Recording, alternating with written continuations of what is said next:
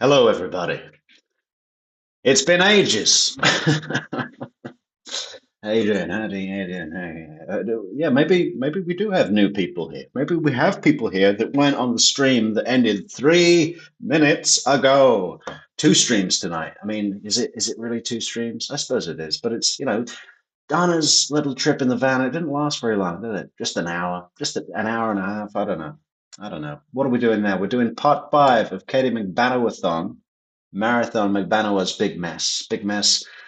We ended last night's part four with Luis Rivera's direct testimony under Georgia Kappelman, examined by Georgia Kappelman. We're now moving on to the cross examination conducted by the one and only Christopher DeCoste. Now, of all the witnesses in Katie Magbanua's second trial, which she did not share with co-defendant Sigfredo Garcia, that was found guilty and convicted, sentenced to life in jail, no parole, in 2019. Here, all of the attention can be focused on Katie, right? The prosecutor, the defense counsel. So, in this trial, Luis Rivera is arguably the most important witness that the defense must tear down. If the jury buy into a single thing he says, they buy into everything he says, and Katherine will surely go down and face life in jail, life in prison. So the cross-examination will be thorough, aggressive, and well, it'd be great if there were a third descriptor there. But Luis Rivera is unmoved by Christopher DeCoste's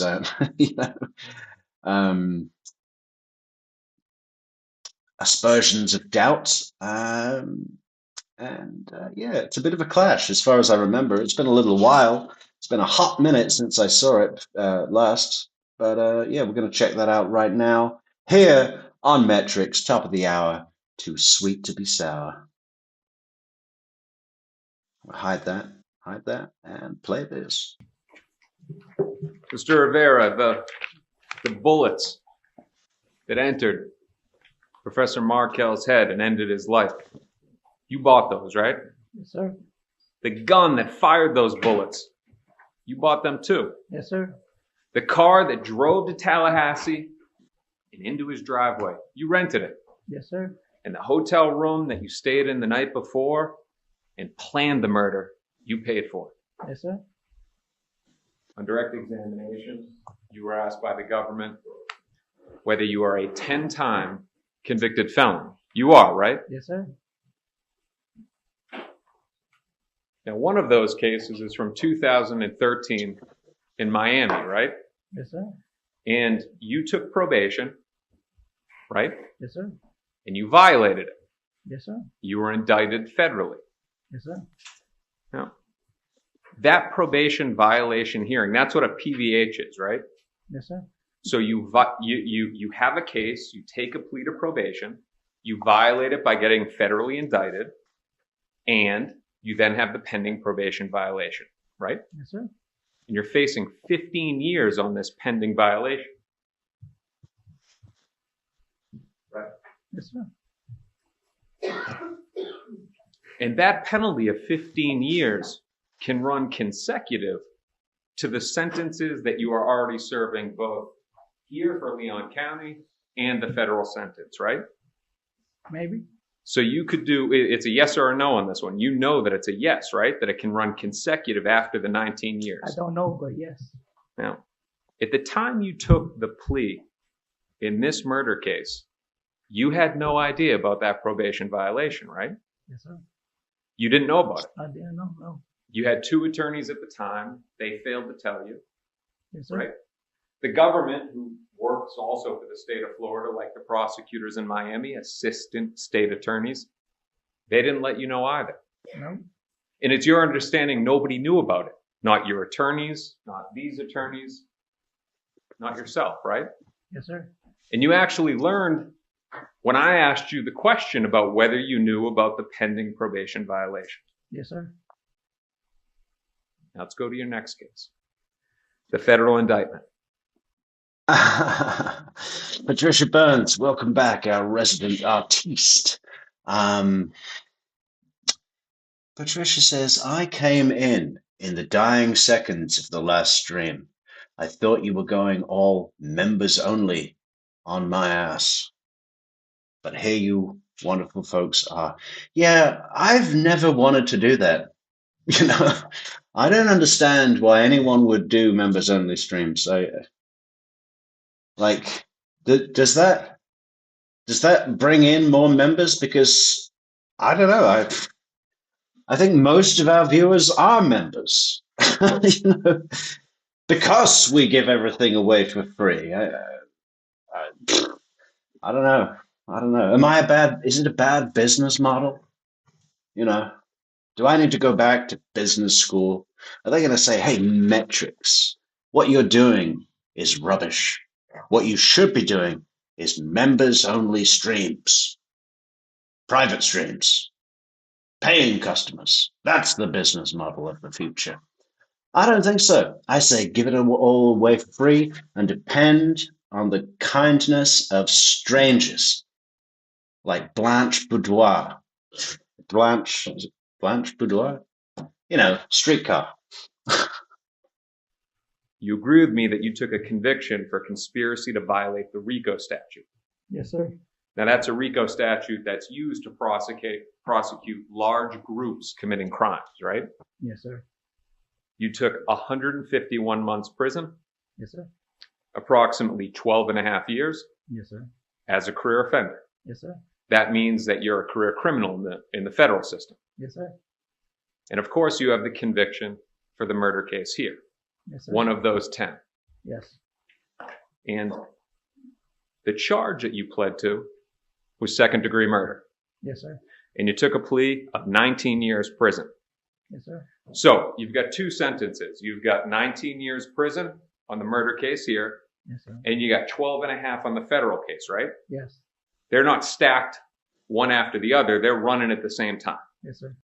You see, what Christopher DeCoste was really doing here, and he does this often, it's kind of his party piece, right? Is he's not really asking these questions to Luis Rivera. He's displaying himself to the jury. Hey, Soap, what is going on? You're lying on your back again. Why don't you come and speak into the mic? Earn your chow. Yeah, okay. Sorry, I'm distracted. Hey, dog, why don't you go and sit on the bed? That is a nice, comfortable bed, and you're sitting on the cold tile. You're a damn fool. What was I saying? Christopher DeCoste is displaying himself to the jury. He's saying, hey, jury, look at me. I got a real good handle on this thing. I can recite all the years and the deals and the charges he didn't know about, and do so in a way that, you know, accentuates my confidence in my knowledge. So you better listen to me. That's all it is. That's all it is. And the judge knows that. The judge is bored at this point. Why? Because he's not asking pertinent questions. He's just, you know, posturing to the jury. And that's fine. It's a good tactic. Now, with respect to your federal indictment, you pled guilty, but you're actually innocent, right? The federal system.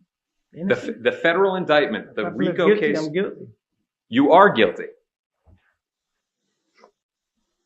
Do you remember taking the first time you took a deposition in this case with Sigfredo Garcia's attorney? Yes. You remember how there was a court reporter present that took down all your words? Yes, sir. Your attorney was present. Yes, sir. They swore you in at the beginning, asking you to tell the truth, the whole truth, and nothing but the truth. Yes, sir. Counsel, pages 30 to 31, starting on lines 12. I want to make sure you're using a certified copy.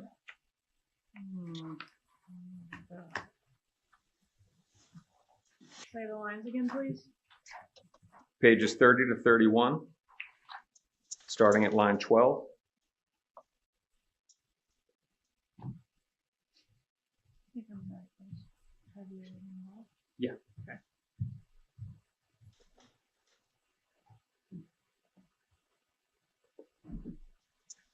Mr. Rivera, do you remember being asked the following questions and giving the following answers? Have you ever been involved in a conspiracy to commit an armed robbery? Answer, no. Have you ever been? Answer, I got conspiracy right now with a federal charge. Question, right, your racketeering charge. Answer, my racketeering, so if you want to get that clear, that can be a yes. Question, okay, so yes on the well, I was going to get to your answer. Because that's in my records, it doesn't mean that I did it, but it's all over my records, so question, go ahead. All that you asked me, question, right, answer. It's in my federal record, conspiracy. It becomes into robberies. It becomes everything that you asked me. But I'm telling you no because I didn't do none of that. But it's in my record, so that's a yes. So you have something in your record, but you didn't do it. Answer, I didn't do it. I just got convicted to it. I signed a plea. I took it. You can't fight with the feds. You can't beat them. Nobody can beat him. Yes. This is the main line of Christopher DeCoste's thing. He does it throughout. It's the line that he keeps coming back to. You know, everything he says ends with, you can't fight with the feds. So you took it and ran. You took it. They gave you a sniff of a deal and you took it and ran because you can't fight the feds. I think he does it in closing as well. It's like, can we put that on the merch list? I'm doing it. That's good. Yes. Okay. You understand that in your deposition you said that you didn't do anything on the federal case. Yes, sir. So I'll ask you the question again. On your federal case, are you innocent or not? No. In the reason, well, let's go on. So in your deposition, counsel, lines, page 34, lines 20 through 24. Mr. Rivera, do you remember saying the following? Okay, so just to be clear, you signed that because that's what was best for you to do, not because that was the truth, right? Answer, that's not the truth. That's best for me to go ahead and take it and run. You remember saying that in deposition under oath, right? Yes, sir. Basically saying, I did not commit this federal crime, but I took it and ran because you can't fight with the feds. Right? Yes, sir. Counsel, page 32, line 25. Mr. Rivera, you also remember saying,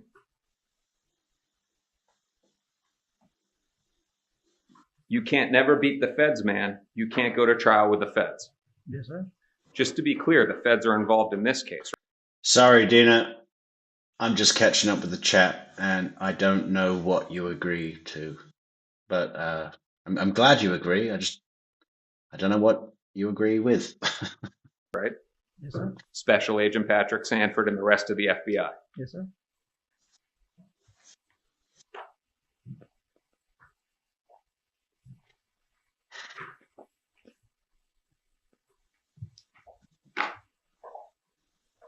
Understanding your reluctance on the next topic, let's get into it. The Latin Kings. Let's talk first about the size of the Latin Kings. The federal indictment that we just talked about was 23 defendants, correct? Yes, sir. But the Latin Kings are much larger than just 23 people, right? Yes, sir. Now, as an aside, a guy, Juan Marcos Vega, was a co-defendant in your federal indictment, right? Yes, sir. And he was not a Latin King yet. He was a probationer. Yes. Oh, hang on. Now, the Latin Kings themselves, they are... I think it's too loud as well, guys, right? Thanks for telling me. Just go back a second. feds. You can't beat them. Nobody can beat them. That's a yes. Okay. You understand that in your deposition, you said that you didn't do anything on the federal case. Yes, sir. So I'll ask you the question again. On your federal case, are you innocent or not? No. In the reason, well, let's go on. So in your deposition, counsel, lines page 34, lines 20 through 24. That was a bit of a slip, Chris. Mr. Rivera, do you remember saying the following? Okay, so just to be clear, you signed that because that's what was best for you to do, not because that was the truth, right? Answer, that's not the truth. That's best for me to go ahead and take it and run. You remember saying that in Yes. deposition under oath, right? Yes, sir. Basically saying, I did not commit this federal crime, but I took it and ran because you can't fight with the feds. Right? Yes, sir. Counsel, page 32, line 25. Mr. Rivera, you also remember saying,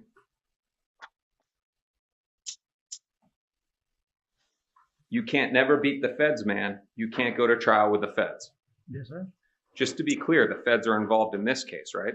Yes, sir. Special Agent Patrick Sanford and the rest of the FBI. But it's not a federal crime. Yes, sir. He's not charged. No one's charged in the Dan Markel murder by the federals. It's a state crime. Understanding your reluctance on the next topic, let's get into it. The Latin Kings. Let's talk first about the size of the Latin Kings. The federal indictment that we just talked about was 23 defendants, correct? Yes, sir. But the Latin Kings are much larger than just 23 people, right? Yes, sir. Now, as an aside, a guy, Juan Marcos Vega, was a co-defendant in your federal indictment, right? Yes, sir. And he was not a Latin King yet. He was a probationer. Yes. Now, the Latin Kings themselves, they are one of the largest and most well-organized gangs in the country, right? That's true. And you know that because that's in the factual proffer that you signed in the federal case, what you agreed That's to. true. They operate in at least 39 states, including Florida. Yes.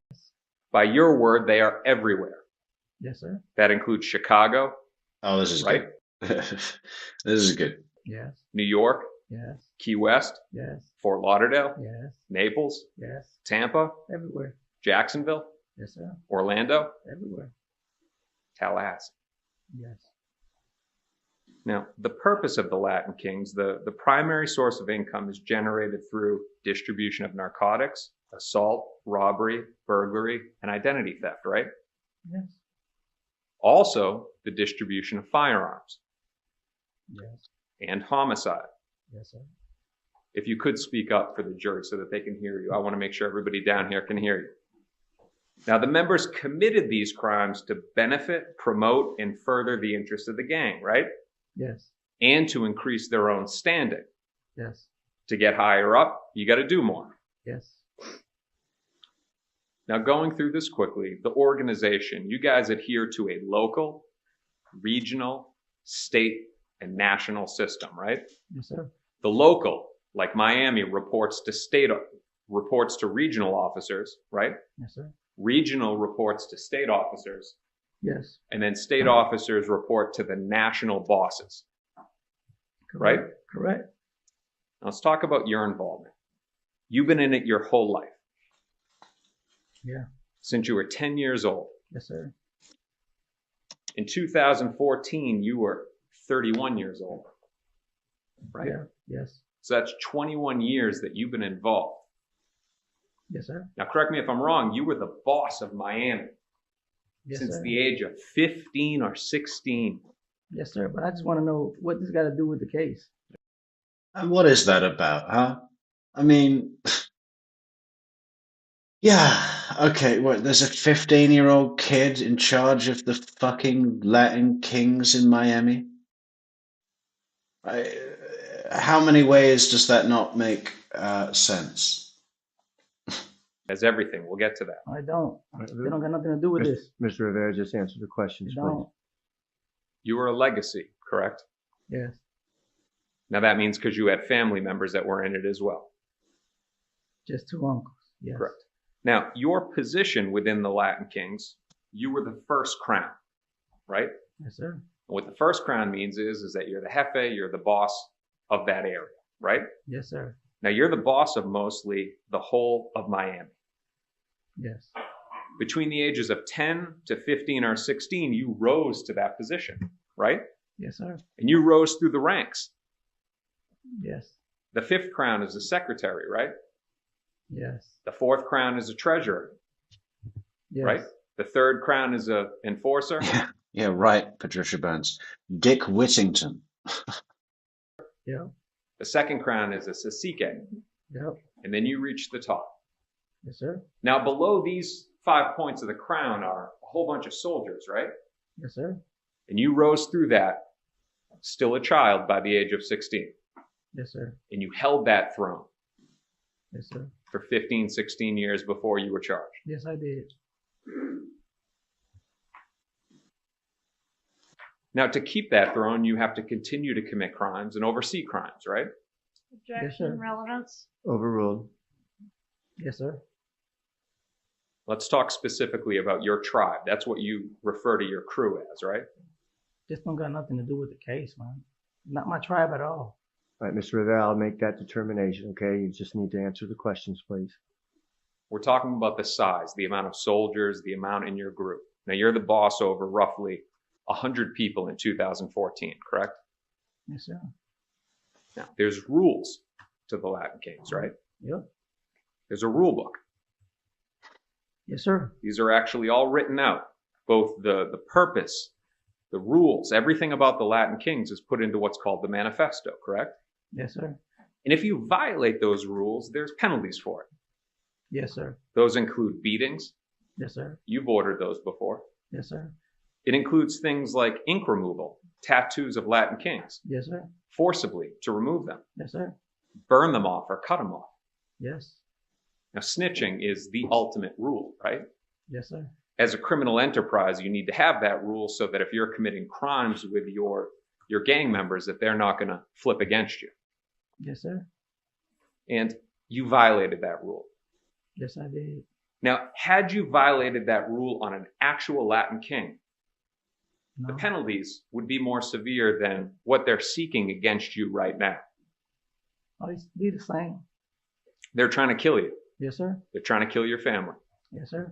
You'd agree with me that if you were to name a Latin king, because I'm not naming no Latin King, bro. Yeah, I disagree with that. I mean, it's got to be more severe to rat out a Latin king than to rat out a non-Latin king. I mean, surely it will be frowned upon, but I mean, more than frowned upon, but because snitches get stitches, no matter who it is. But it's definitely going to be worse if you rat out a Latin king brother and get him a life sentence. I mean, obviously that'd be worse. I know. So Katherine Magbauna, nowhere near a gang member, right? No. Sigfredo Garcia, not a Latin king. No, sir. Wendy Adelson, somebody else you pointed at, not a Latin king. No. You'd That'd agree be with me good. that had you pointed out a Wendy Adelson, the Latin queen. Latin king, that the penalty, although the same, may have been delivered in a much more severe manner. Yes, sir.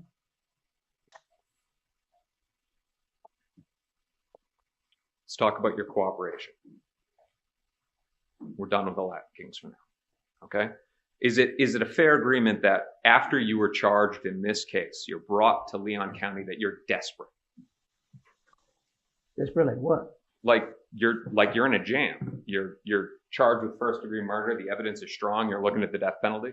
Yes. Let's go through it. So, did you know, and you may not have, that there was media all over the place about the case? Your face was all over 2020, all over the news as involved in the case.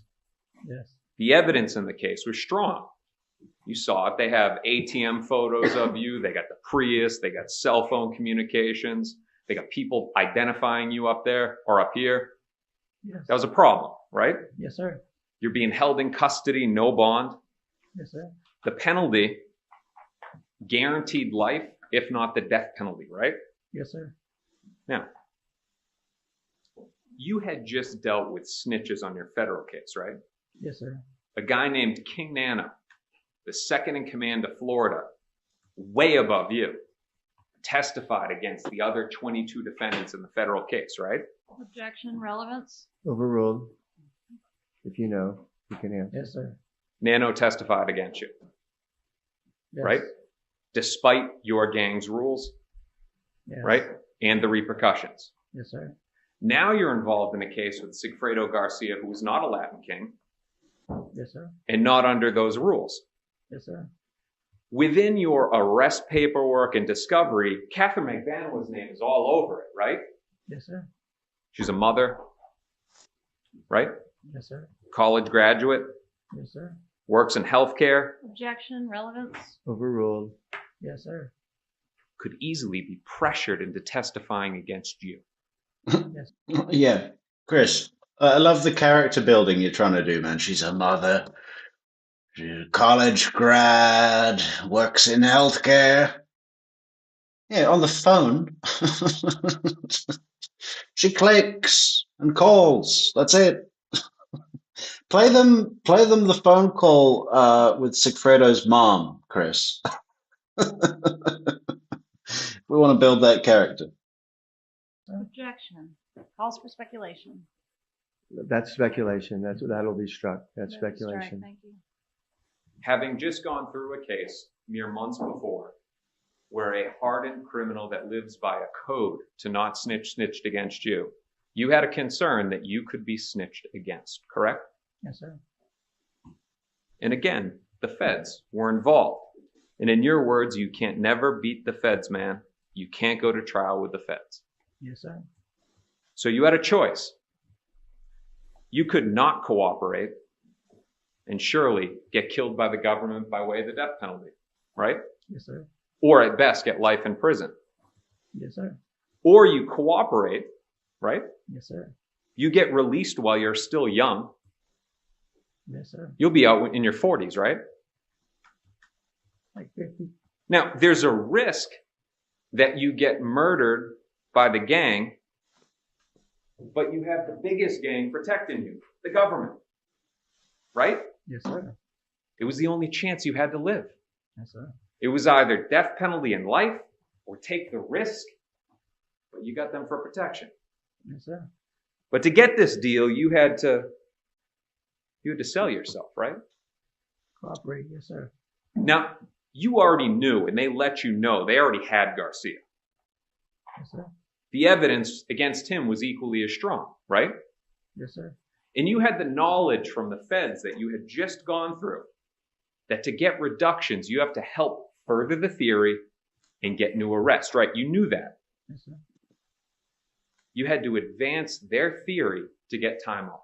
Yes, sir. If you could, and I know that it's you could be nervous. I want to make sure everybody can hear, so if you could speak up or get closer to the microphone.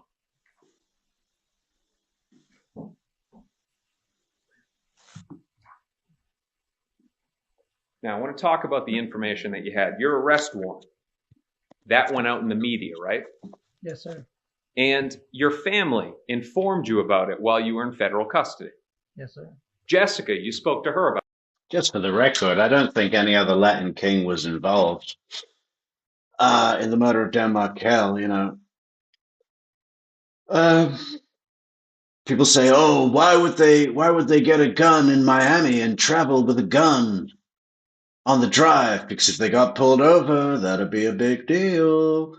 They probably called a Latin king brother in Tallahassee and got a gun when they arrived." Fuck off. You think these guys were careful about anything? They were drinking and doing coke and speeding the entire way up. They got pulled over doing 90 in a 50 at 9 in the morning. These guys, they're not, you know, don't think about what you would do, what a sensible, you know, thing to do. That's not them. That's not them. Okay, you know, they had two guns. Sigfredo brought his own gun.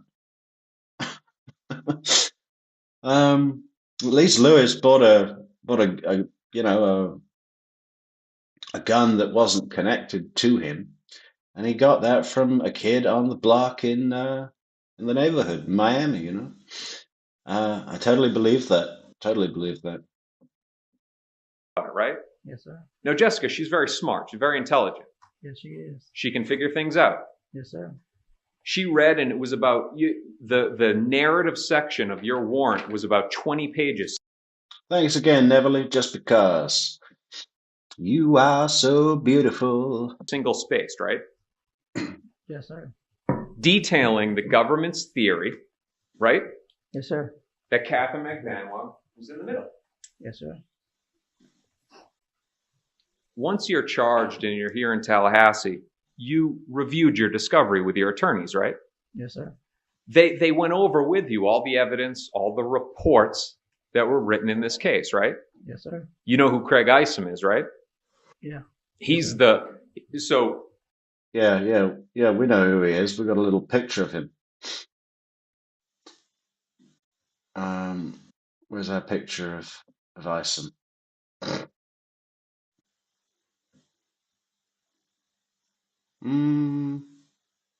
Where is he?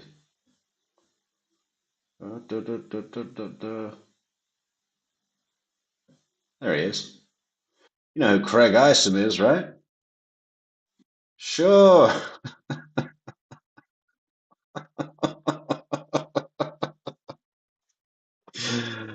Oh, yeah.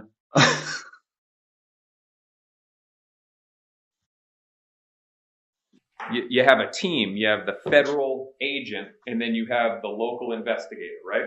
Yes, sir. And you know that Investigator Isom wrote a bunch of reports detailing the theory of the case, just like your arrest warrant, right? If I knew he wrote my case? No. I'm saying that you get in discovery. Your attorneys, when they came to see you, they came with files, right? Yeah. They came with a lot of paperwork, and that included things like police reports, Yes, right? Sir. And they reviewed that with you. Yes, sir.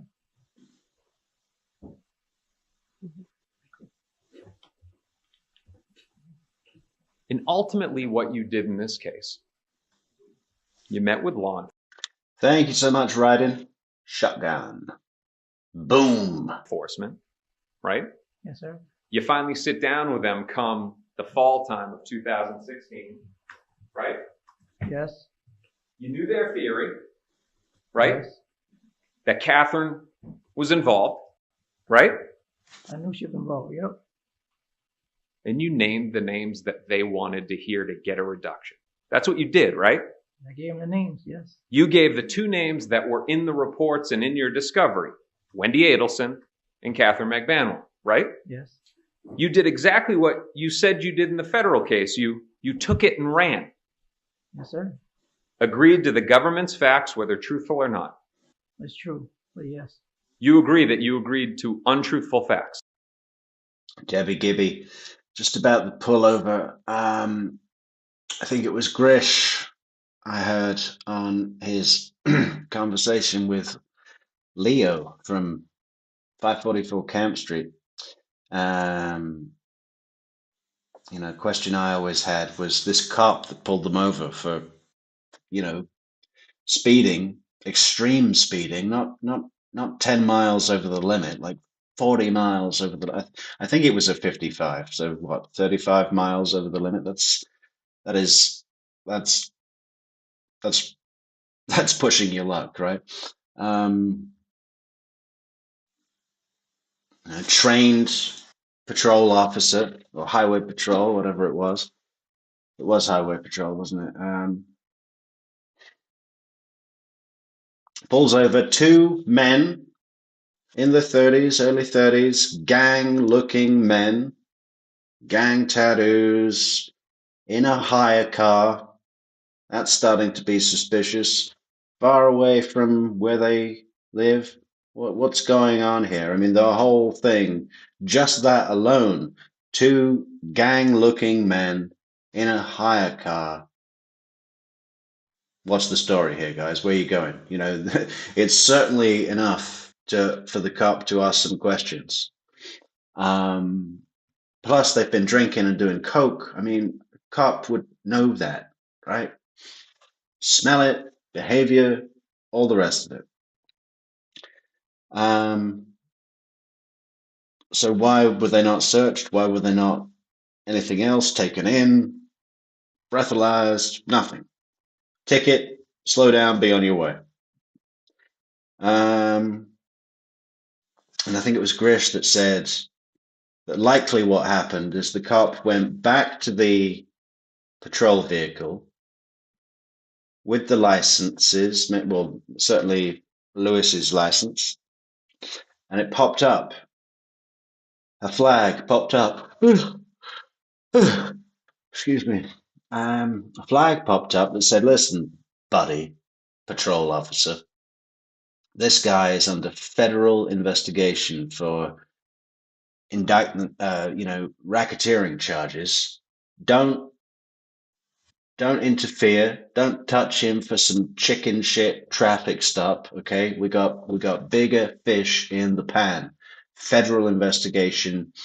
He's going to be looking at 12 years, whatever it says. Don't interrupt this guy's business for some chicken shit charge. Okay, and so that's why, in Grish's opinion, the cop just left it alone and said, "Here's your ticket. Be on your way. Slow the fuck down." Makes sense to me. I can get on board with that, and I hadn't thought of that. So thank you, Grish, for that opinion. No, everything I said was the truth, or whatever you're trying to say. But I'm here trying to figure out what you've said and done. So you need to tell me, okay, please? You agreed to the government's facts, right? yes, Now let's talk about your cooperation agreement. You have an agreement with the state attorney's office in exchange for your testimony, right? yes, Let's talk about what you get.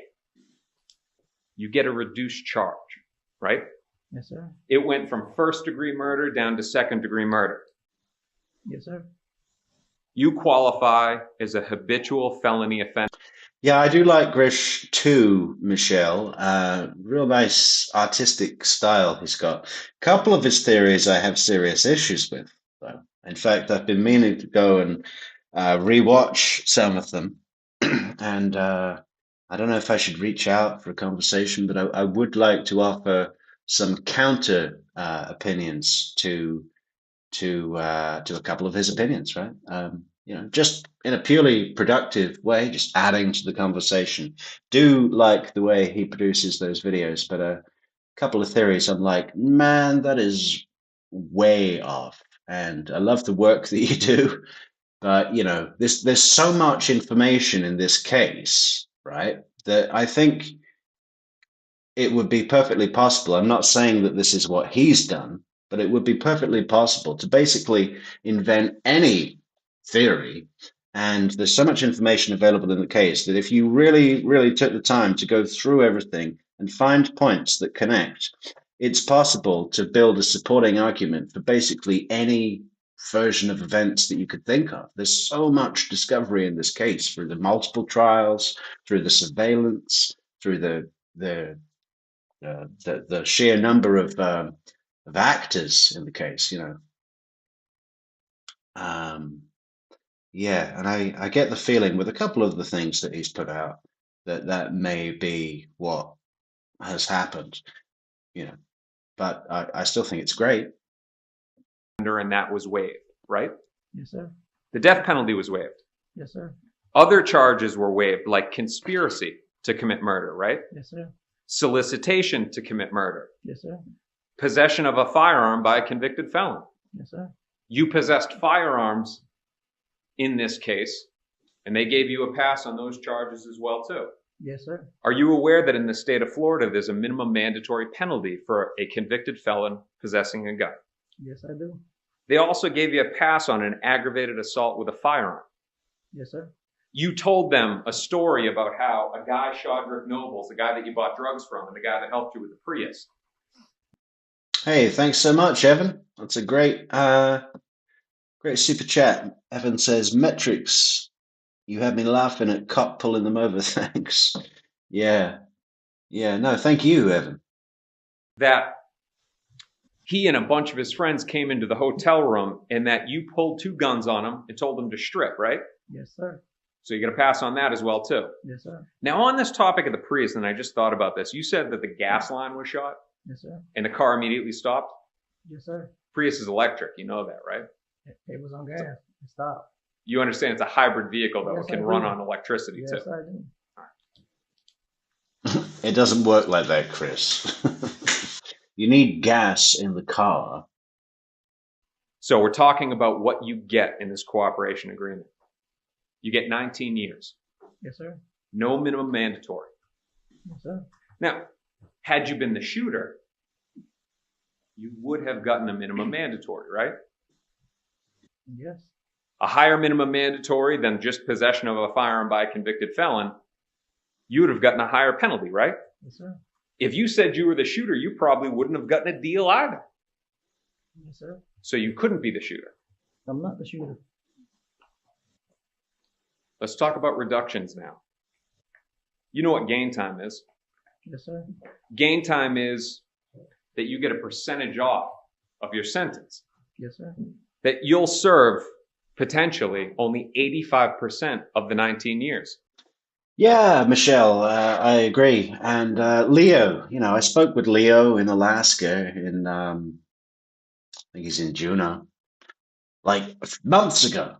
And we were going to do a collaboration because he's got some great ideas as well. But it's been real quiet on his channel. I haven't really seen him about recently. Has anyone seen Leo? His channel used to be called 544 Camp Street, but now it's just called Leo. But he does have 2 or 3 really good Adelson videos on there. If people haven't seen it, check it out. Maybe I'll bring up his channel and you can see. Yes, sir. So instead of a 19-year sentence, you'll do approximately 16. And a half. Yes, sir. 12 and a half already for federal, Mm-hmm. Yes, right? Sir. Yes, sir. A mere, if you can keep speaking up, I want to make sure everybody can hear.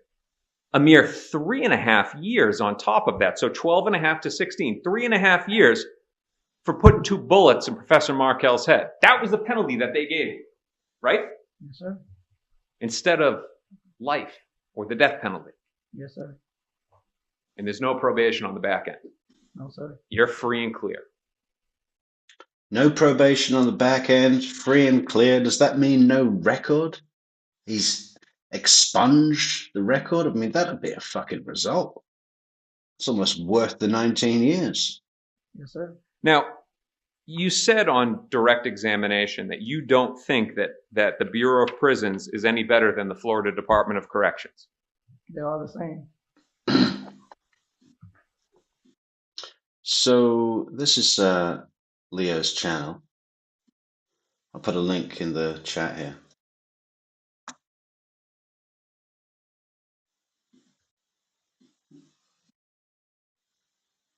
There's Tamara Demko. But the good one, this one here, is Wendy Adelson a psychopath? And he's got the criteria questions from some, reference text, and he'll go through the testimony of Wendy Adelson and have the questions and kind of check the points that she hits. And this other one as well. A deep dive into Wendy Adelson's testimony. Did Wendy perjure herself? Will she go to jail? That's good. That's good. Tamara Demko, I can't remember that one. And then also this one, the hidden significance of the celebration dinner in the murder of Dan Markel. And that's something that we're going to be doing soon as well. Yeah, check out it's Leo Paul Helmer. Yeah, good channel. But he's been real quiet. When was his last video? Oh, 4 days ago. Well, I didn't see it. More Adelson content, Leo. Come on.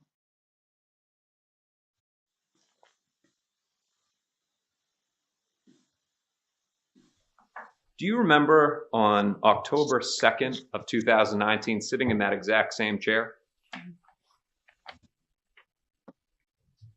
Yeah, I remember. And do you remember that there was a court reporter right there taking down everything that you were saying? Yes, sir. And that before you said anything from that stand, you agreed to tell the truth, the whole truth, and nothing but the truth. Yes, sir. So counsel, 10-2. You're on one brief moment. Yes. 10-2 afternoon. Pages 28 through 29. It's going to take me a second to pull this one out.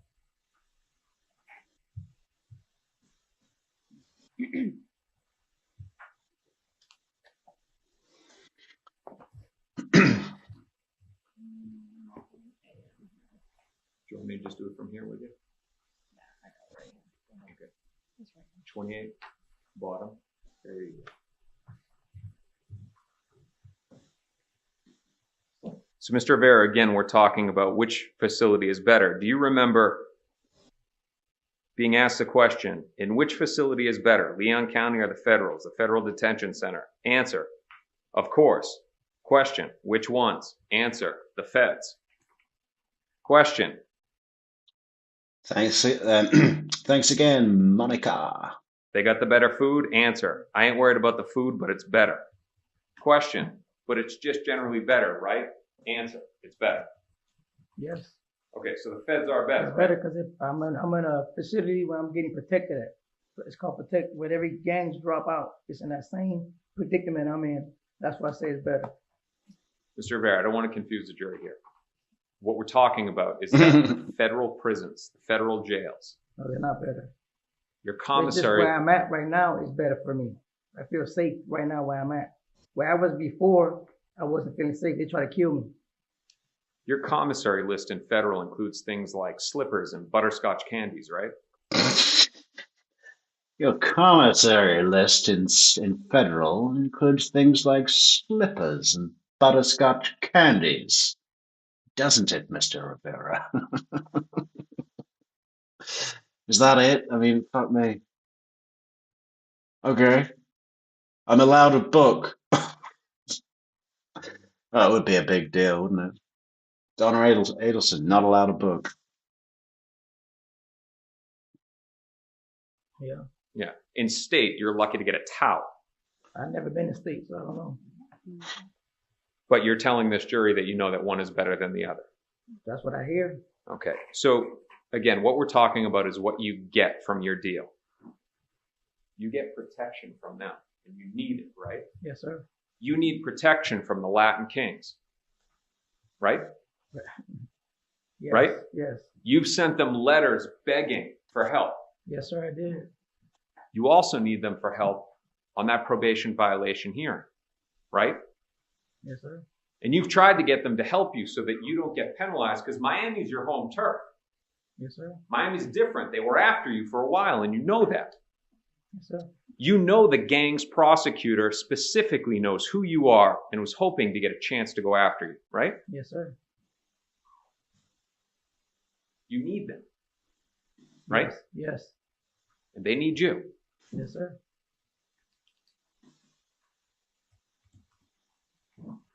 With that need for protection of your life, be it either 15 years or being killed, that puts you on their leash, right? Yes, sir. Now let's talk about what you have to give. We talked about what you get, the butterscotch candies, the protection. Now let's talk about what you have to give. You have to testify. Yes, sir. You have to testify truthfully, right? Yes. Completely Yes, sir. and repeatedly Yes, sir. in this trial Yes, sir. and in any future trials. Yes, sir. And if you fail, then you're violated by the agreement, right? Yes, sir. And that's what really puts you on their leash, right? Yes, sir. You have to do whatever they say Yes, sir. or they violate you. Yes. And what's worse, it's up to them to determine whether you've been violated or whether you violated, right? Yes, sir. Let's talk about now. So we talked about what you get, what you give for the cooperation. Let's talk about your cooperation now. Let's talk We're going to be back in 3 minutes, guys. about the first name that you named, Wendy Adelson. You said that on July 17, 2014, that you saw her on Trescott. This is the same street that you shot the guy on. Yes, sir. You actually saw her at the same house, right? The same house where you committed the murder. I didn't see her at the house. I seen her a few houses from the house. Are you sure? On the same street? You didn't see her walk down the driveway and into the house? Yes, sir. Yeah. Okay, so let's be clear. You saw her at the... Slow down. I will. Fair. That's a fair request. You saw her at Professor Markel's house, the same house that you drove down the driveway and shot the guy in the garage. Yes, sir. Now, when you first saw her, she was walking towards you and Garcia in the car. Yes, sir. You saw her face, Yes, sir. her light eyes. I'm driving. You don't remember seeing her eyes? I seen her. You didn't see I seen her her face. She got light eyes. You didn't see her green? You didn't see her green-blue eyes? Yes, sir. You saw her green-blue eyes. Green, blue eyes. I can put this down now, right? You put it right there. Okay. You saw her blonde hair. Yes, sir. You saw her with 2 young boys. Yes, I did. Now, later in time, we're going to jump ahead right now for a second, but we're going to come back. Later in time, law enforcement presented you with a photographic lineup, right? To identify that woman. Yes, sir. And you identified somebody and you signed the picture, right? Yes, I did. Now we'll go back to you in the car seeing this woman. You ask Garcia, and Garcia says, that's her. That's Wendy, right? Yes, sir. That she came to confirm, right? Yes, sir. And that's when this woman that you allegedly saw goes into the house, right? Yes, sir. She walks down the driveway, the same driveway that you drove down, Yes, sir. with the 2 little kids, Mm-hmm. Yes, sir. and goes into the house. Yes. You ask Garcia again, before he calls Katherine, as you allege, and he says that she's here to check on the kids, right? Yes, sir. Now, your testimony and your claims is that Garcia calls Katie before you get to the hotel, right? Yes, sir. And that this is all before 12 noon, the day before the murder. I don't remember the time, but yes, sir.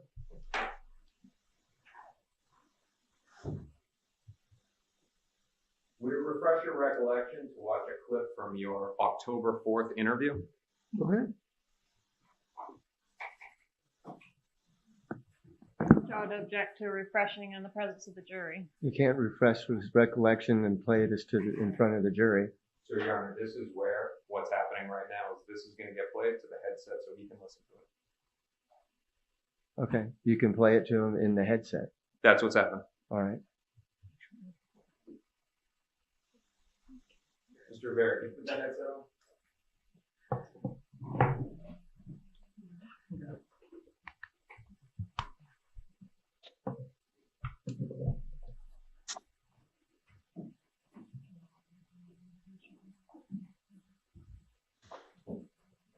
Your Honor, if I could first witness. Ken? Judge, could the defense provide a line and page number for the rest of us? It's in the video. These big headphones. 10/4/2016 at 11:08:17. Where are we at? You don't have the page. So we don't have line. anything on paper. No, it's a video. And you haven't provided anything. Hey, for the Sid jury to see Mountaineer. at the same time? Your Honor, this is their video. Jibs and jabs, how you doing?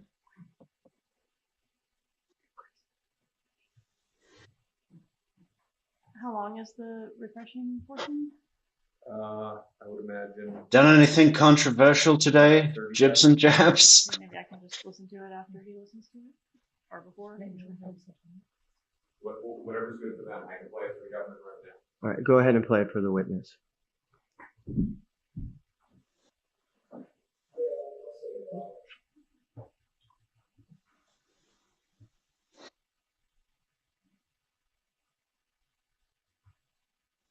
There, can you hear that? No.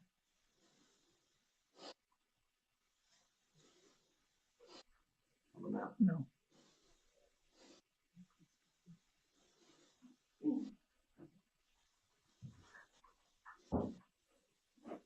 Your Honor, what I can do is this. You take those off.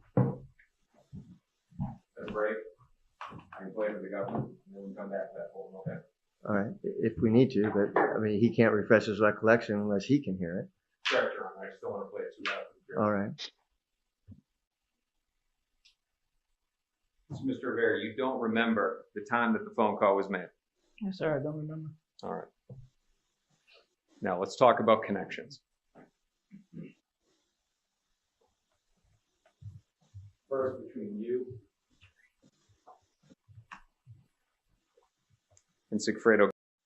I know that, I know that it's difficult to find the point of what Christopher DeCoste is doing, but it is not an option for him to not try and destroy the credibility of this particular witness. I mean, really what he should be doing, the logical sense of getting to the truth, would be to not ask him any questions. He's already told Georgia Cappleman everything. But that's not what he's here to do, is he? He's here to create doubt in the state's case. And Luis Rivera is a huge part of the state's case. Basically, an eyeball witness to Catherine's involvement. Knows all the details, knows the players, heard her on the phone, etc. Right? Chris doesn't have anything to work with at all. But he's got to do something. So, I don't necessarily think it's a slight on his prowess as an attorney.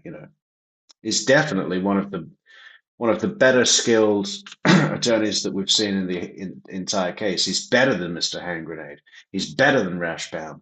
He's better than Zellman. And I'm still looking forward to seeing Jackie. But I'd say ultimately, DeCoste has that lawyer, just the way his cadence, the way he talks, that rhythmic thing that lawyers love to do. He's good at it. And I like talking like that even when I'm not a lawyer. Garcia. You guys met when you were young, right? Yes, sir. You went to school together. Yes, sir.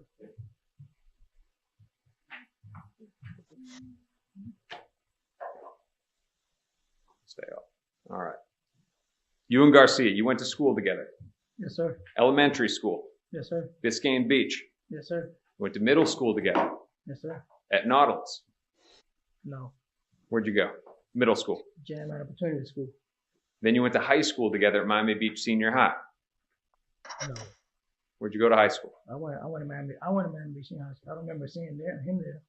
Now, it's in high school that you meet Catherine, right? Yeah. You guys are young. You're teenagers when you all meet. Yes, sir. Right? You had known Sigfredo since you were little. Yes, sir. Sigfredo. Yeah, couldn't agree more, Jibs. It's funny for me the division is in how seriously people want to take this game. Shouldn't it be a game? I like to think of it as a game. It's more fun. Closing the name. Meets Catherine in high school. Yes, You sir. meet her through him in high school. Yes, sir. Now, you ultimately dropped out. I didn't drop out. I went to jail. I had no choice but not to go back to school. Katie went on to graduate. Yes, sir. Went to college. Yes, sir. Graduated again. Objection, Yeah. asked and answered. Oh, I love it when George. If I Love could, it the second when question George was is graduated. frustrated. First between you and Sigfredo Garcia. You guys met when you were young, right? Yes, sir. You went to school together. Yes, sir.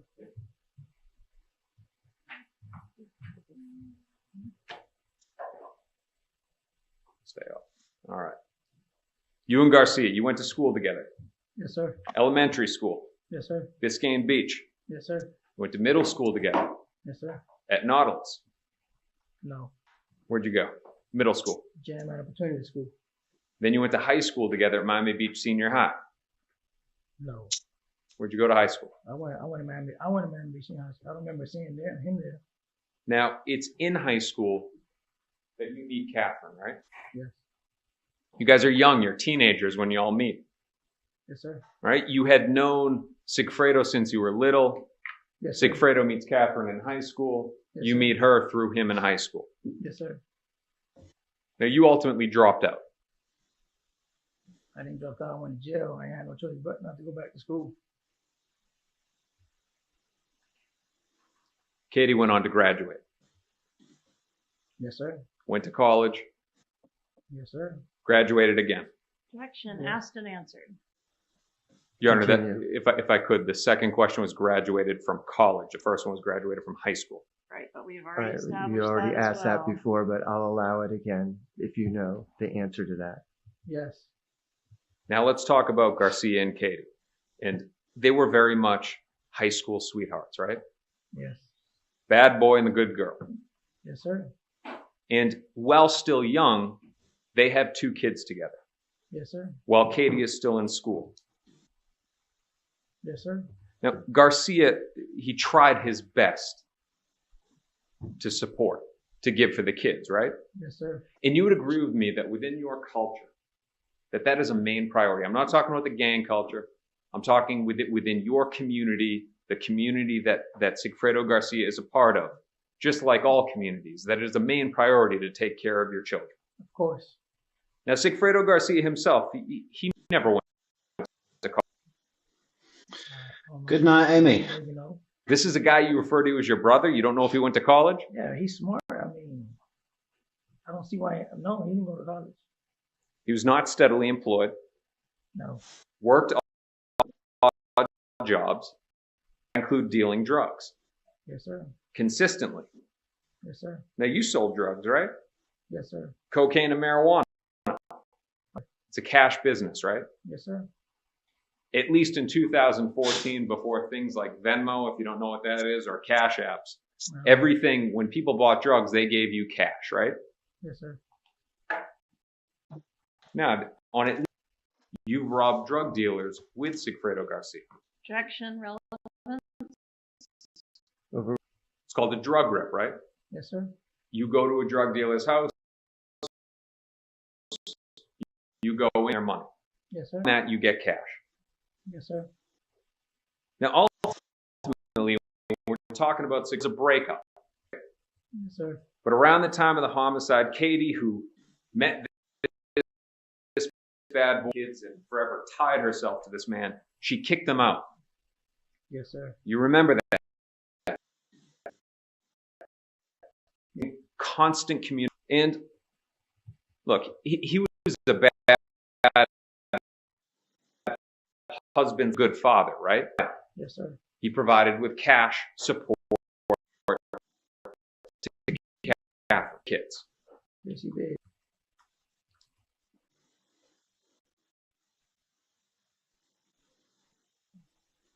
You were asking, you remember that, right?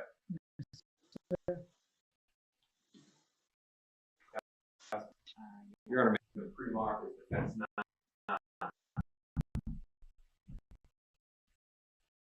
You know, Yeah, I believe Rashbaum overall walked out of this with 2 million.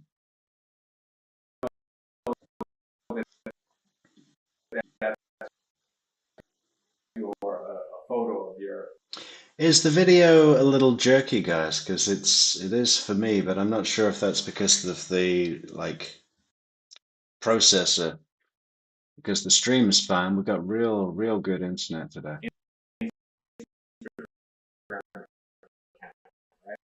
Instagram account because you set it up yourself. Yes, yes, sir. And that's fair and accurate if they don't went and looked you up. Yes, sir.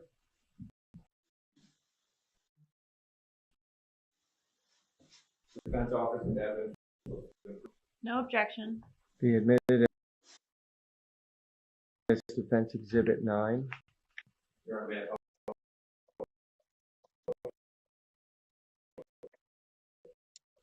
Okay.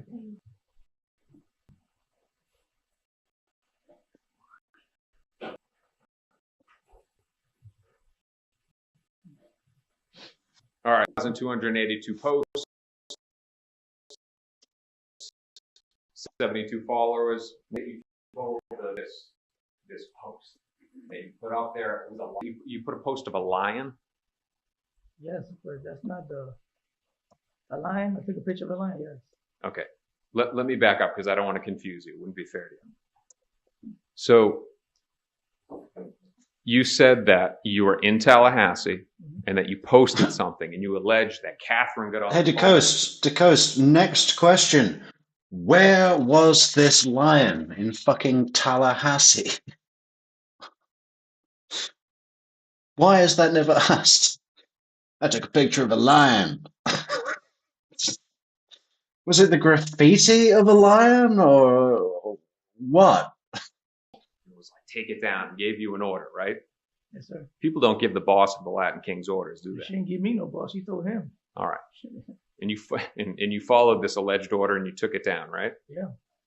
Now, of course, the government then sent a subpoena to Facebook to get your records just like they did for Miss Magbanua and Sigfredo Garcia, right? Yes, sir. They did do that? Yes, sir. Okay. So we'd be able to see if that actually ever happened, right? Yeah, I guess.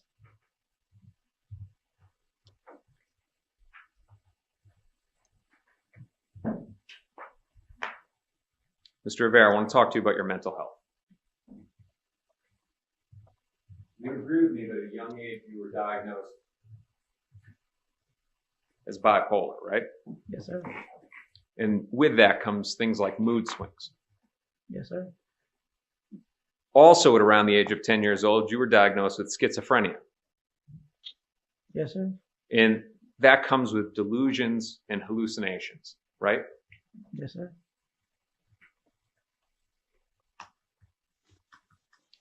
Now, although you were diagnosed at the age of 10 years old, this is something that you live with throughout your life, right? Yes, sir. Back in 2004, now, right now, you're getting treatment through the Bureau of Prisons, right? No, sir. But back in 2014, you were self-medicating, right? Yes, sir. Although right now you're sober, but back then it was alcohol on every trip, right? Yes, sir.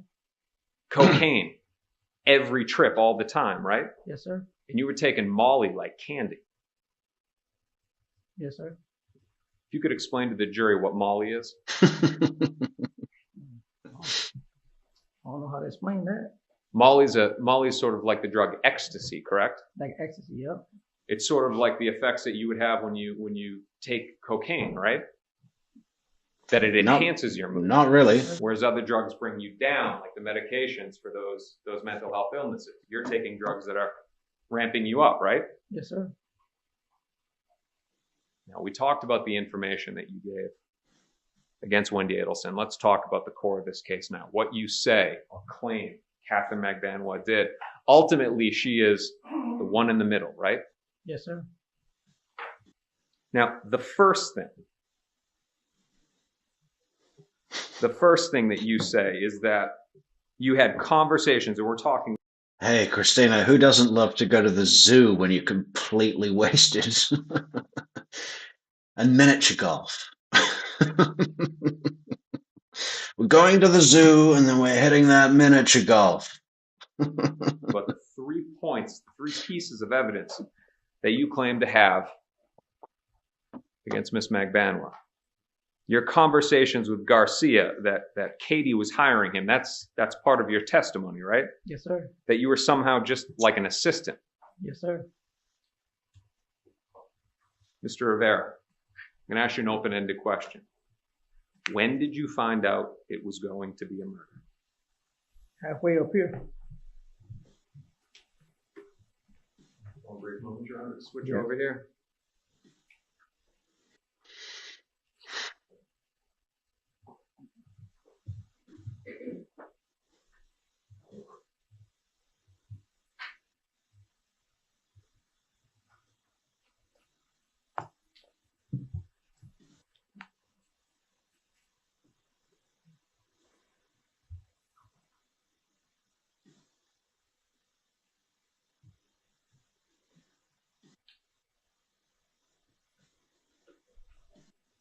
Mr. Rivera,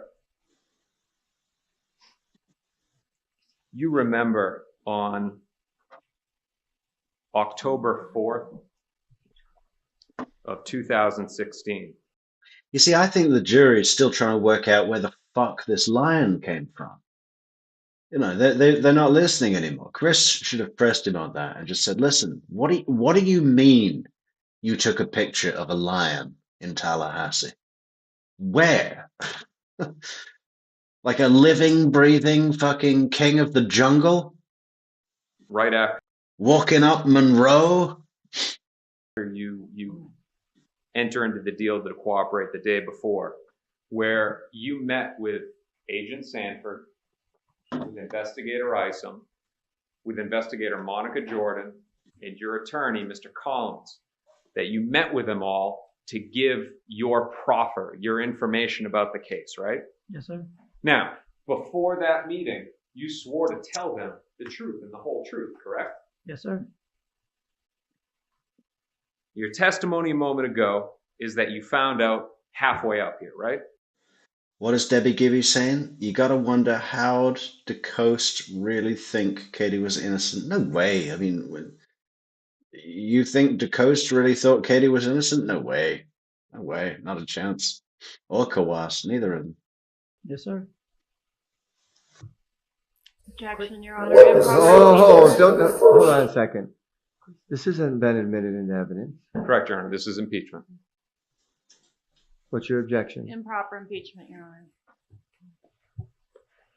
This is a 30-second clip directly on this point. All right, you may proceed. Nice, DeCoste. That caused you to come to Tallahassee the very first time? I thought the first time it was coming up here, I thought it was going to come here also.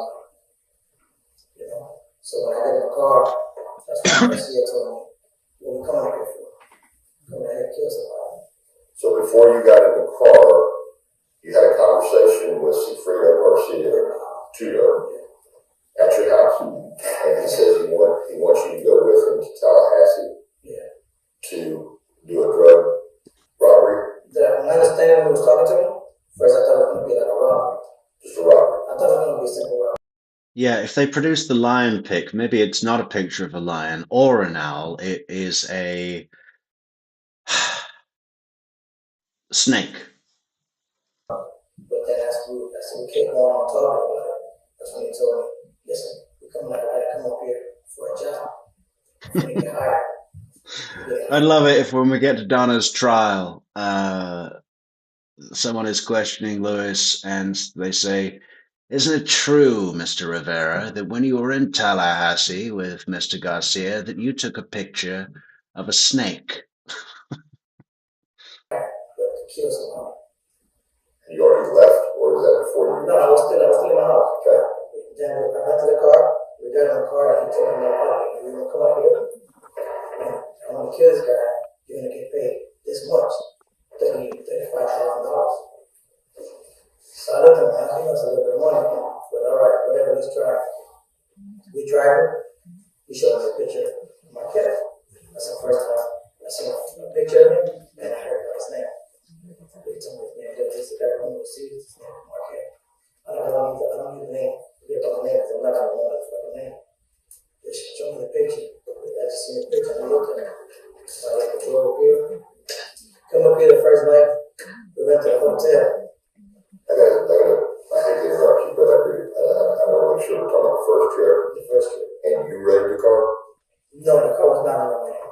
Okay. Is it a rental car or Does anybody know what kind of shoes Rivera has on? Because I don't know much about whatever you want to call them, sneakers. But those look like some real, like, special edition top end Nike Air Jordan or something. Like, what is going on with that shoe? I know that you can buy shoes in the commissary, but like those look like super exclusive, don't they? Does anyone know? Does anyone recognize? I mean, I'd love to bring up a picture of those shoes from a website or something.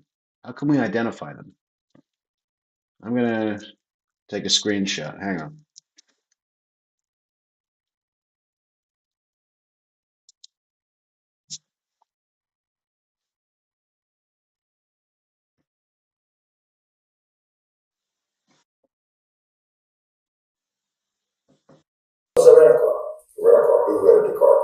Garcia, he came with the car.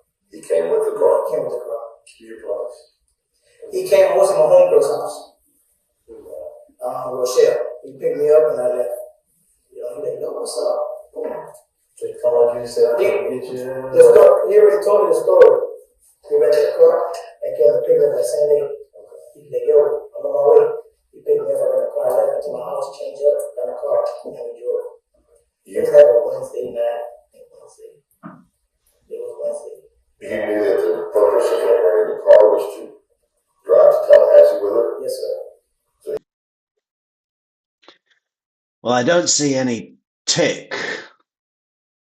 If it was Nike, surely there'd be a big old tick.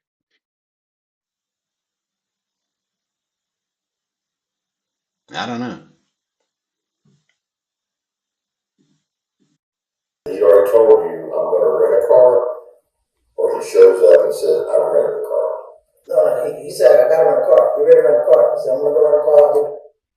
So you knew that the story, the first version, is that you're coming up here to rob somebody, you're going to go rent a car. Yeah. But it changed to murder before or after he rented the car. No, before he rented the car. Remember, who's in the house speaking about? It's got to be down there, you know. I didn't want you to get confused and go back and forth. Exactly. I'm not trying to. So I want to be straight up. So I'm there. Let's just make sure everything's all right.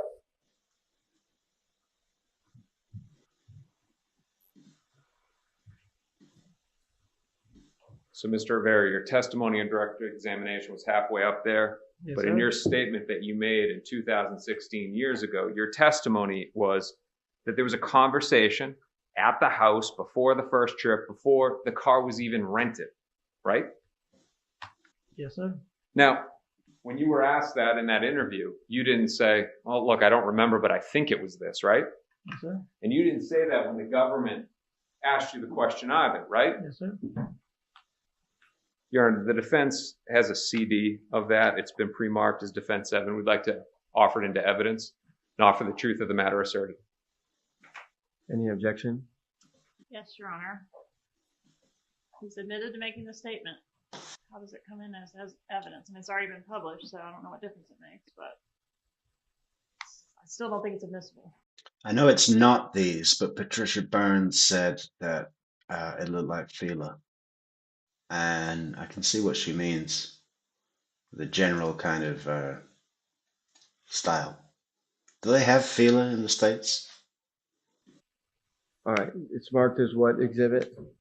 It's pre-marked as Defense 7. It will be admitted as defense 7. Is that the entire interview? No, it's just that close. We would prefer to enter in the entire, if the government would allow. We're not talking about that right now. Understood, Your Honor.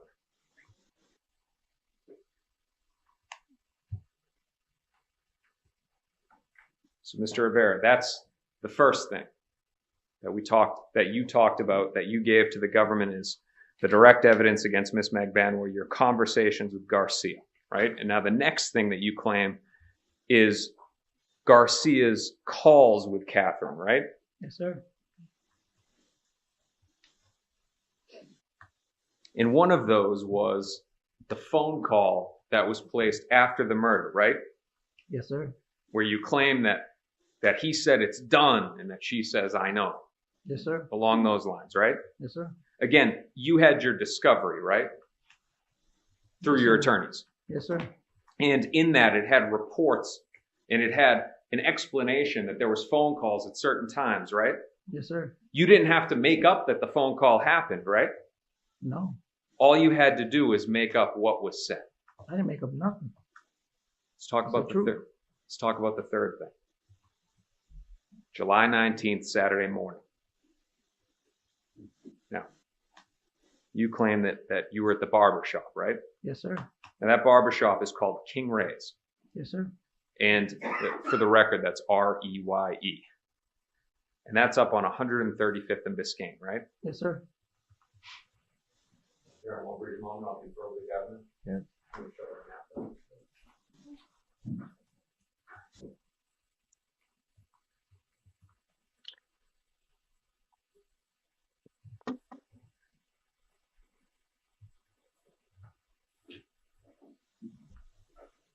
So Mr. Rivera, I'm showing you what has been pre-marked as the defense demonstrative. You recognize that this building right here in the middle, right? Yes, sir. That's where Jessica lived, right? Yes, sir. Now, for correction, on direct examination, Ms. Kappelman told you that it was 151515 Northeast 135th. Does it refresh your recollection if I tell you it was 1505? No. All right, but you agree with me that that's our building right there in the middle. Yes, sir. Okay. So on Saturday morning, July 19th, you leave that location, plane? Yes, sir.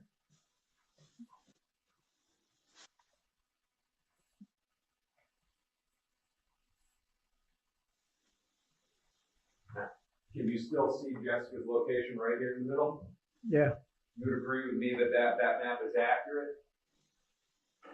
Yes, sir. Now, panning out even more. Now, you lived in Miami your whole life, right? Of course. So you know the maps of Miami. Yes, sir. You have Jessica right here, 1505, Northeast 135th, right? Yes, sir. And Biscayne runs Right there. north to south right there. Now, she's down here at 1505. King Ray's is north up here, right? Yes. It's a barbershop you go to every single Saturday, so you know exactly where it is. Yes, sir.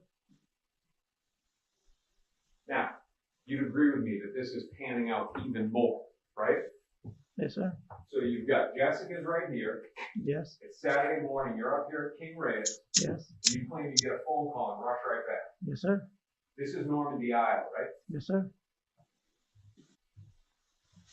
And Normandy Isle is where the mother of your other children live, right? Yes, sir. Now that's Annie Diaz, right? Yes. Annie Diaz, her family, your kids, that's where they live. Yes, sir. And just so that we're clear, what we're talking about is that this island right here is Normandy Isle. Yes, sir.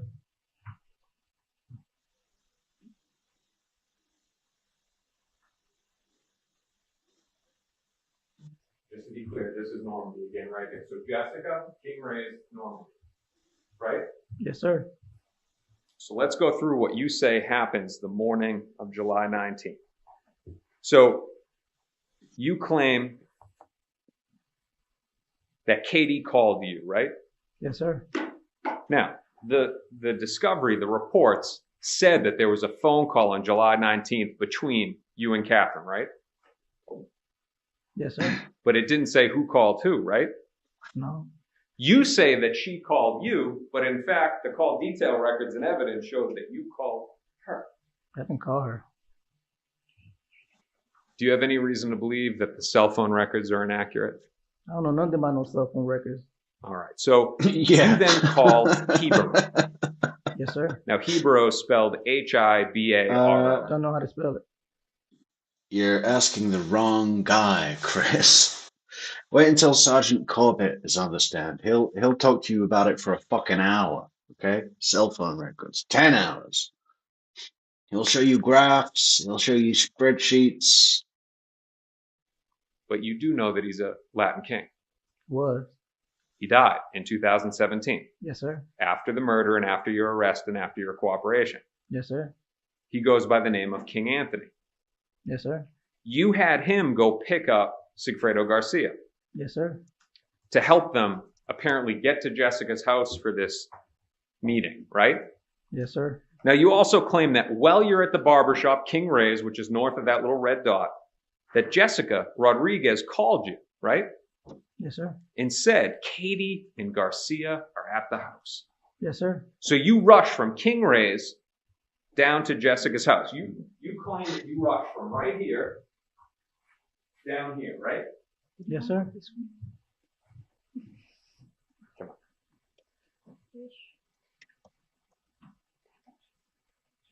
Now, when you get there, you claim that Katie and Garcia are there, right? Yes, sir.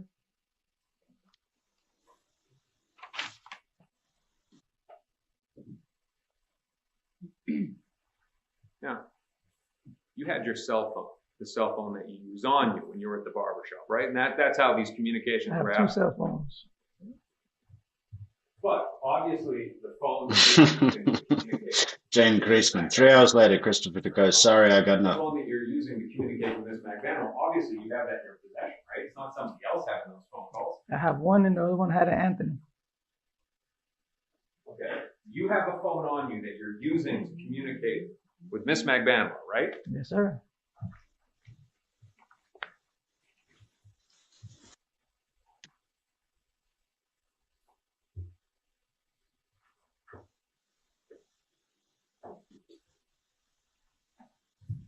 What is your explanation to the jury why that phone that's communicating with Ms. Magbanua is right there when the phone calls are happening in Normandy Island and not where you claim it to be? I have two phones. Anthony had my other phone, and he's going that way to go pick up kids. It's right around the corner, not too far from each other. That same little area where Shrimp lived at. Mr. Rivera, you've given 1, 2, 3, 4, 5, 6. This is your 11th time testifying. Have you ever said that before? That you gave your phone to King Anthony, and that's why your cell phone. I believe I said it one time before. It should be on record, but I have said it one time before. And it's been a long time, been 8 years. So that same phone that went with you to Tallahassee, the same phone that you had that was using for all the communication, just so happens to be that that phone is not in your possession. The one that's communicating, just like you're saying, was... Sid Mountaineer. Shrimp is the woman who Sigfredo Garcia was banging while Katie was with Charlie. Was communicating with Miss Magbanua on that morning. Yes, sir. So then what's the other phone number? What's the other phone? I don't know the number. You never told them, right? I don't know the phone number. We don't have the cell phone records. I can't remember. If I remember the phone, I can't remember. It's been 8 years total. Who's going to remember a phone number? So let's go back in time to October of 2016 when you did that recorded interview. Did you say anything about this? I can't remember if I did or not. Your cooperation agreement is to give the complete truth, right? Yes, sir. Never said that, did you? Can't remember. In fact, you claimed that number that ends in 8153, the one that's communicating with Miss Magbanua, the one that was on Normandy Island, doesn't fit your story, was in your possession, right? Yeah. All right, Chris. Come on, Chris. Now, let's talk about Jessica Rodriguez. She was interviewed about this meeting multiple times, right? You know that. Yes. About that morning. Yes, sir. Now, before they did one of the interviews, law enforcement allowed you to have a phone call with her from one of their phones that was unrecorded, right? Yes, sir. And then right after that, a female investigator, Investigator Bennett, on a recorded phone call that's recorded, had an interview with Jessica about what happened that morning, right? Yes, sir. Have you heard what Jessica said happened? No. Now, going back to your discovery, the reports, you didn't have to make all this up, the communications, right? You just had to pepper in some small details so that you could get that deal, right? No, everything I said was the truth. I didn't make nothing up. You didn't have the direction of the phone calls, but from the reports, you knew that there were phone calls in between certain people that morning, right? Yes. And that's why your story doesn't fit the evidence, right? Yes. Because you made up facts without knowing all the details. I didn't make nothing up. And you know the phrase that the devil is in the details, right? I didn't make nothing up.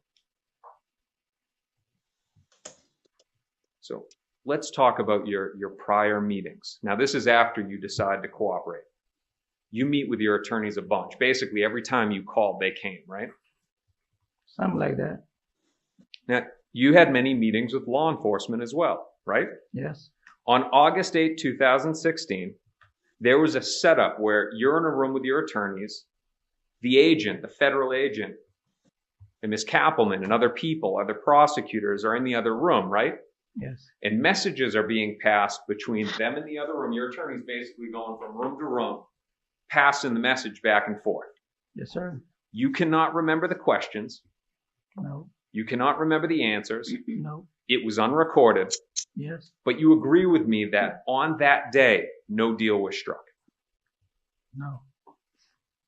On September 29, 2016, you have the same setup. Your attorney running back and forth in between the rooms, right?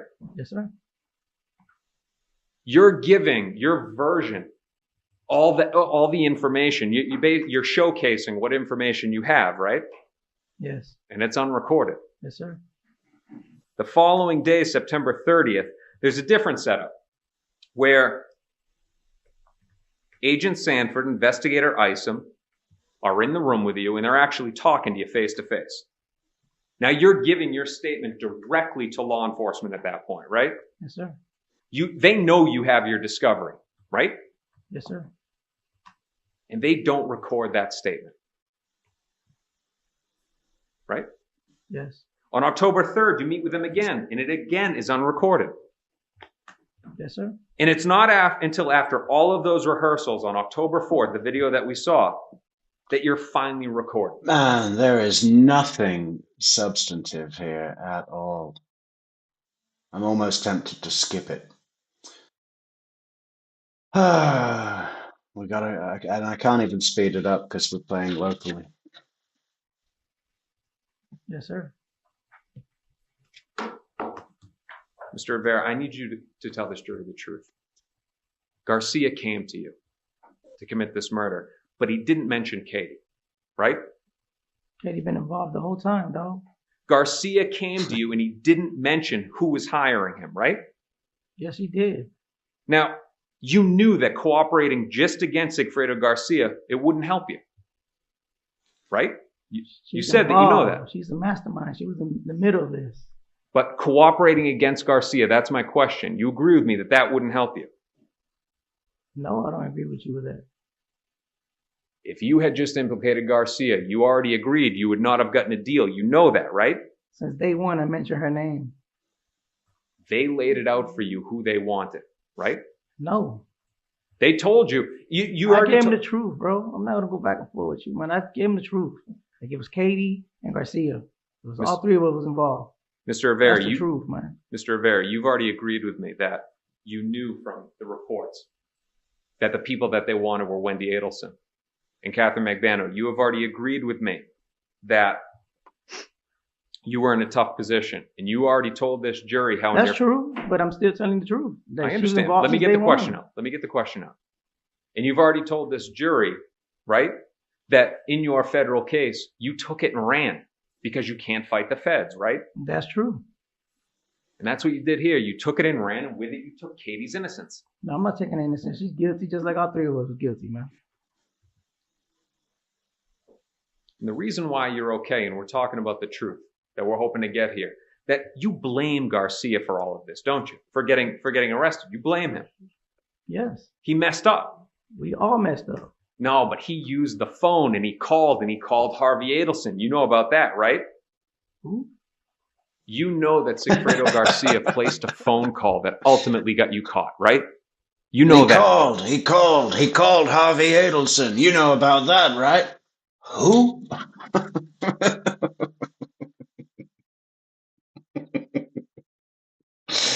Oh, I'm glad we stayed around for that one. Patricia Burns, Patrick Ewing high tops. I'm looking at the Google images. They've got these really distinctive black dots on the side, like on the toe side. Where are they? Where's the shoes?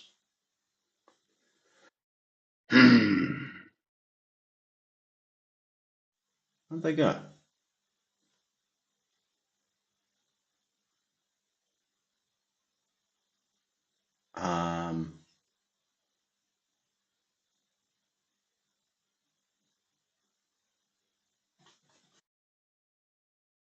Screenshot. There. Really, these black, you see on the toe? There's black dots or lines or whatever. That's distinctive. And the white bubble, maybe, or is it not a bubble? But you know, the white bit at the back on the heel doesn't really look like Patrick Ewing.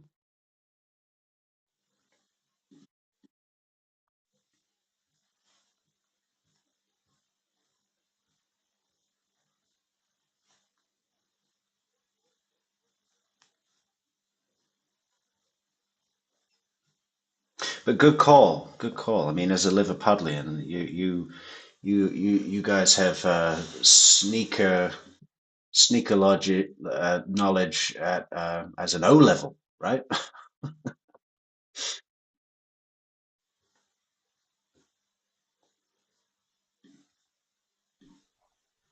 I can't remember that. Refresh my memory, please.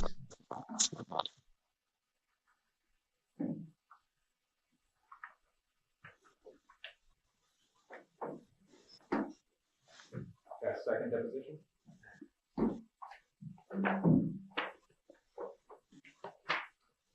Pages 237 to 238. Now, Mr. Rivera, you can't read, right? Yes, sir. I can't. So, now, just a quick question on that. And I don't mean to make fun of illiteracy, but you went to high school until 15 or 16, right? Yes, sir. You then went to William Turner Tech High School, right? Yes, sir.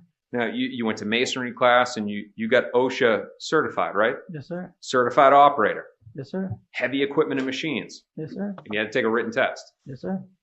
At USP Tucson, you're going to school to get your GED. Yes, sir. And you got it, right? No, I wish I did. But you did get your license. We know that from the citation, right? Yes, sir. To get your license in the state of Florida, you have to take a monitored written exam. Just pay somebody and get your license and get out of it. You know people. I know people. And you're okay with doing things like that, I was fine with it. cheating the system. I had to get my license some way, somehow. Nice save, Chris. And you had to take a written exam that was monitored, didn't you? You just pay somebody and get your fucking license and go. Yeah. And you're all right with that, aren't you? Cheating the system like you did with the feds. Because you took it and ran. You took it and ran. Just like you had to get a I reduction didn't in cheat. your I didn't sentence. cheat this system. I told nothing but the truth. Thank you, Ryden. Superstar Ryden. Okay, now, Mr. Rivera, is the reason why you're saying illiterate is because you don't want to be confronted with your words? No, I can't read, bro. All right. Well, I'm not gonna keep throwing them. Well, thankfully, I thought about this. If I could have 1 second, Joe.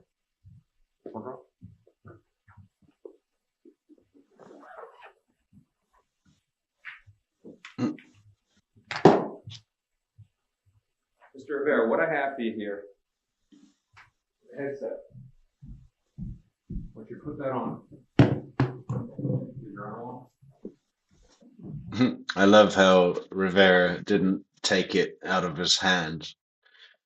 Chris had to put it on the table. It's a good power play, man. That's refusing to be led. Nice job, Lewis. let me see what he got going on first. You're going to have somebody read it to him? Is that what you're going to do? Yeah.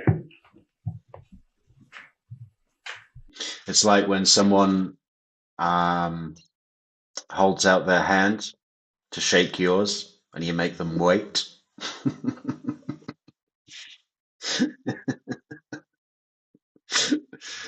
You make them wait for an uncomfortable amount of time to show that you're in charge.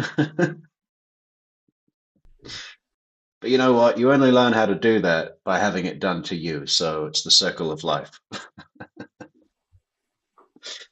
Mr. Rivera, can you hear me?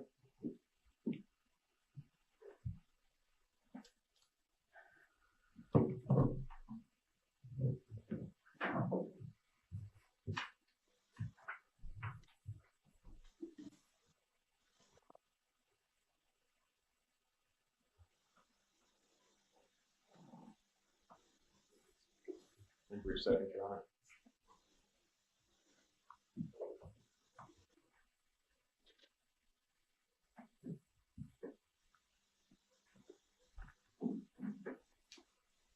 Mr. DeCoste, if you're going to read it to him, you're still in front of the jury. Oh, no, Your Honor, I'd walk away. All right.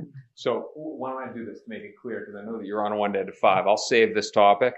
All right. And I'll move on to a next one. And then I can give a stopping point because we're at a good one in a moment. All right. So Mr. Rivera, we're going to come back to that. Okay.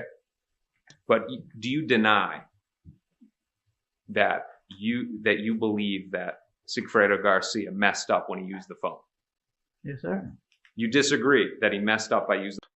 Scott says, I have a friend from Liverpool, Metrix. When he comes to visit, we nail the furniture down. Yeah, fucking count the silverware, okay? The phone. Yeah, of course. If you use the phone, you messed up. Okay. So then we don't have to go through this whole process. You agree with me that he used the phone and ultimately that got you guys caught. Yes, sir. All right. And that gave you justification to take down him and his family, right? So nothing but the truth. To Yes. take down him and his girl. You already told this jury, if you go against a Latin king, you're at risk, and so is your family, right? That's what you said. That's the code that you live by, right? Yes, sir. And he wronged you by getting you caught. Yes, sir. And you were able to justify taking him down and his family. Yes, sir. Your Honor, this would be a great point. To stop. Unless Your Honor wants me to keep going, but the next topic it's hard to get into and stop in the next couple of minutes. All right. Okay. Why don't we stop for the day then? And we'll continue with the cross-examination in the morning. All right. And so I'll release you for the day. Again, the instructions. Not See you to later, have any Michelle. Conversations with anyone. Don't look at any local news or any other news. Don't have any internet research, anything like that. And we will see you back tomorrow again at 8:30, and then we'll start with the testimony in the morning. Okay? All right. The deputy will take you out. We're still in session, so everybody please remain quiet in the courtroom.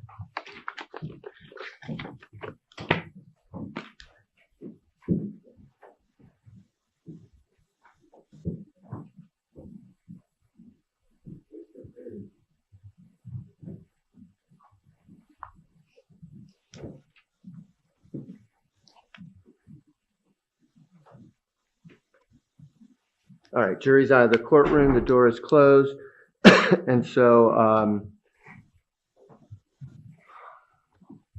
let's just go over a few things that we need to address from today, and then also how we'll be proceeding tomorrow. In regards to Ms. Kappelman, in regards to the co-conspirator hearsay that was set forth in the Okay, I don't think we need to see this bit. What time are we? Yeah, pretty early, right? Let's go to day 3. We are steaming through this trial.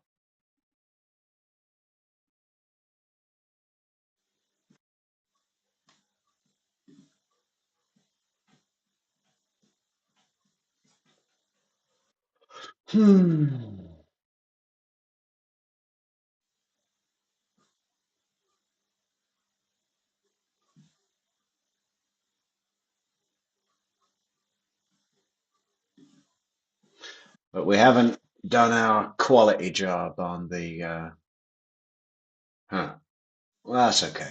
It's just for the live.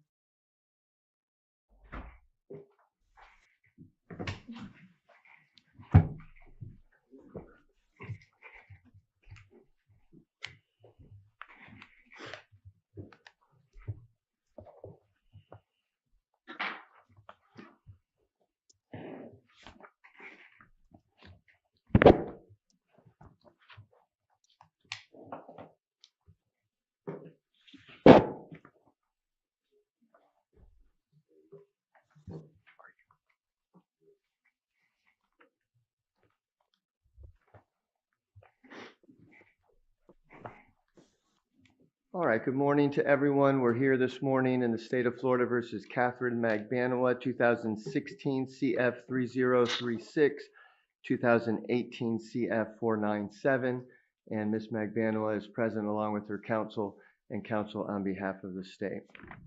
All right, so we'll continue this morning with the testimony of Mr. Rivera and Ms. Kappelman, anything that we need to address before we continue with that?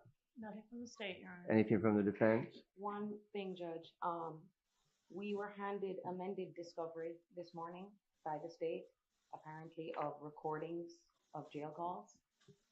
We need to put on the record that this is extremely untimely. We've already picked a jury. We've already opened, and Mr. DeCoste and I have no time to even attempt to try to go through whatever discovery this is that the state has handed to us. All right, so Ms. Kappelman, what was provided to the defense this morning? My understanding, Judge, is that these are jail calls that have occurred since jury selection, and I haven't had a chance to listen to them either, but I intend to do so over the weekend, so I can advise the court more on Monday if I intend to use anything from this. Okay, do you know how many there are? No, sir, I'm sorry, I don't know, but I'll attempt to get that answer for you before our next break. Okay, so there's some jail calls that have been recorded. You don't really have an idea of when, although you think that they were during the time period since the trial has started. And do you know the number of them? No, sir, I'll get you both those answers. Okay. I had just a preview of some. Nobody knows nothing. The ones from Ms. Magbanua predate jury selection. They All are right. marked before jury selection. Okay, this is what I'm going to do so that I know more about them, because I can't make any ruling without that. They're not going to be used today, correct? No, sir. So use the weekend to go over them, and then I'll make a decision when I know more about them, and we'll have a hearing on them on Monday in order to determine, number one, whether they're going to be used at all, and number two, if the state's intending to do that, whether they will be used based on the court's ruling. We'll have a Richardson hearing at that time. And one more thing, Judge, A Richardson hearing. Gotta look that up. Richardson hearing. We got Arthur hearing, Richardson hearing. Arthur Richardson. Who is Arthur Richardson? Tune in next time to find out. took a look at one of the first calls, and they are in Spanish. And I don't speak Spanish, and neither does anyone else on my team.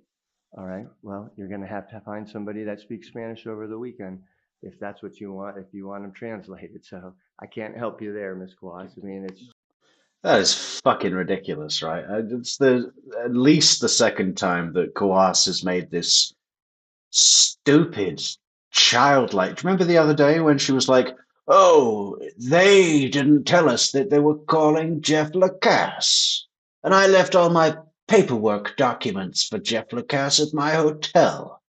And the judge was just like, "Well,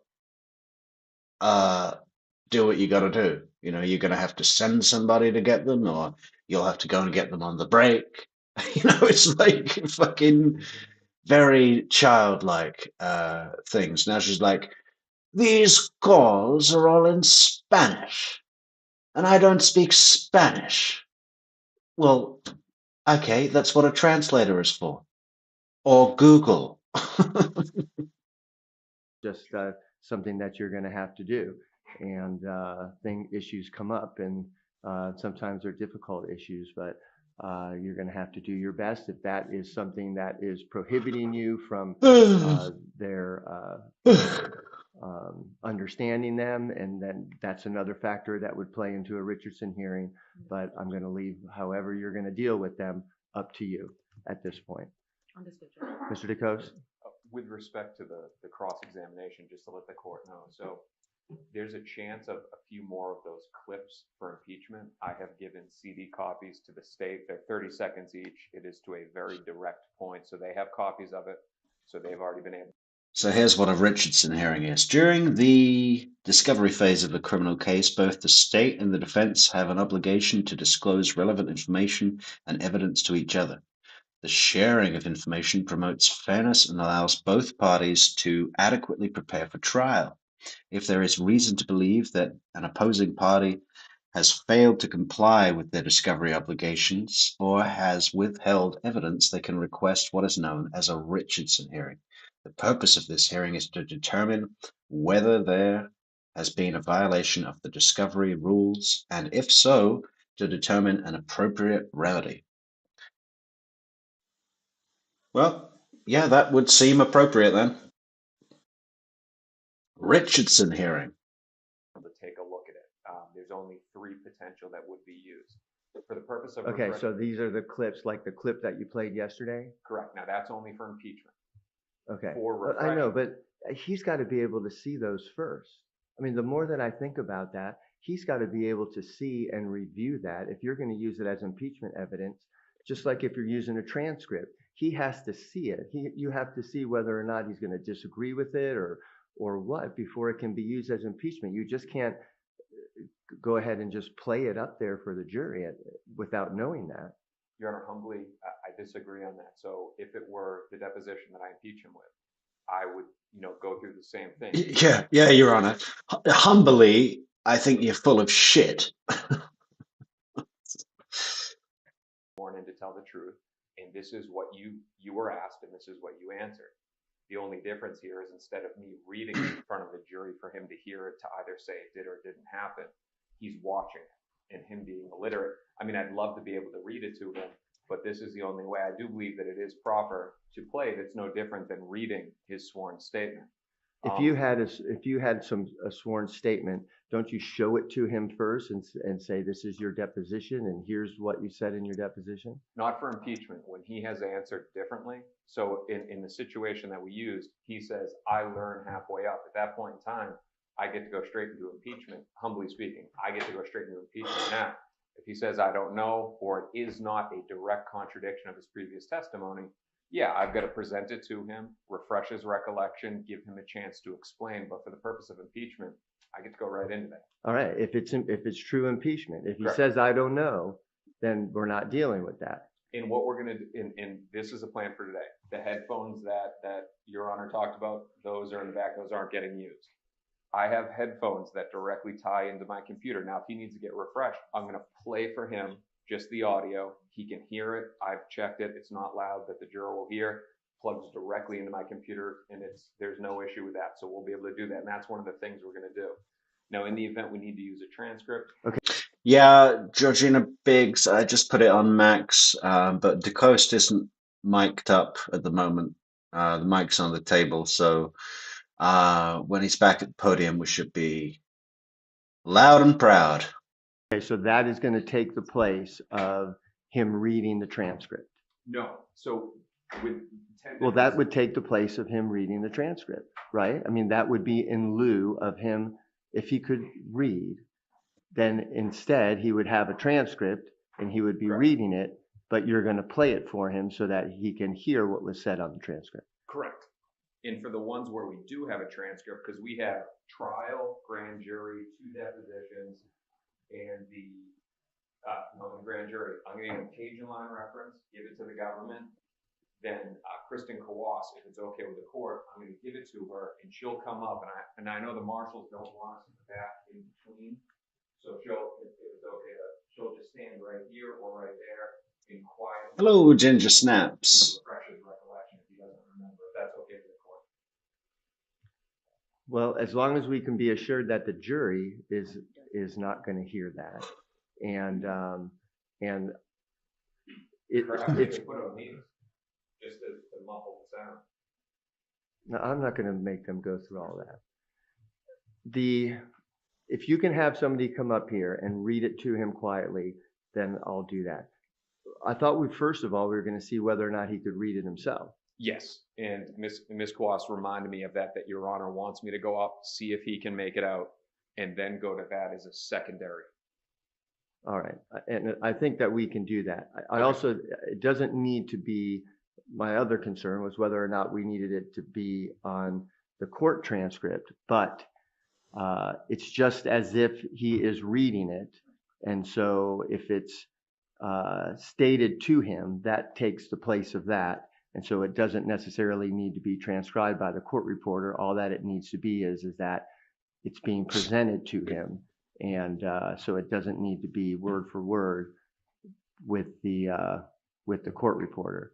So we just want to do as most efficiently as we can so that If he cannot read it, give him that opportunity, but if he cannot, so that we're not delaying it, but he still gets the opportunity to read or review it in some manner. Okay? Understood, Your Honor. All right. Before we go any further, then, I think I'm going to go ahead and, because we're talking about his testimony and in regards to the admissibility of the co-conspirator statements, and I already have the defense argument on the record in regards to that and as to whether or not the conspiracy continues past the death of the victim. And so I found some case law wherein murder for hires, the conspiracy continues beyond that. It continues until the money is paid. And the case law specifically states that the conspiracy has more than one objective. It has both the objective of the murder of the victim and the objective of getting payment for that murder. So the conspiracy does not stop at the time of the murder, which it does in many cases, but if it's a murder for hire and there's money exchanging hands for that murder, the conspiracy does not end until the money is paid. And so therefore, the statements which do have an independent basis, and that independent basis was Mr. Rivera's overhearing of Ms. Magbanua's voice as to whether or not the job was done, and also delivery of the money the next day was an independent basis, independent evidence of the conspiracy. And so that's number one. And number two, the conspiracy was still in effect up until the money was delivered. So those statements that were made on the way back to Miami are admissible under that. And the case citation. That's quite interesting, isn't it? In a case where there's a murder for hire, it doesn't end until the money is paid, whereas obviously a murder would the conspiracy doesn't end, you know. So anyone involved post-murder, additionally, would be committing the crime of conspiracy to commit murder, even if they didn't know about it beforehand. Wow. For that are yes, please remember, guys, there is a link in the description to buymeacoffee.com/True Crime Metrics. Great way to support the channel or help us with our goal at the top of the chat. And other links, fantastic links, all in the description for the video. Romani versus State, 528 Southern 2nd, 15, Florida 3rd, DCA, 1988. And that decision was approved in part and quashed in part by the Florida Supreme Court, 542 Southern 2nd, 984, but that was on other grounds. Also, the basis for that ruling is a Florida Supreme Court case called Eccles versus State, 484 Southern 2nd, 568, Florida, 1985, which involved a hired killing. And they found also in that case continues until the money is paid. So I will make that ruling right now. I'm not going to hear any other argument on it, and because we've already made the arguments clear on the record, and but that's my ruling, and so those statements are going to be admissible, and they have been tied back up by the state. Thank you, All right. Judge. I would like to make a little bit more of a record on that. If now is not a great time, we could revisit that possibly. Let's do it now. Okay, Judge. I wanted to agree with Your Honor's analysis of the timeline and when a conspiracy is concluded for purposes of a murder for hire. But I also wanted to make a record of the argument that I don't think we necessarily get to that analysis in this case, because I went back through the testimony last night, and the co-conspirator statements that were admitted yesterday by Mr. Rivera were all properly admitted as having occurred before the crime was committed, so before the murder. And those were that the defendant hired Sigfredo Garcia to kill Dan Markel, that the defendant told Garcia where to go and who to kill and when to do the killing, and that the defendant was the mastermind of the whole thing. Third, that the defendant told Garcia not to do anything stupid and to have Luis Rivera take down his Instagram post.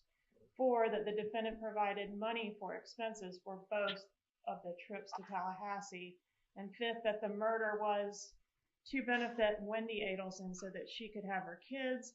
And 6th, that the information was relayed from Katherine Magbauna to the killers that the victim was going to be leaving town the next day and that he needed to be killed on the day that he was. All of those statements were admitted as co-conspirator statements, but they all occurred before the actual murder. The only statement in question that occurred after the murder was that statement that Mr. Rivera heard directly from Katherine Magbauna's mouth over the open line on the telephone, whereby she said, "I know," when she was informed that the job was done.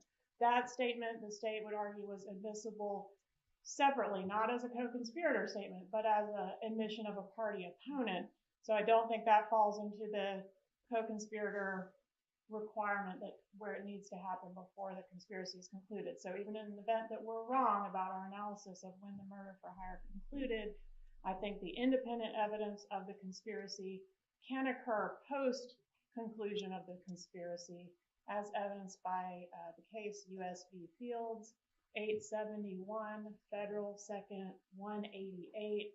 That's a 1989 case out of the First Circuit, which stands for the proposition in head note.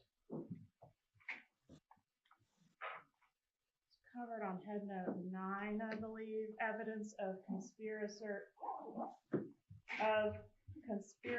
post-conspiracy activity is admissible if probative of evidence of the conspiracy or participation of alleged conspirator, even though they might have occurred after the conspiracy ended. So those independent events that we have, as I mentioned previously, are that statement, "I know," indicating she knew the murder was done, the statement regarding that she would obtain the money and they would get the money the next day, the fact that she did go get the money, which we're going to hear through Sergeant Corbett today, and deliver the money to Luis Rivera as Rivera testified. And I think we're going to hear some additional evidence of that fact, Judge, as the trial goes along in the form of the wiretap, which will further evidence the existence of the conspiracy, the fact that this defendant was a member of the conspiracy, and her specific role in the conspiracy. So all that will be evidence, which I think inarguably is post-conspiracy, but still can be considered for Your Honor's analysis of, is there independent evidence that she's a member of the conspiracy other than those co-conspirator statements that we're seeking to offer, which were made prior to the murder? All right. Well, certainly any statements that are made prior to the murder fall within the co-conspirator hearsay exception fully.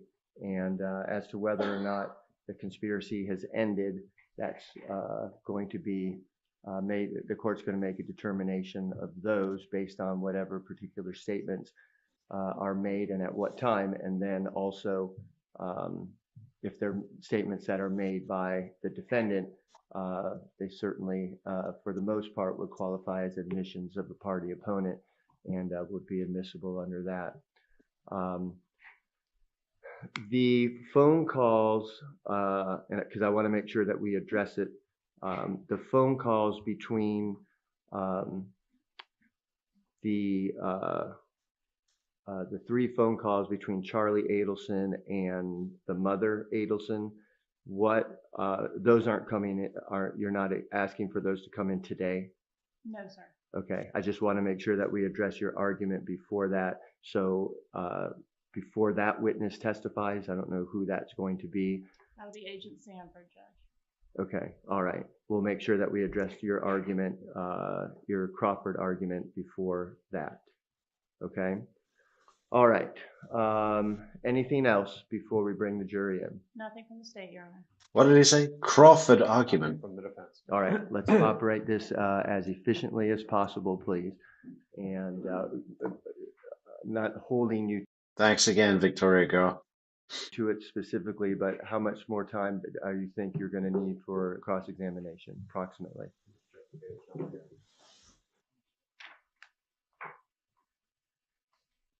The best estimate that I can give, I don't know how long I went yesterday. That was 15 pages. I have 8 pages left. Okay. All right. Let's bring the jury in, please. What do you think Magbanua thinks when she listens to all of this, legal process stuff? Do you think she follows along? What? Bottom line. Bottom line. Fucking A, bro.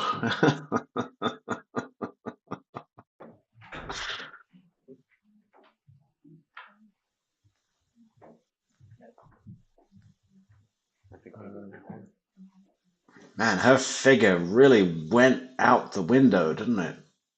All that spaghetti and potatoes. What does it say when Christopher DeCoste is the pretty one? Let's go ahead and swear him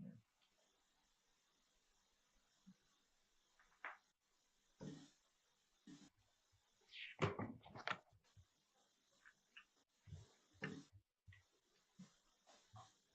Hello, Donna Bowen.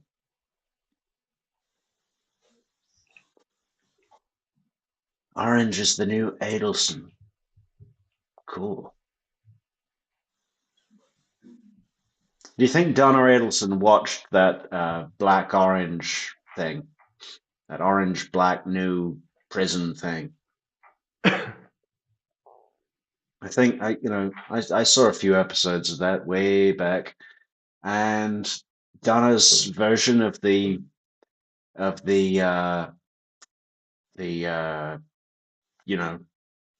extortion in the shower. You're going to buy me commissary, or if you don't want those pretty white teeth knocked out. That was about the level, wasn't it, of Orange is the New Black script for believability being 0.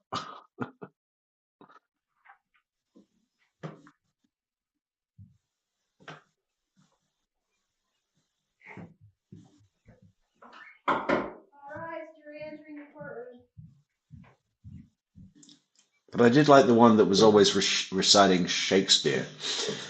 Crazy Eyes. Good morning.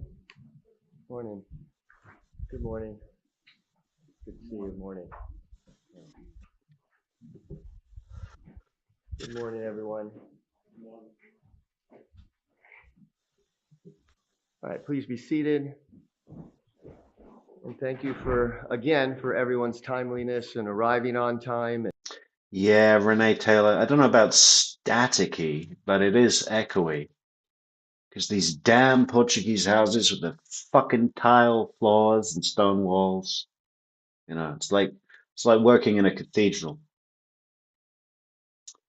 And I'm only here temporarily, so I can't put any noise. Really what I should do is have the walls covered in blankets. But in the apartment afterwards, we're gonna have a real good soundproof studio zone. Yeah. But at the moment, we're just gonna have to do our best. So sorry. Your attentiveness, and we're ready to continue now with the cross-examination of Mr. Rivera. So we're going to bring Mr. Rivera into the courtroom at this time. More Christopher DeCoste doing nothing. But we got to do it, guys. Good morning, Mr. Rivera. Before you have we can't miss a moment. We're going to swear you in again, okay, sir? Please raise your right hand. Do you solemnly swear or affirm that the testimony you shall give shall be the truth, the whole truth, and nothing but the truth? Thank you. Please have a seat. That's good. Thank you. Mr. DeCoste, That's good. You may continue with your cross. Spoken like a king, Lewis. That's good right there, man. That's good, dog. He's got people tucking his chair in. Sorry, his throne. Christopher DeCoste comes over, tries and hands him some headphones. I'll take those fucking headphones when I am good and ready. Set them down right there, dog. Examination. Thank you, huh? Mr. Rivera, last night when you left here, you went back to the jail, right? Yes, sir. When you go back to the jail, it's you, yourself, in your cell, right? Yes, sir. And it's been that way since you were arrested in 2016 on this case, right? Yes, sir. So what that means is you're not going through the daily activities that a person on the outside goes through, right? Yes, sir. You don't have to remember to turn off the stove, pick up the kids, stuff like that. Yes, sir. You don't have to remember to file your taxes, to go to the doctors, go to the stuff like that. I'm sure that was a real big priority on the outside for Luis Rivera. You don't have to remember to file your taxes. I'd love it if he said, "What is that? What is that? What do you mean, file? File what?" It's been a matter of being in your cell with your thoughts, with your agreement with this office, right? Yes, sir. Your sole job since 2016 has to be to remember. You see, Christopher DeCoste, I believe, is totally committed to his craft, his trade. He's gone, he's ended, he was up on stage, for a good chunk of yesterday, a couple of hours. And, he's gone back to the hotel. He's spoken to Kawhi, he's got some feedback, and he's thought about it himself. He thought about it when he lay down at night. He thought about it in the shower in the morning. He thought about it at breakfast, and he's been tweaking his strategy, thinking, "Oh, I should have done that more. I should press in this area more." And this is what he's come back with. It's not great. But like you said, I mean, what's he got to work with? Nothing. And if you've got nothing to work with, he's probably doing quite a good job. Your testimony in this case. Yes, sir.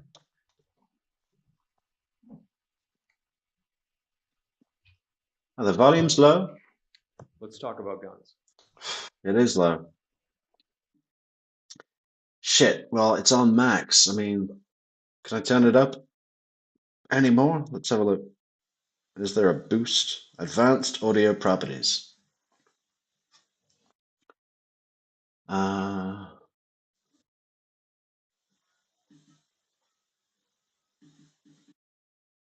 Oh, yeah, I can. We're going to put it on 125%. The June trip. There was 2 guns, right? Is that better, Ryan? Or should we go for 130? Yes, sir. Both 38 caliber, Yes, sir. 38 Smith & Wesson short nose, Yes, sir. and a blue steel long nose Taurus. Yes, sir. Garcia had the blue steel. Yes, sir. You had the short nose. Yes, sir. You agree you bought that short nose. Yes, I did, sir. You bought it to come up here. Yes, sir. And you bought it from a quote, neighborhood from a black boy. Yes, sir. That's what you told law enforcement about where you acquired this gun. Yes, I did. And again, to make sure it's clear, you acquired. Yeah, just let us know if the audio pops, like it's too loud. When it gets so loud it breaks. That's annoying. This gun after a conversation with Garcia. Yes, sir. While he was renting the car to come here. Yes. And you don't know the name or even really a description. You got it, acapella. Caution to everybody. Of the guy that you got the gun from. No, sir. Correct me if I'm wrong, the Latin Kings transfer and distribute guns. Yes, sir. On direct examination, Ms. Kappelman asked you how many guns were brought for the murder trip, right? Yes, sir. And your answer was 2. Yes, sir. I'm going to ask you again. How many guns were brought for the second trip, your second trip, the murder trip? Can't remember. Would it help your memory to listen to your statement from October 4th of 2016? Yes, sir. If you could put on those headphones for me, please. Oh. Yeah.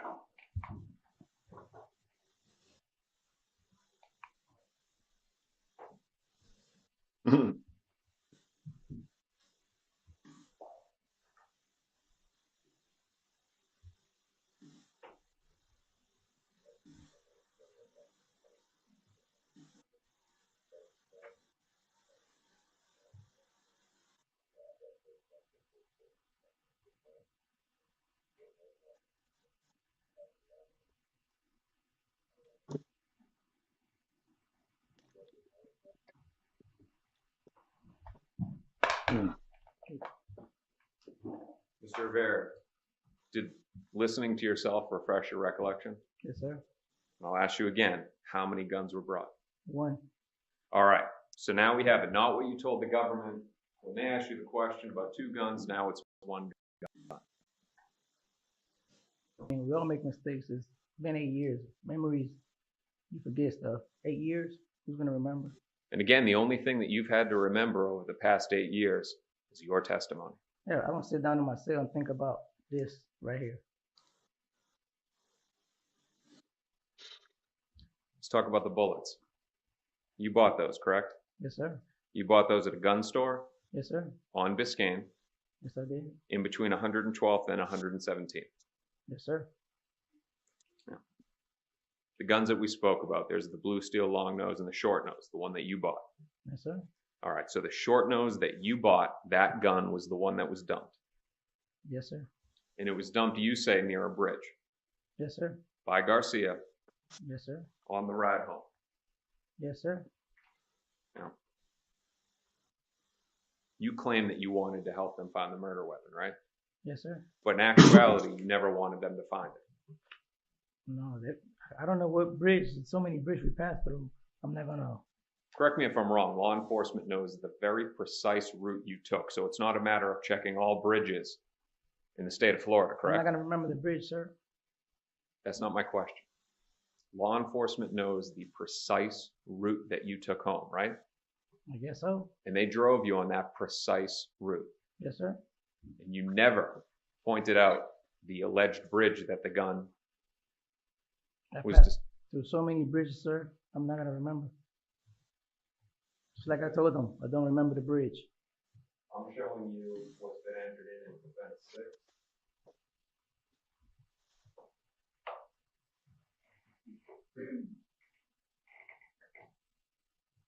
This was your best attempt at helping them find the murder weapon in this case, right? Yes, You sir. drew this. Yes, sir.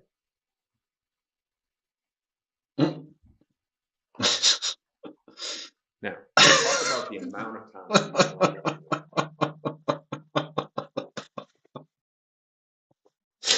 This is the information he gave them to get the deal of the century. I'm going to tell you everything.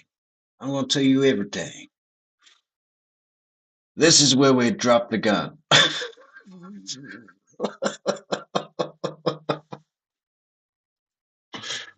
I love the car. Is that the Prius? Why has he got a surfboard on the top?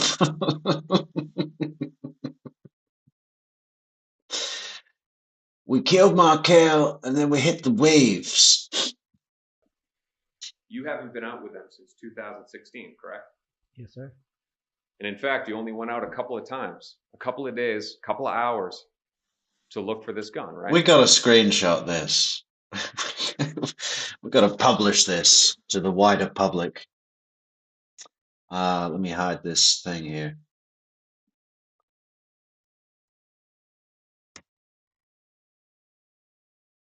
I mean, this should be in the fucking Saatchi gallery, right?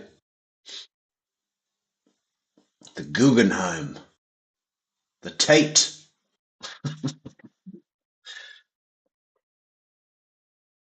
Did he sign it?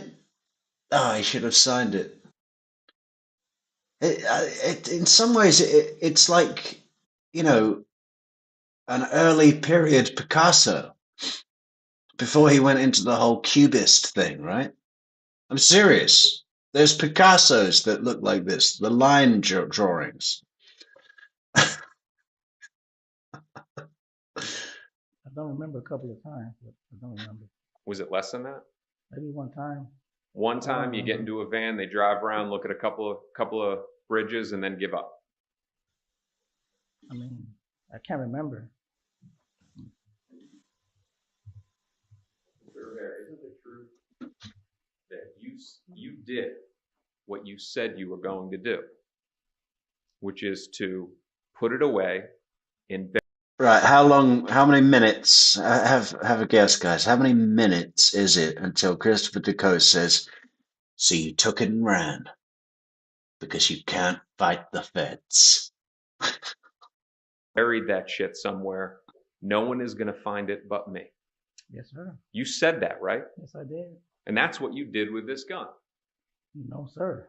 The gun was never found, right? I never dished it nowhere. I never threw it nowhere. That wasn't my job. You bought the gun. I bought the gun. You handled the gun. Handle it? Like what type of you talking about? Well, you remember how you told us that time that the guy walked in the hotel room and you picked up both guns and you pointed it at them? Yes, sir. All right, so you touched that gun. Yes, I did. And you gave vague information where it was acquired from, and you gave... Hey, nice one, Pariah 67. Yeah, why not? T-shirt with Lewis's key piece of evidence. very little information as to where it was disposed of.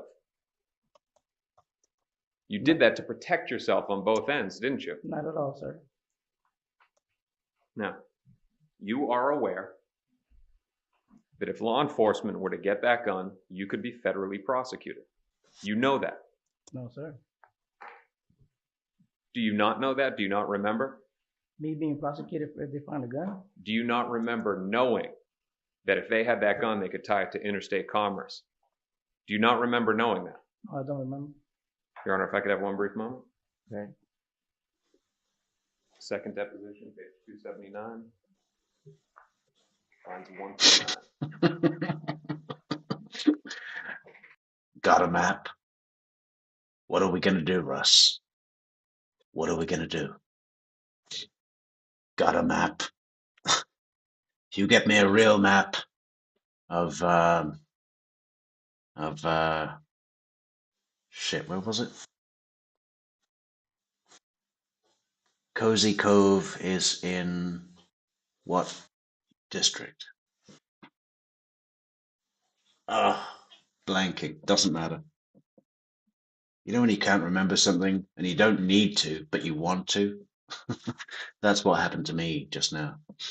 Was T behind what happened to me. Still got to make that video, guys. I figured it out. Well, I shouldn't share the production secrets. What am I, nuts? Finally figure out how to do something and tell everybody online? No way. No way.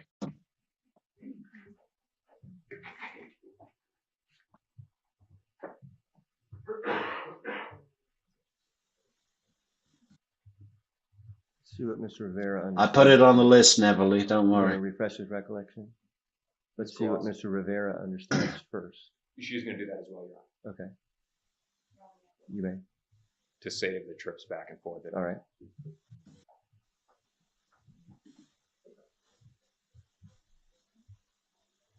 Mr. Rivera, this young lady is just going to give you some assistance with reviewing this transcript. If you feel comfortable reviewing it yourself and understanding it, then you can review it and understand it, and you just let me know. But if for some reason you don't, she's going to help you or read it to you quietly. Excuse me? She's going to have to help me. Okay. All right. That's what she'll do then.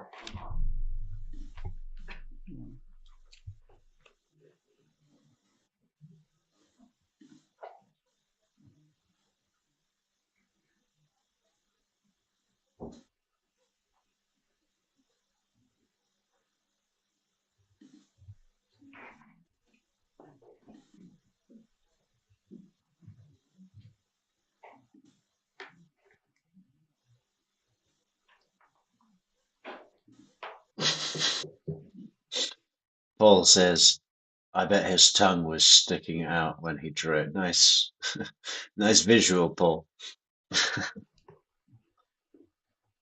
Tweed. Thank you, Christina. Also.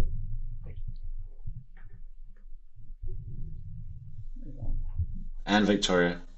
I got I'll speak loud. Thank you. Mr. Rivera, has your memory been refreshed? Yes, sir. And we were talking about why you were hide the origin and the disposal of the gun.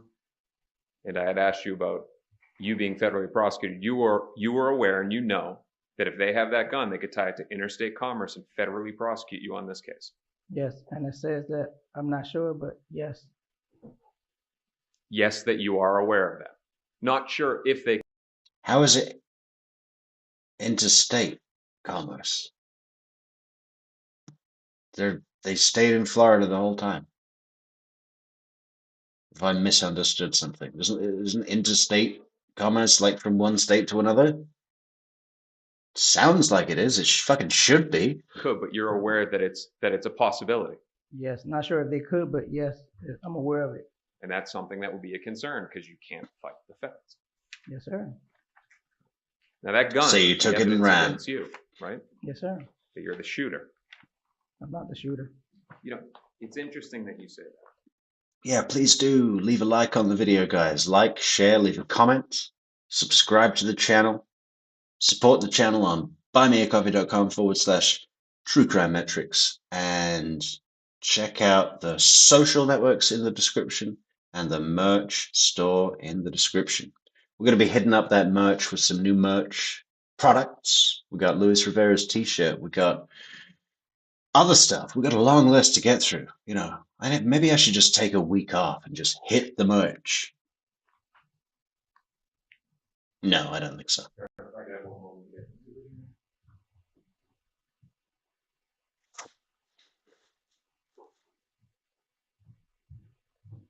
Rivera, your testimony is that you drove up this driveway behind that car, and that Garcia got out, went inside, and shot Professor Markel, right?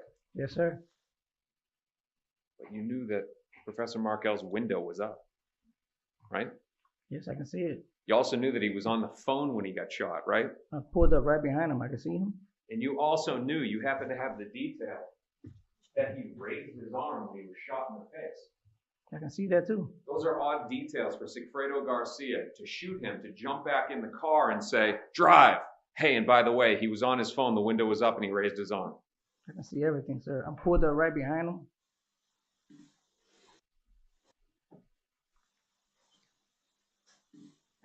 Let's stay in the driveway and return to the issue from yesterday. When I was asking you questions about your testimony about claiming to see Wendy Adelson walk down that driveway and into the house the day before the murder, and I'm going to give this to you for context so you know where I'm going. You remember how I had asked you questions about your exchange with Garcia, how he said she's here to make sure it's getting done, how then he made a phone call to Katherine Magbauna, and he made that before noon on Thursday. Now, I asked you that question you didn't remember. Do you remember now? Was that phone call before noon on Thursday? I don't remember the time. Would it help your memory if you were to listen to yourself from your recording on 10/4? Maybe.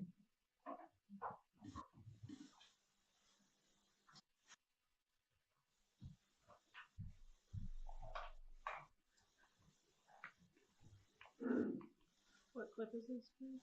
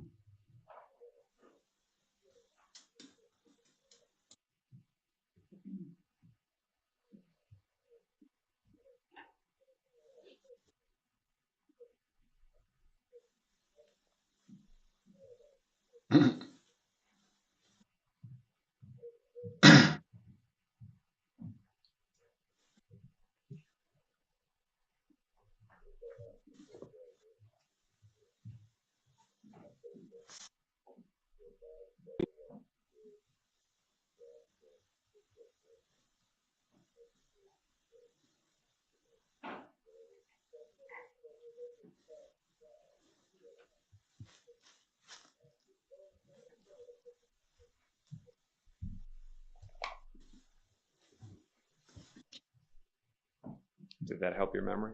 Yeah. And when was it that you said that this phone call happened? I said maybe by noon.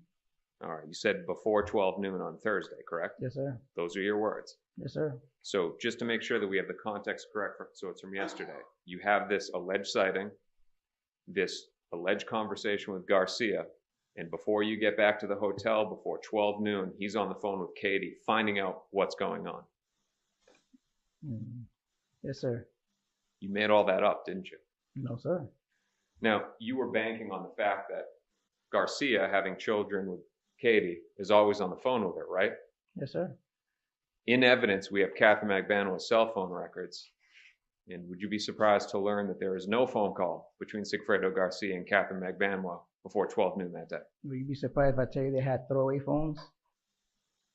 So your testimony now is that Katherine Magbanua had a throwaway phone? They both had throwaway phones. Your Honor, if I could have one brief moment. Okay.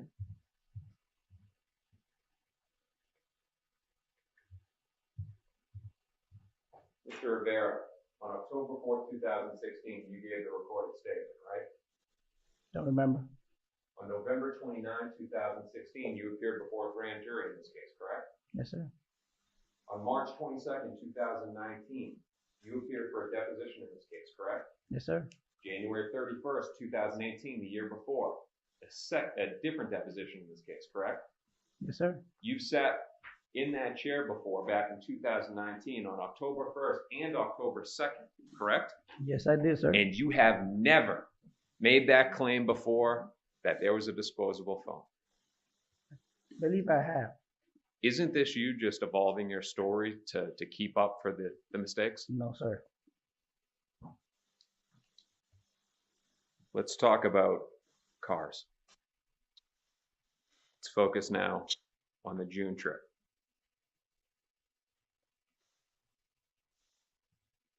Aren't your words the first time we came up, I never drove the car at all? I never drove the first car. I'm showing you what's been entered in is State Exhibit 65. First terms in June, correct? Yes, sir. You get a citation for driving that car, right? Yes, sir. And in fact, you were alone in that car because you were alone on the first trip. No, sir. Not at all. So you get a citation, but you weren't driving the car. That was for Sigfredo. So Sigfredo was driving, but you get the ticket? He was with me. I think we had changed. I think we had stopped somewhere, if I remember. I think we had stopped and we just for that moment, I drove a little bit. Isn't this your testimony evolving again? You make a mistake, It's you the change same it. answer I gave since day one, man. You're not going to sit here and try to confuse me back and forth. Mr. Rivera, didn't you just say 2 minutes ago to this jury, you never drove the first trip? I can't really remember, but now that you say it, yeah, I mean, when I got the ticket, if that was the first car, I guess. You remember everything she asked you, but not what I present you with, right? I tell her the same thing I tell you. If I don't remember, I don't remember. If I say yes, yes. Say no, it's no. You make no mistakes about the alleged claims against Ms. Magbanua, but when presented with evidence showing that you're wrong on details, then, I don't remember. I'm not wrong, man. Not at all, sir. Everything I say is nothing but the truth. Let's keep going then. That's right. You have the June trip. You have the murder trip. Mr. Rivera, how many trips were made for the purpose of this killing? Actually, let's wait on that for a second. We'll come back in a minute. On direct examination, you testified that the purpose of the June trip, this one, where you got the citation being a passenger, that the purpose of the first trip was to scout it out. That was your testimony yesterday, right? Yes, sir.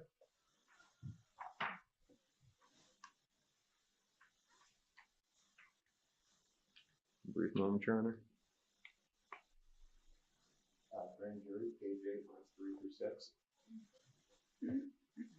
6. Mr. Rivera, you appeared before a grand jury back in 2016, correct?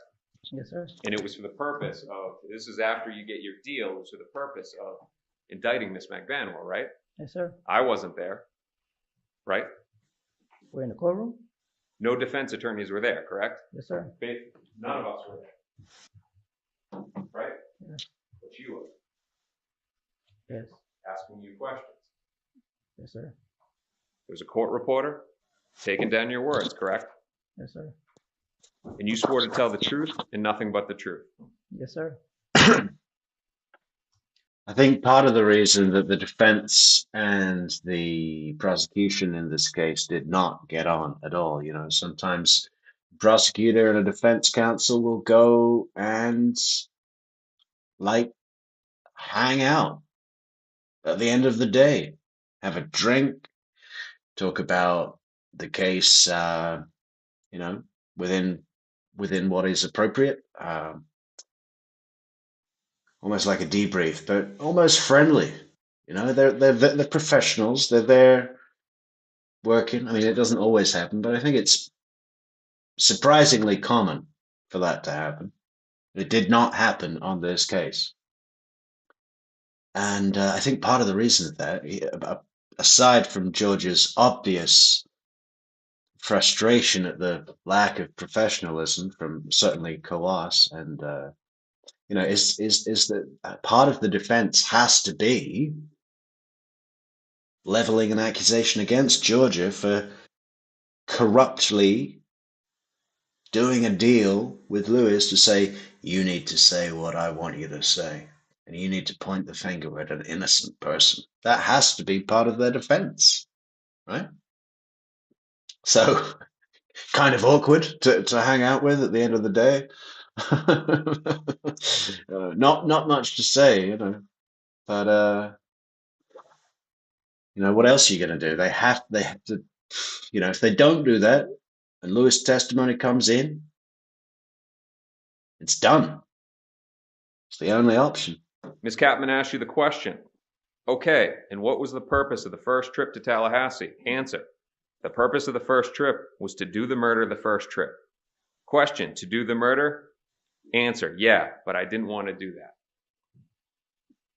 We were supposed to scope out the place, and if it would have got done, it would have got done that day, but it never happened. So Your testimony years back was the purpose of the June trip when you were alone was to do the murder. That was your testimony, right? To do the murder. Yes.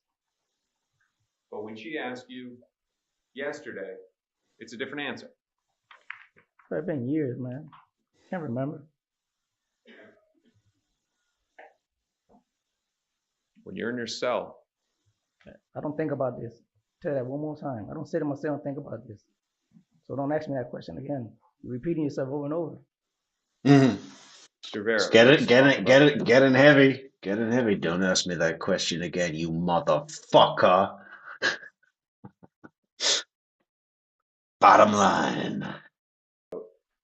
trips. There was the June trip and then the murder trip, right? Those are two of the trips. Yes, sir. But I'm going to ask you an open-ended question. How many trips were there to Tallahassee for the purpose of killing Professor Markel? 2 trips. I believe it was 2 trips that I said. 2 trips? Yes, sir.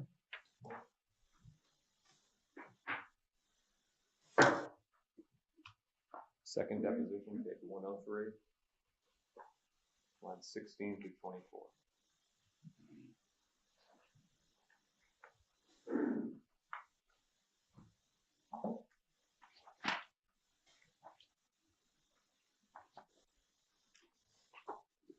Judge, I'm going to object on this one, improper impeachment. Do you need to be more specific on the record? I think so, Judge. All right, let's go side by.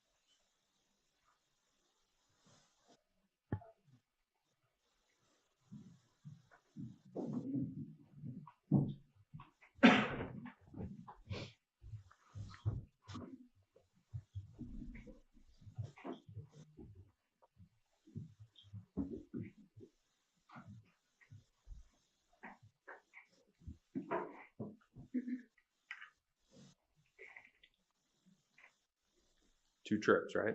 Yes, sir. You remember a few years back, Miss Kawas and I coming out to Arizona to take your deposition in USB Tucson, right? Yes, sir. We sat in a room, Miss Kawas, Miss Kappelman, myself, you, and a court reporter, right? Yes, sir. You were sworn in before that deposition. You swore to tell the truth, nothing but the truth, right? Yes, sir. You have a cooperation agreement where you have to give truthful testimony, complete testimony, right? Yes, sir. And the court reporter took down all of your words. Yes, sir. Do you remember me asking you, like Sigfredo, you were coked up and drinking the whole trip? You, the whole trip and back out every day. Me, this is the first trip in June. The witness, the first trip in June, the second trip, the third trip. Every time we went up there, we was always coked up and drinking. Mm-hmm. There was a third trip. You, we're going to get to that. There was only 2 trips. You slipped up, didn't you? No, sir. Thanks, Keith. See, your discovery, the reports that you got from their office only talked about 2 trips, right? Yes, sir. So that's why your testimony was. Yeah. Paul says Lewis got got a good deal. Katie rejected the deal of the century. She blows my mind. No, why? You know, I think it was in Yindra's interview with Judy from AA Legal Focus where they spoke about this, why Katie refused the deal twice. And I think, don't quote me on this, and I apologize to Yindra if I remembered this wrong.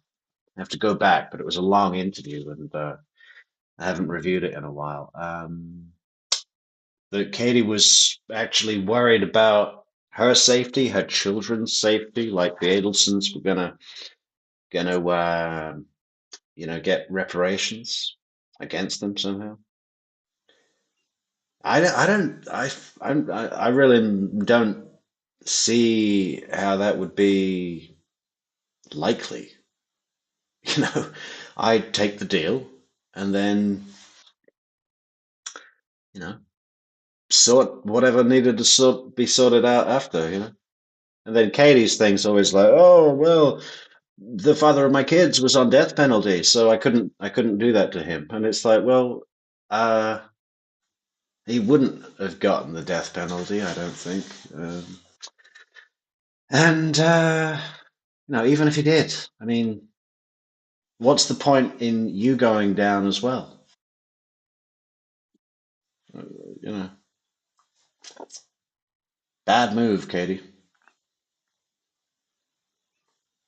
But I think Kawas must have been a huge influencer.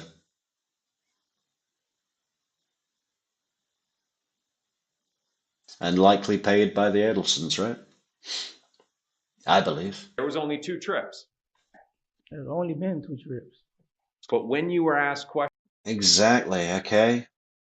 It's going to be part of our Mythbuster episode, guys. 2 trips, not 3. And even if there were 3, so what? Like, it makes no difference. Can anyone answer me that? What difference would it make? Say that we could absolutely, fundamentally prove that there were 3 trips. Okay.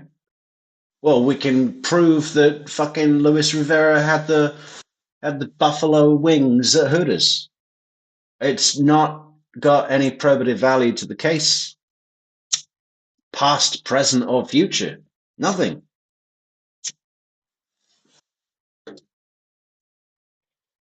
Doesn't matter. But I don't believe there were 3 trips. And I know that fucking Lewis said that he thinks he heard that King Anthony went up with Sigfredo. Well, I don't want to get into the Mythbuster episode now. We'll save it for an actual episode.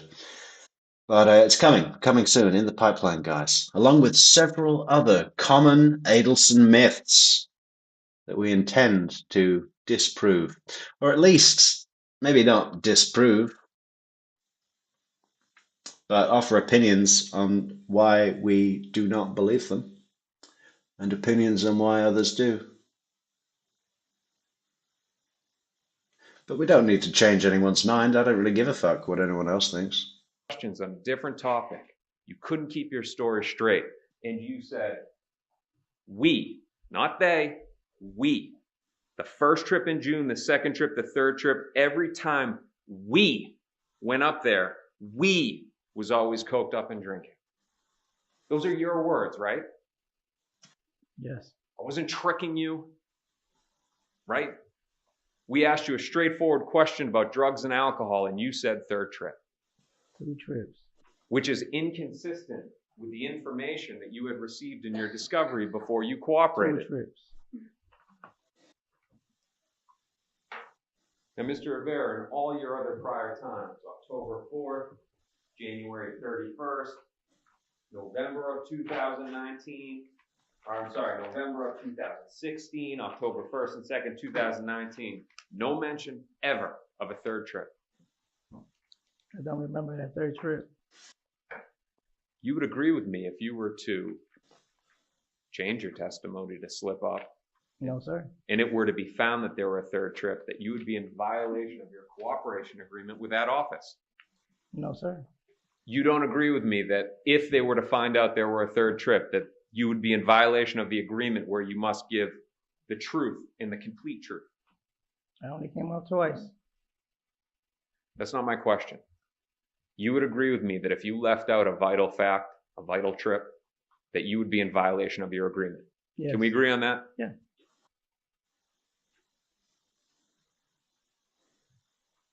Now, you've previously sat in that same seat and tried to repair that mistake, haven't you? No, sir. You haven't sat up there before and said, you know what? It was Sigfredo Garcia and King Anthony that made a trip. You've never said that before? Yes, sir. Now you're trying to remember my memory's coming back. Yeah. That was Okay. that 3rd trip you're talking about. That he came up with somebody else, not me. So there is a third trip. I remember. Now that you say it, yeah, I remember saying that. But you saying that I came up here 3 times. I only came out twice. That 3rd trip was somebody else. You need to say the whole story. You're just saying half of the thing. I said 3. I only came out 3 times. Okay, let's go back on this point. That 3rd trip.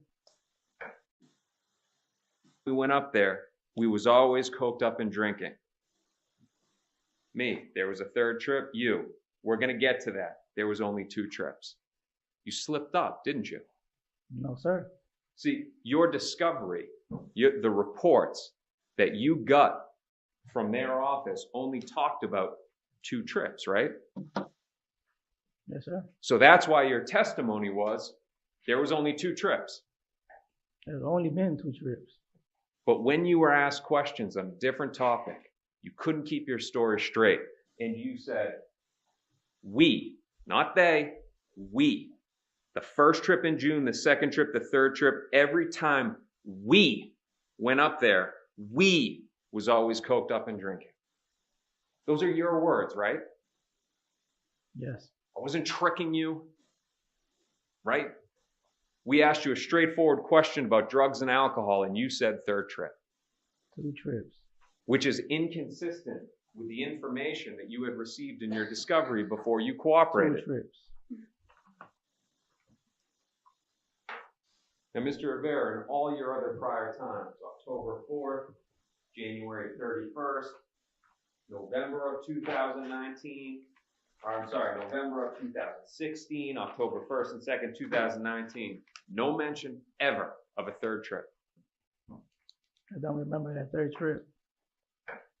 You would agree with me if you were to change your testimony to slip up, No, sir. and it were to be found that there were a third trip, that you would be in violation of your cooperation agreement with that office. No, sir. You don't agree with me that if they were to find out there were a third trip, that you would be in violation of the agreement where you must give the truth and the complete truth. I only came out twice. That's not my question. You would agree with me that if you left out a vital fact, a vital trip, that you would be in violation of your agreement. Yes. Can we agree on that? Yeah.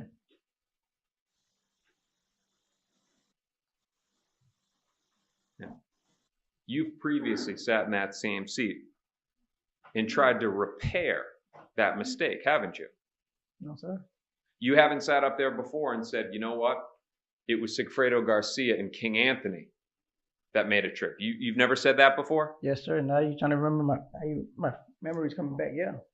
That was Okay. that third trip you're talking about. That he came up with somebody else, not me. So there is a third trip. I remember. Now that you say it, yeah, I remember saying that. But you saying that I came up here 3 times. I only came out twice. That third trip was somebody else. You need to say the whole story. You're just saying half of the thing. I said 3. I only came out 3 times.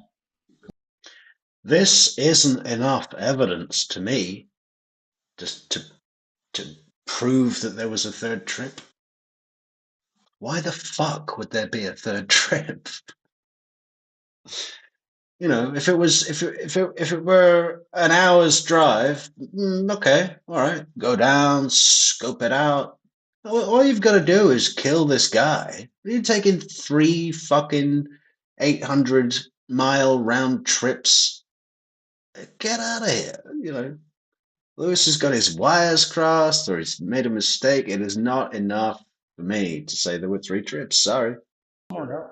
I wasn't there. I don't know the truth. But if it's in that paper, read it out right. Okay. We. You understand what we means, right? Yes. Not they. We. Yeah. Okay. But you then tried to correct that because, again, you'd be in violation of that agreement. It was, no, Sigfredo Garcia and King Anthony. That's what we're focusing on right now. That you previously said that there was a third trip, Sigfredo Garcia and King Anthony, right? Yes, sir. And you know that because apparently Sigfredo Garcia told you that there was this third trip. Yes, sir. You see the stack of papers. My headphones are running out of battery. And one of them just turned off. So I'm going to go and make a coffee and put them on charge. And I'll be back real soon. Paperwork in front of me, right? I see all that. You've given sworn testimony 10 times before. Yes, sir. The closest that you've gotten to ever mentioning that third trip was the we statement and then in October of 2019. In your recorded interview, October of 2016, you never mentioned a third trip, right? I think I did.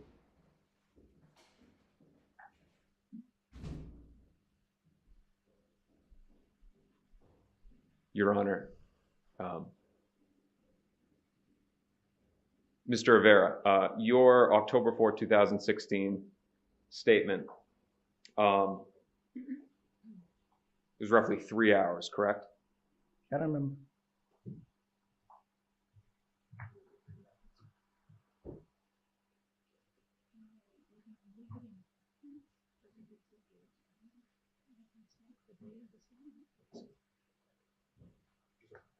Your Honor, one brief moment.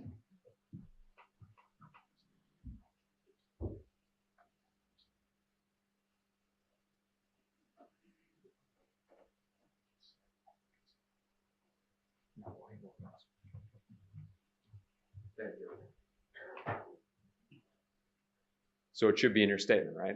It should be. It definitely wasn't in your discovery, right? I don't know. I can't read, so I never read that discovery. Yeah, but you had 2 attorneys and they reviewed it with you. I mean, it's been a long time, sir.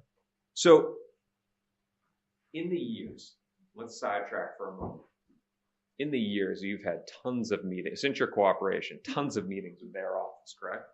Yes. You've sat down for hours on end with investigator Jason Newland, their investigator, not Tallahassee Police Department, with Jason Newland reviewing your testimony.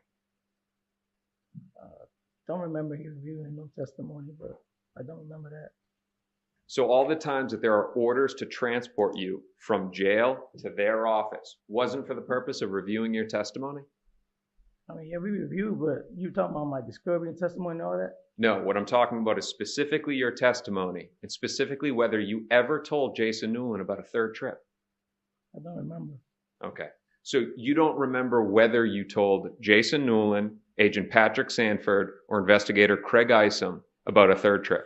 I remember telling them. So you told them about this third trip? Yeah, I don't think Jason was there. Okay, so you told Agent Sanford, investigator Isom about this third trip between Sigfredo Garcia and one of your Latin King brothers. Yes, sir. All right. You would agree with me that if you never mentioned that, that you would be in violation of your cooperation agreement? Yes, sir.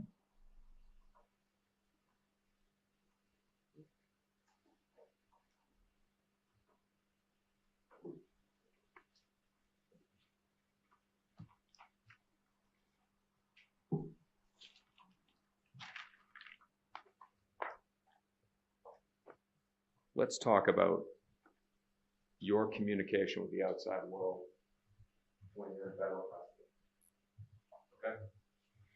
Okay? When you were in Coleman, if you could explain to the jury what Coleman is.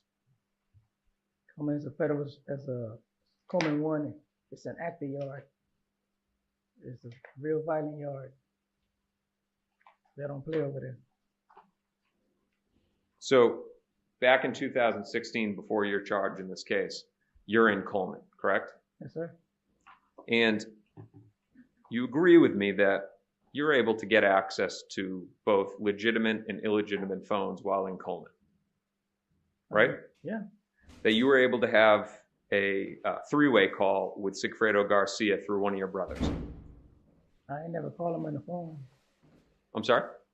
I never spoke to him on the phone or did a three-way. It was like a text. Now, like a text service. Now some of that happened through a guy named Leanback, correct? Yes, sir. Now Leanback is a king. Yes.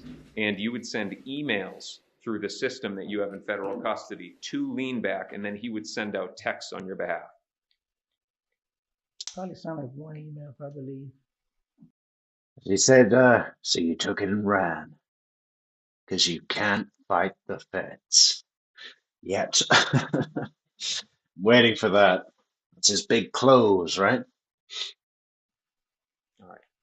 Now, in May of 2016, starting in May of 2016, you're able to communicate via this messaging system with Sigfredo Garcia, correct? Yes. Now, during that time, you're also communicating with Jessica Rodriguez, the mother of your children, correct? Of course. And you're doing that through email. Yes, sir.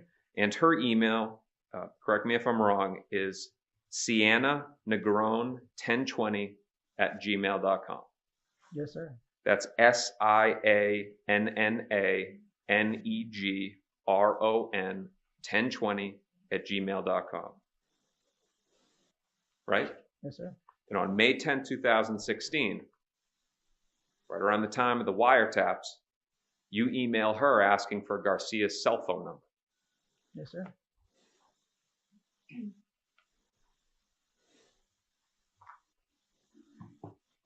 Do you agree or do you deny that then in May 2016, Sigfredo Garcia is receiving text messages from somebody saying this is Tato?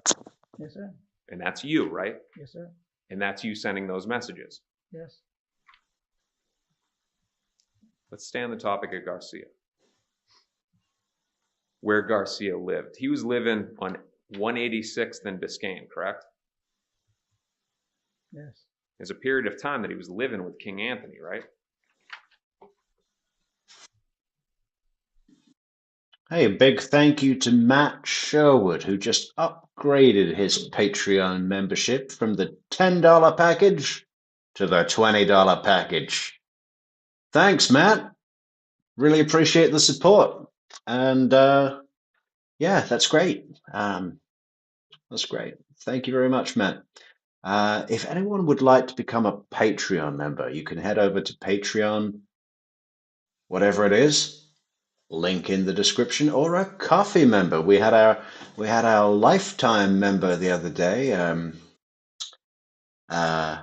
Matthew K, who joined as a lifetime coffee member. Fantastic.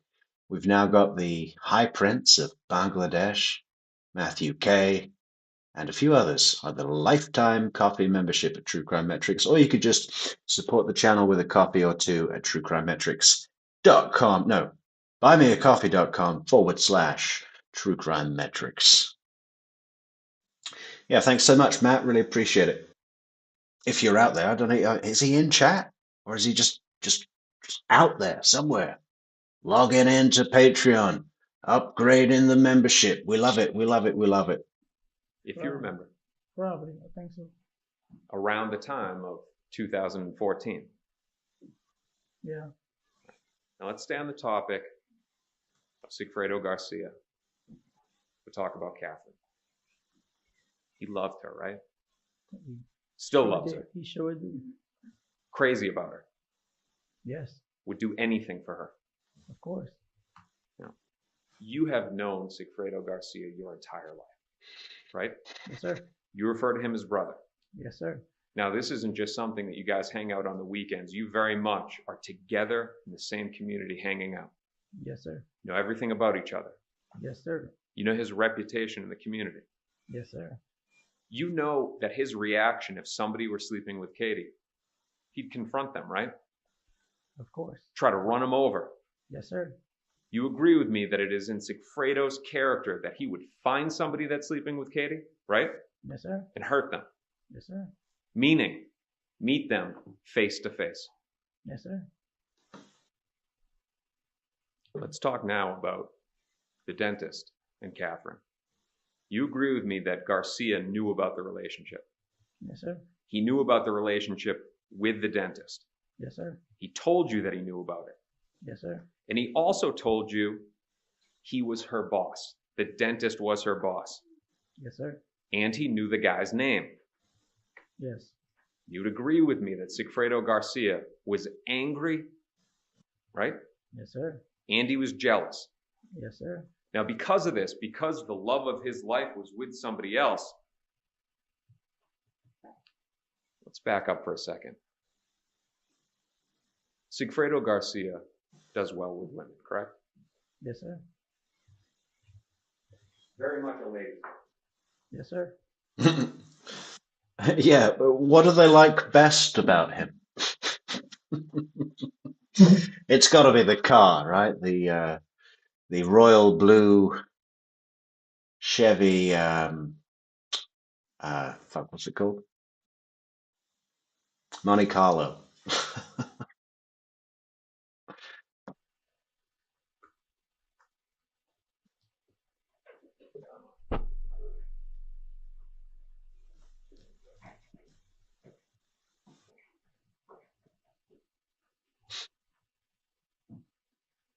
He's got real light green eyes, right? Yes, sir. Almost like lime green. Yes, sir. Girls flock to him. Forward. Charismatic guy, right? Yes, sir. Yeah, his eyes are like Afghani, you know. That's the thing. Or some Turks. If you put him in Istanbul, he'd pass as Turkish, easy. Very well spoken, very tough guy, right? Yes, sir. But for the first time, he had some competition. Yes, sir. Doesn't he look like a character from San Andreas? Even the pose is like Grand Theft Auto San Andreas. Ice cold, CJ! Because the guy that he was in competition with had the one thing that he doesn't have, which is finances. Yes, sir. Although Sigfredo, being the guy that was very good with women, he was never really financially secure. Right? Yes, sir. So because of this, Sigfredo, for the first time, in actual jeopardy of losing Katherine, he was going through a lot, right? Yes, sir. He was desperate. Yes. He was drinking. Every day. He was doing coke like every day, right? Every day. And he was doing it more than usual. Yes, sir. It wasn't usual for him to do it every day, but he was off. He was not himself. Yes, sir. Dude, it wasn't usual for him to do it every day because he couldn't afford it. Right? He got a load of coke and then he did it all, and then he'd have to go and get some money. Like, when he got the murder money, it was like, okay, now we can afford coke every day. That's why it didn't last long. He was fighting a lot. Every day. And this is around the time of 2014 when they're broken up. So between the end of 2013, half of 2014, he's losing it, right? Yes, sir. He's violent and erratic. Yes, sir. And he actually went so far as to stalking the dentist, right? Yes, sir. And you remember a specific time where in that truck, right? Yes, sir. That black Dodge truck that you guys went to a restaurant, right? Yes, sir. And what you saw was Katherine Magbauna sitting outside with the guy that she was dating, and he was flipping out. Yes, sir. He was furious, right? Yes. He actually wanted to take that truck and run over the dinner party that they were with, right? Yes. He was so angry, you had to stop him. Yes, sir. Now let's make sure that we have the context. Before the murder, they're broken up, right? Yes, sir. And then right after the murder, they're back together, right? Yes, sir.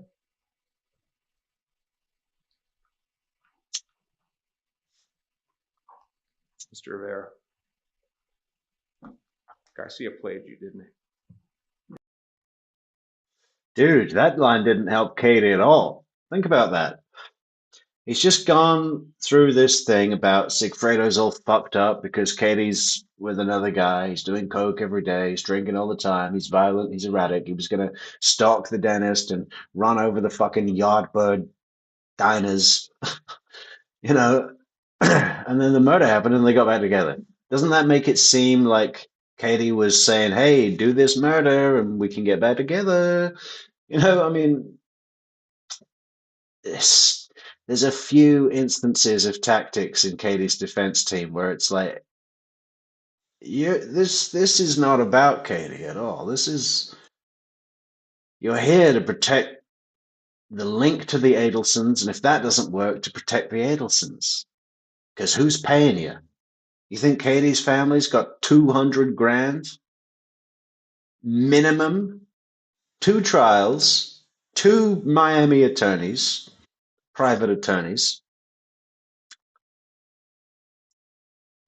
You know, reasonable length trials with a lot of discovery to go through. I'd say it'd be easily 100 grand each for the attorneys, times two trials. That's 400 grand. But I guess they got a deal. It's just a guess, but I would say Katie's defense at a minimum for both trials, at an absolute minimum, was 200K. Where's average family going to pick that up from?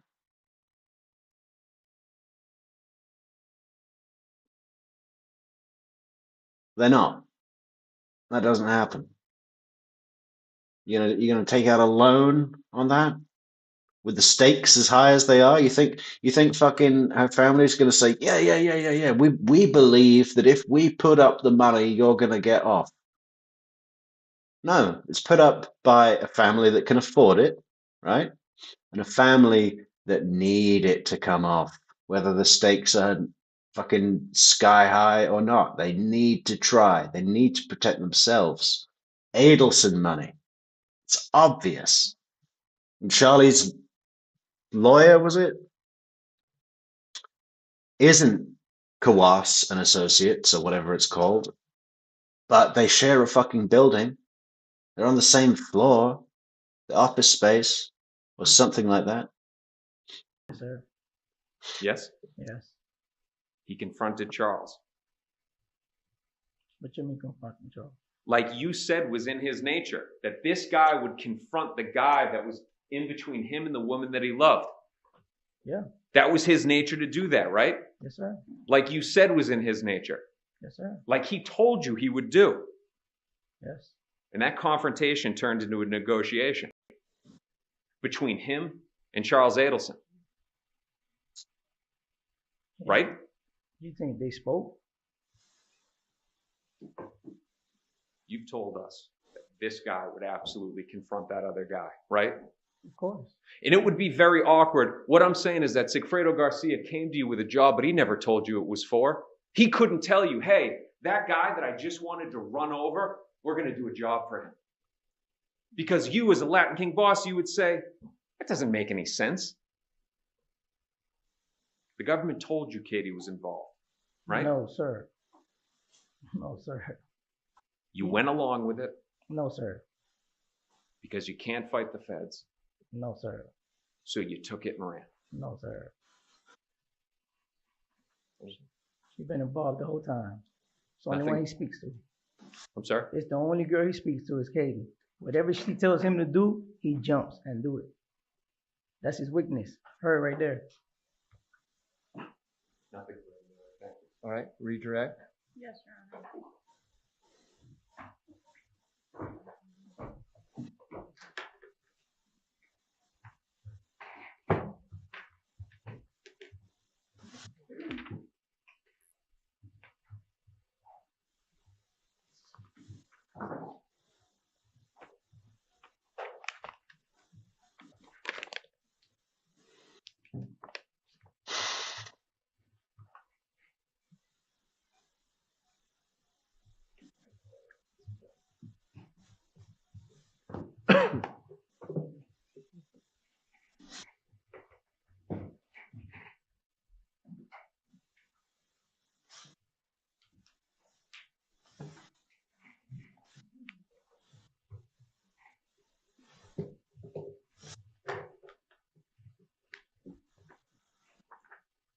Mr. Rivera, you were asked if you agreed to the government's facts. Do you remember being asked that?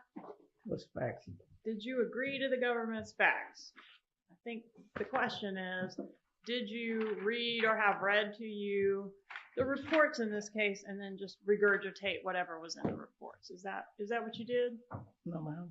All right. When you cut a deal, what was your understanding of what you had to do to get the Cooperate. benefit of the deal? Cooperate. And does cooperate mean regurgitate every single thing that's in the police reports? Yes, ma'am. All right. Well, what's in the police reports includes Charlie Adelson being involved in this case. You don't know anything about that, do you? No, ma'am. So you're not able to regurgitate that fact, are you? No, ma'am. Would you agree that it would be helpful to the state? You know we're prosecuting Charlie Adelson, right? Yes, ma'am. It would be helpful if you could say Charlie Adelson. I love when Georgia's such a mixed bag of skills, right? Because she's come up here and it's less about the questions and more about her attitude towards dealing with the bullshit, right? She's just like sweeping it out of the way, like a road sweeper, just brush, brush, brush, brush, sweep it all away into the gutter, brush, brush, brush, brush, brush. Just she's just unbelievable attorney. I heard someone say that she's not a good trial attorney. What the fuck? She's one of the best I've ever seen. That did it. Yes, ma'am. But you can't do that, can you? No, ma'am. Because you don't know that fact, do you? No, ma'am. The only person that knows that fact is Katherine Magbauna, right? Yes, ma'am. Because that's who she was dating. Yes, ma'am. Okay. And you did correct us on some things we had wrong, didn't you? And for example, the money drop. You got the money the next morning, not the night of, right? Yes, ma'am. And that wasn't in the police reports, was it? No, ma'am. We didn't know about that until you told us, did we? Yes, ma'am. We didn't know y'all shot a hole in the Prius, did we, until you told us? Yes, ma'am. That wasn't in the police reports, was it? No, ma'am. Objection, Your Honor. All right, let's be careful of the leading questions, please. The facts that you agreed to, did we basically get it right? Yes, ma'am. And the facts that you agreed to, are those the facts that you personally have knowledge of? Yes, ma'am. Where does Shrimp live? Miami Beach.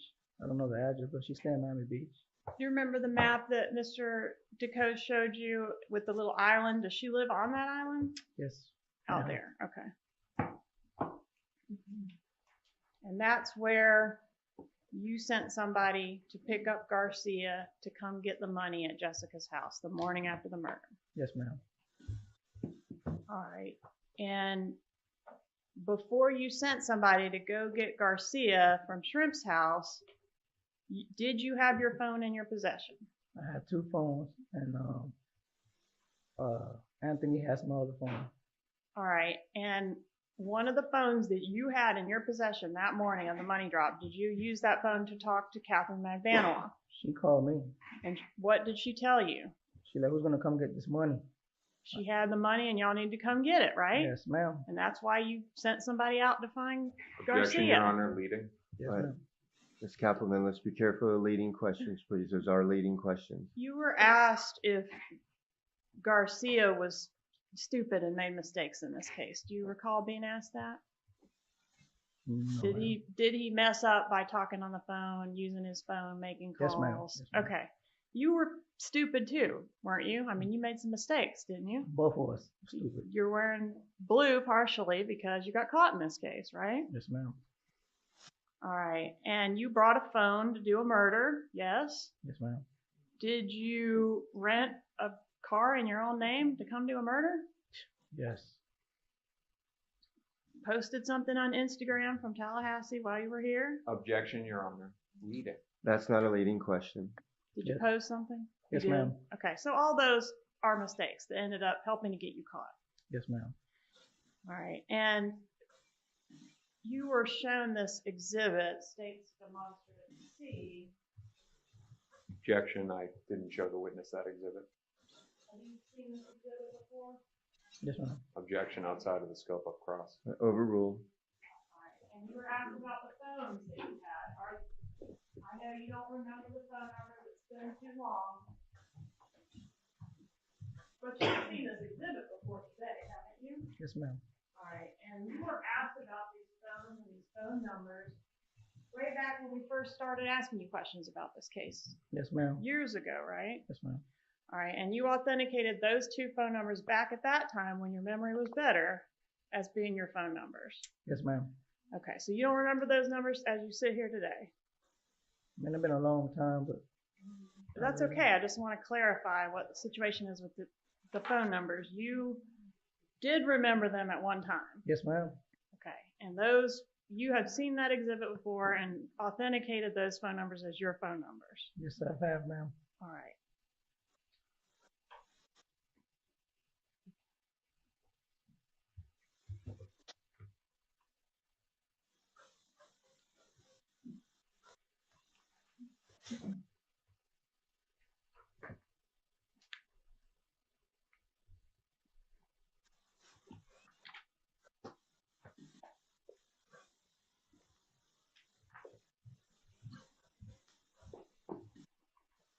How long was the deposition at Coleman Prison?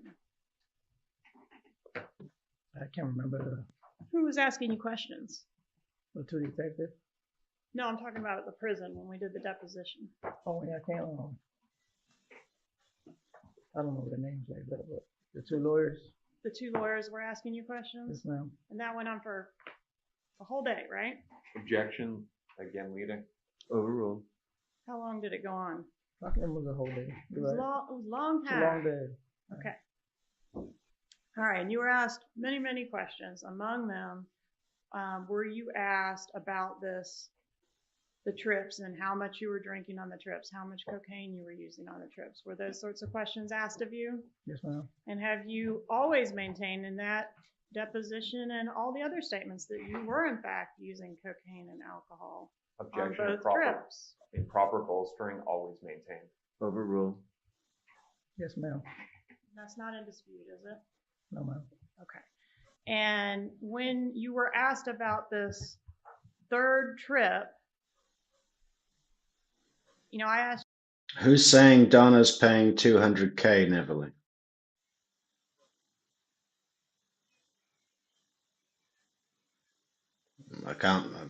I don't see any reason to believe that.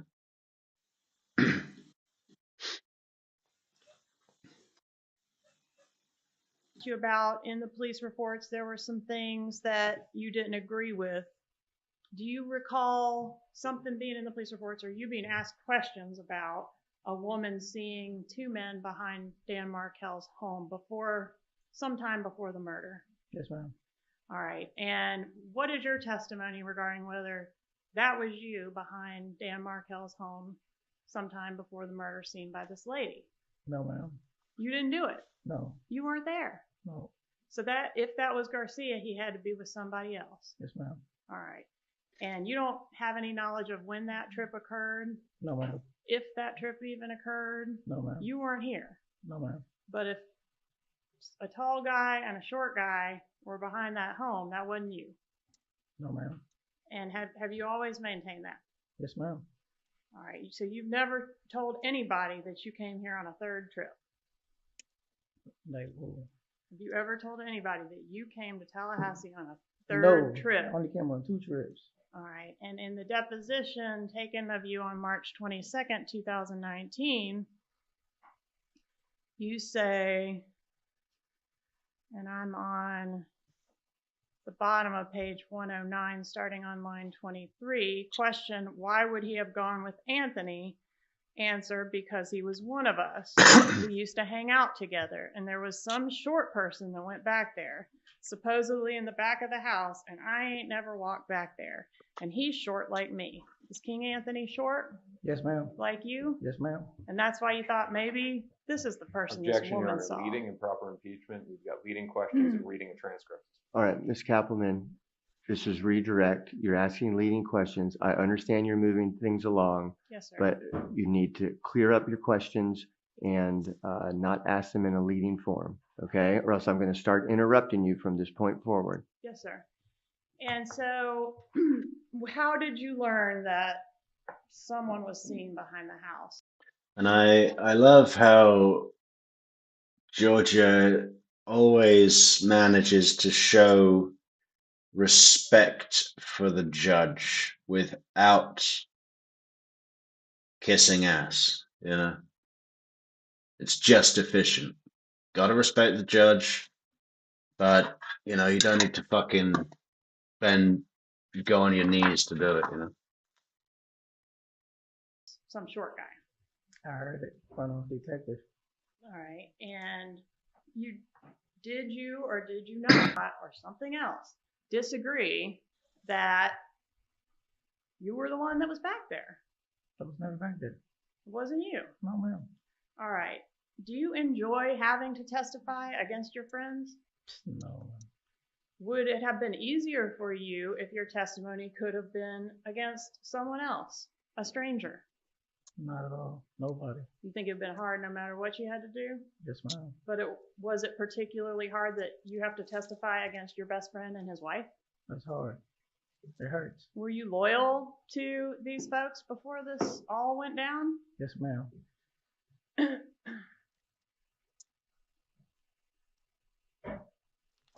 When did the defendant and Sigfredo Garcia get back together after the murder? When was the first time they got back together?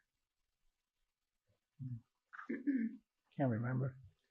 Do you remember giving testimony previously that occurred at the Manny Pacquiao fight? Yes, ma'am. All right. And the Manny Pacquiao fight was in May of Objection, Your Honor. 2015, wasn't it? Improper refreshment is that it's just being said in open court to the witness. Overruled. When was the Manny Pacquiao fight? I don't remember what day was it. I know it was on a Saturday. And that's the day they got together because I tried to put them, me and Jessica tried to put them together. Because I went and bought some shirts from her that day. All right. And so it wasn't until approximately 10 months after the murder that they got together, or was it right after the murder as you were asked on cross-examination? Objection, Your Honor. Proper refreshment. We can go sidebar. No, overruled. Yeah, no sidebar required, Chris. Okay. Can you remember that it was definitely the fight, or could it have been sooner? Probably the fight. Your recollection it occurred at the fight. Probably the fight. Okay, but you just don't remember when the fight was. Yeah, I don't remember when the fight was. Okay. All right, let's talk about this supposed confrontation that occurred at a restaurant. You know which one I'm talking about?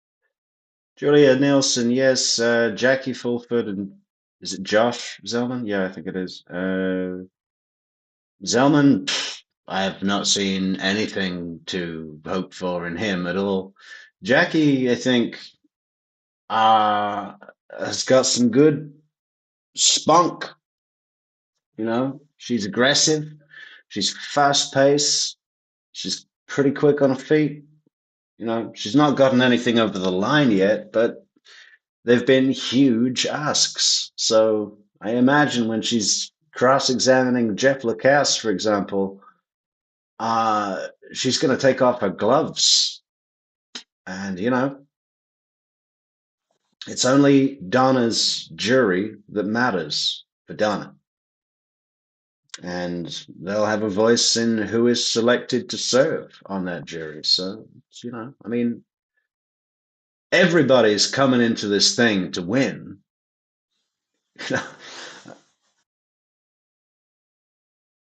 And yeah, okay, probability wise, Donna's going to get convicted, but everyone's coming in to win. And I think the notion that it's a slam dunk and real easy and the state's just got to go through the motions is dangerous.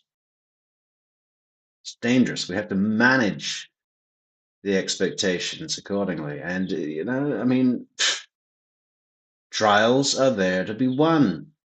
And the defense knows that. Everything, all what we're watching here, we're refreshing ourselves on the evidence. But, this jury doesn't matter. Sigfredo's jury doesn't matter. Charlie's jury doesn't matter.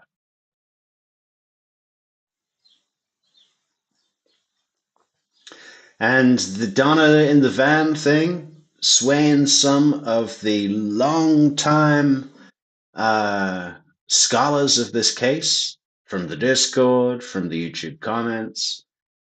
A lot of people have been saying, well, maybe not a lot, couple of handfuls of people have been saying, oh, I couldn't watch.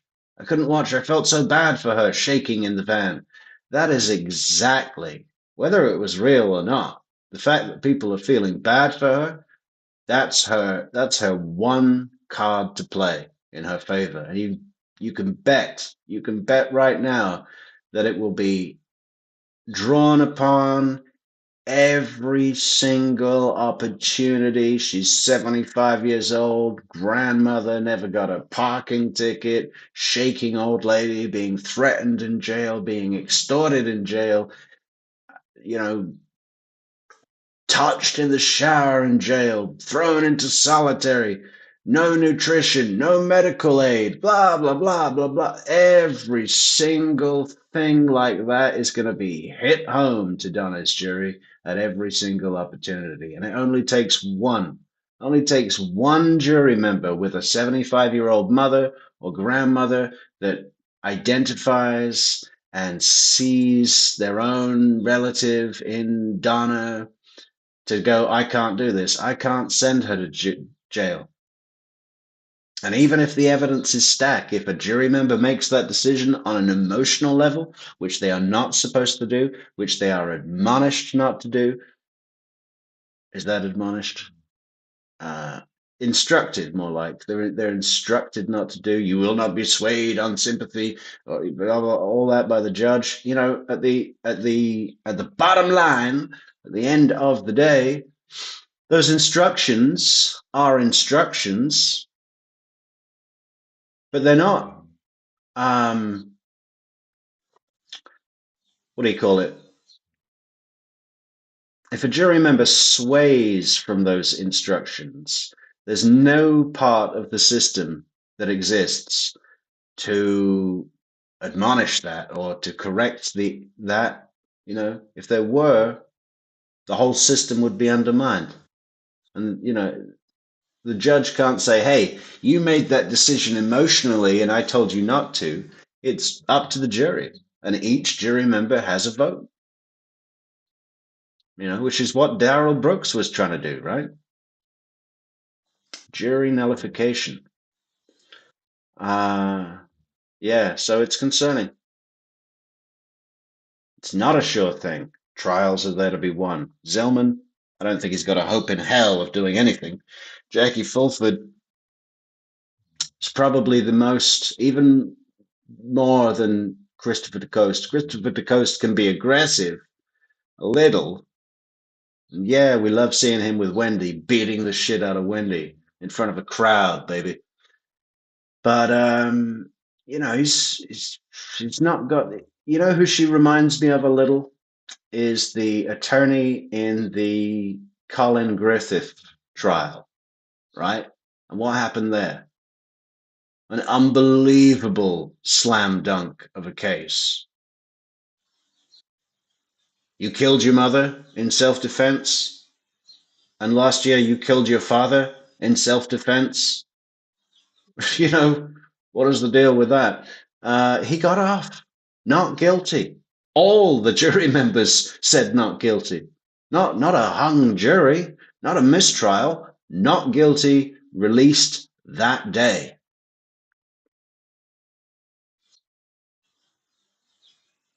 And something about Jackie Fulford's style reminds me a little of some of the tactics that were used by the defense in that trial. So we'll see. About where you were with Sigfredo Garcia watching Katie with the dentist at the restaurant. On the truck, yes, ma'am. Okay. And during that whole episode, did Sigfredo Garcia ever get out of the car? I can't remember. So he might have gone up and confronted the dentist and you just don't remember? No, he never got off the car to confront him at all. All right. That's my question. Okay. Did the two meet? No, ma'am. Did they fight? No, ma'am. Did they have a verbal argument? No, ma'am. Did Sigfredo Garcia confront him that night about, hey, you're sleeping with my woman? No. All right. And is that something he would have told you if he had done that? Objection, speculation, move to strike. That is speculation. That's sustained. What type of relationship did you have with Sigfredo Garcia back then? We had a great relationship. I was like my brother. All right. Did he confide in you? Everything he did? Did he tell you everything? Objection, speculation. It's overruled. Did he tell you everything? Basically everything, yes, ma'am. You were together every day, weren't you? Every day. All right. And you were there when this incident occurred at the restaurant. Yes, ma'am. And that it didn't happen as far as him confronting the dentist. No, ma'am. No face to face. Nope. No physical. Nope. Objection, asked and answered multiple times. Overruled. And what did y'all do after that confrontation? How did you unwind him? We left. I said, man, we can't. He wanted to run the truck right through the restaurant. I told him, nah, we ain't gonna do that. Not with me in the truck. But we ended up leaving. We just left. All right. Do you remember what y'all did that night? No. Did you hang out together? Every day we hang out. Okay. And that night was no exception? We hung up that night. I don't know where. Okay. Well, you don't have to know where, but did y'all spend time together and did he recover himself from being upset as he was? Yeah, a little bit. Okay. All right. Nothing further, Judge. All right. Do you want Mr. Rivera retained? Yes, sir. Okay. Mr. Rivera will be retained. Thank you. You'll be escorted back. Thank you. Ms. Kappelman, do you have a brief witness that we can take care of? Okay. All right, we're going to take one more witness before our break, and the state may call its next witness. Waldo Nunes, please.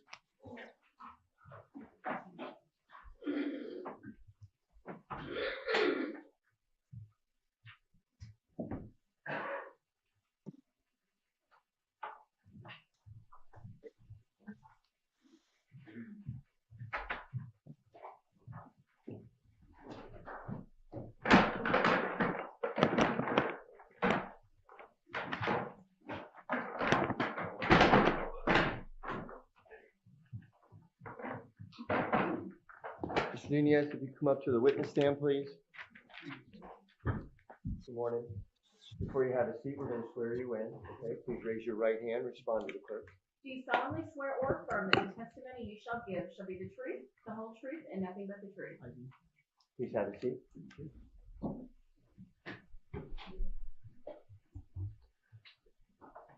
Good morning, Mr. Nunes. Morning, ma'am. Will you say your name and spell it for the record, please? Yes, first name Waldo, last name Mesa Nunes, Waldo Mesa Nenez. Okay. What do you currently do for work? What was that? Where do you work? FHP, Florida Highway Patrol. Okay. Where did you work back in 2014? Comfort Rent-A-Car. And was that the Comfort Rent-A-Car in Miami, Florida, near the airport there, the Miami International Airport? Yes, ma'am. Okay. What was your position at Comfort?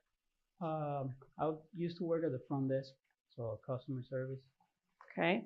So were you working there in June of 2014? Yes.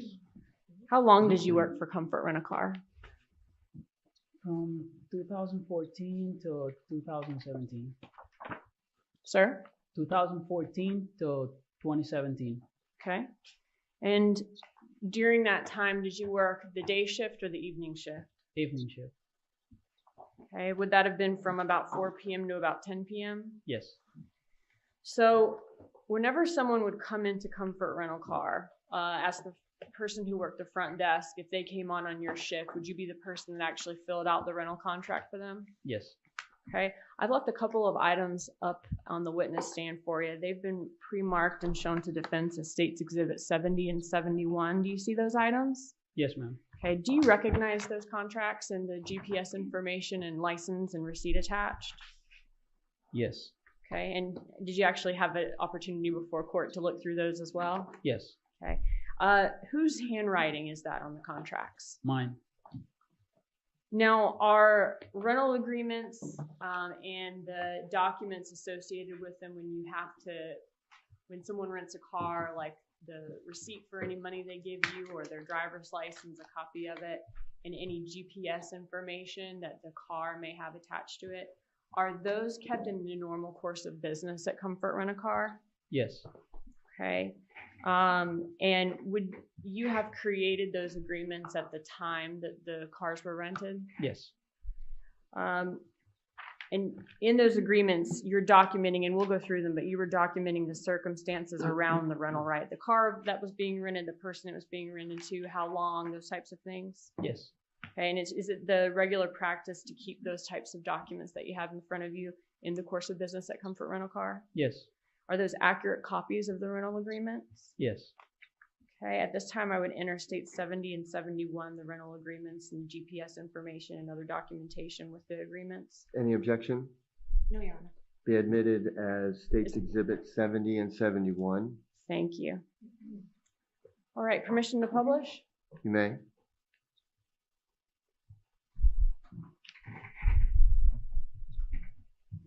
Thank you.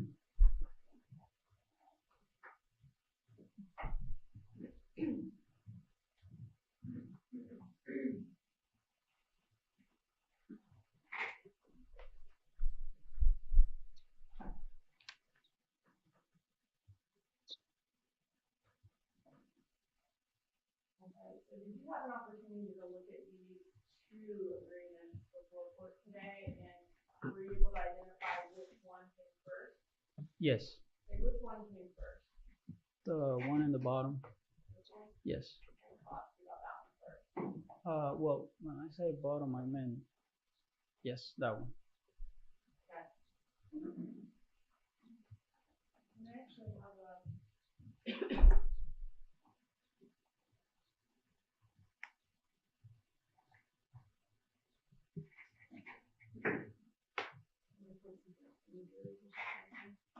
This one? Yes. Okay.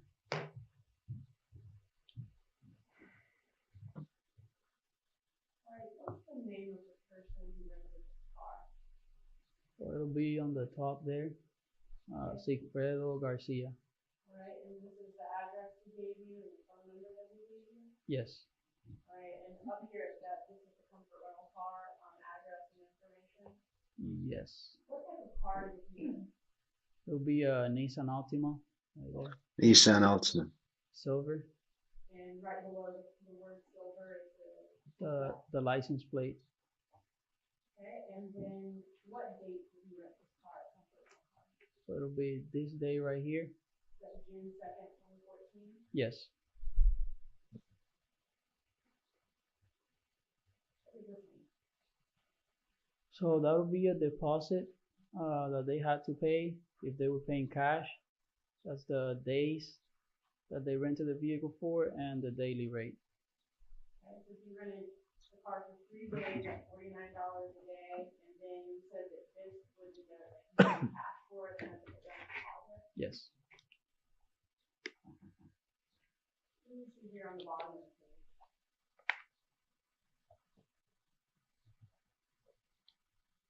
What was that? What do we see here on the bottom of the page? I guess does the person renting have to sign here? Yes. What does this mean?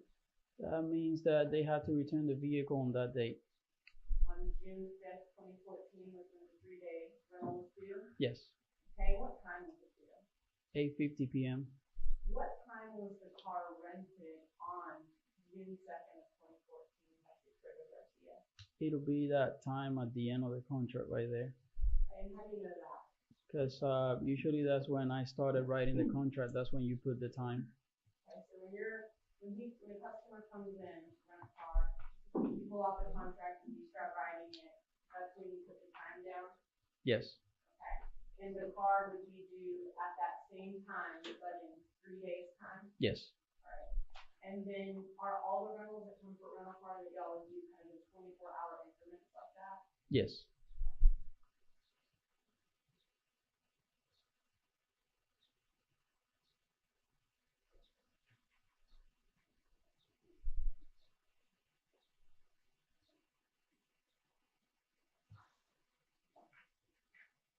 What do we see here?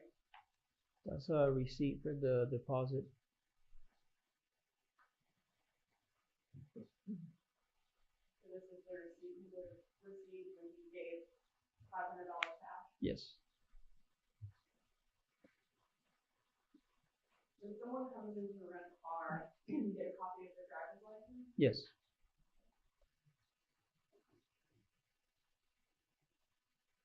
This driver's license that's attached to the paperwork, was this the driver's license that you got from Secretary Garcia when you came in on June 2nd to rent that car?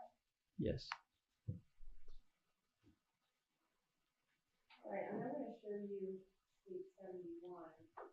This is the second agreement. Who rented the car in the second agreement? The same person that rented the first car. Okay, you do the same phone number as before? Yes. What type of car did you rent in this agreement? That'll be a Hyundai Sonata. Okay. Same amount on the deposit line in the first agreement? Yes. What date did you rent this Sonata? June 3rd, 2014. Okay, so the next day? Next day. First agreement? What day was this blue Hyundai Sonata you got? June 5th, 2014. Right here? Yes. And at 8:50 p.m.? Yes. So does this look kind of like the same information, same cost here as the first agreement? Yes. Is this all the same information as the first agreement, except that another car was rented the next day? Yes. All right, so looking at these two contracts and being, this is your handwriting, right, on the second contract? Yes. You said being the person that filled it out, from the information that you're able to gather from these, does that indicate that the car that was originally rented, that silver Nissan Altima, was exchanged the next day for another car, a blue Hyundai Sonata? Yes. Okay.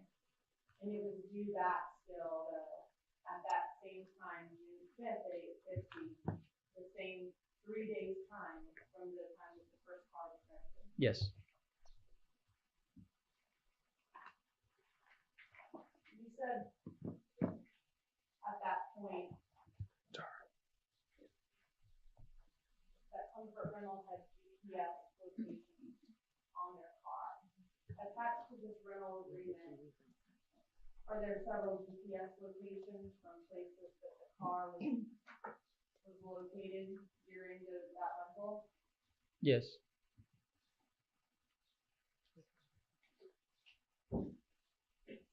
And here it says Jessica Rivera was a name associated with that.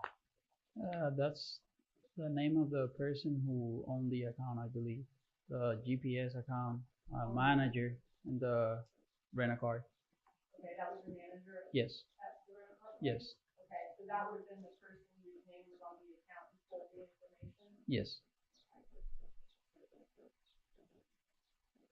And these are the different location addresses that the car was located at throughout its rental? Yes.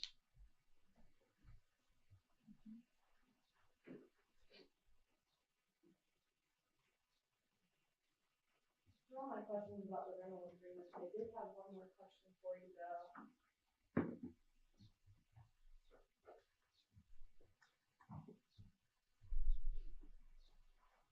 going to show you what's been moving evidence of State 65.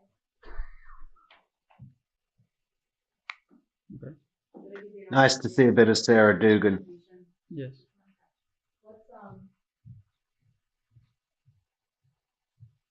showed you this before court today. Yes. You are not, you said that you work for the Florida Highway Patrol. Are you a trooper with the Florida Highway Patrol? Yes.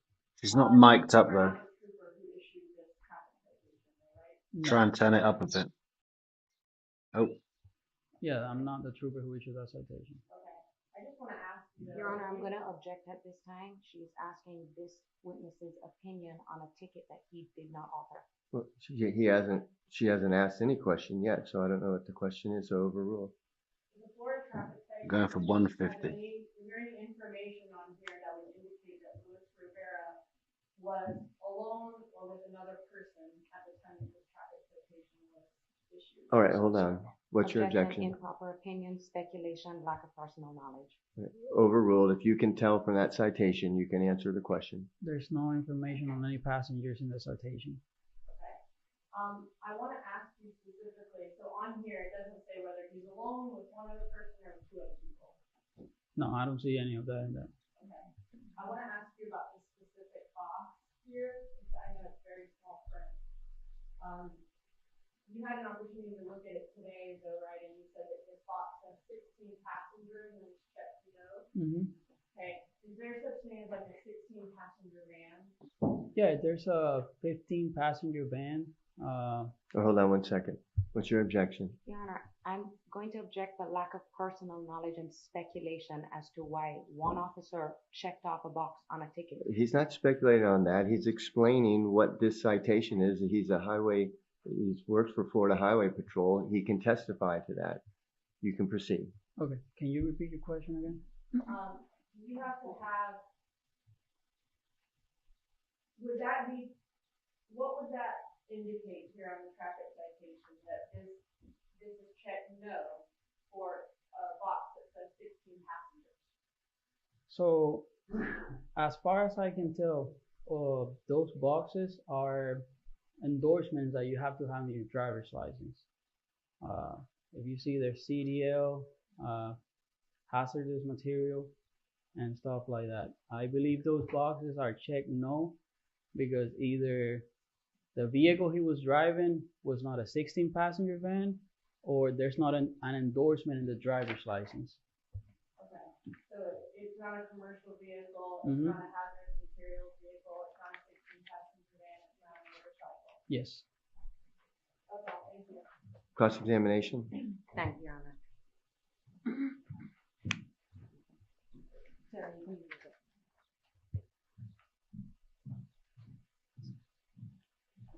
Good afternoon. Should I call you officer now? No. Oh, okay. Good afternoon, Mr. Nunes. How are you doing today? Pretty good. You?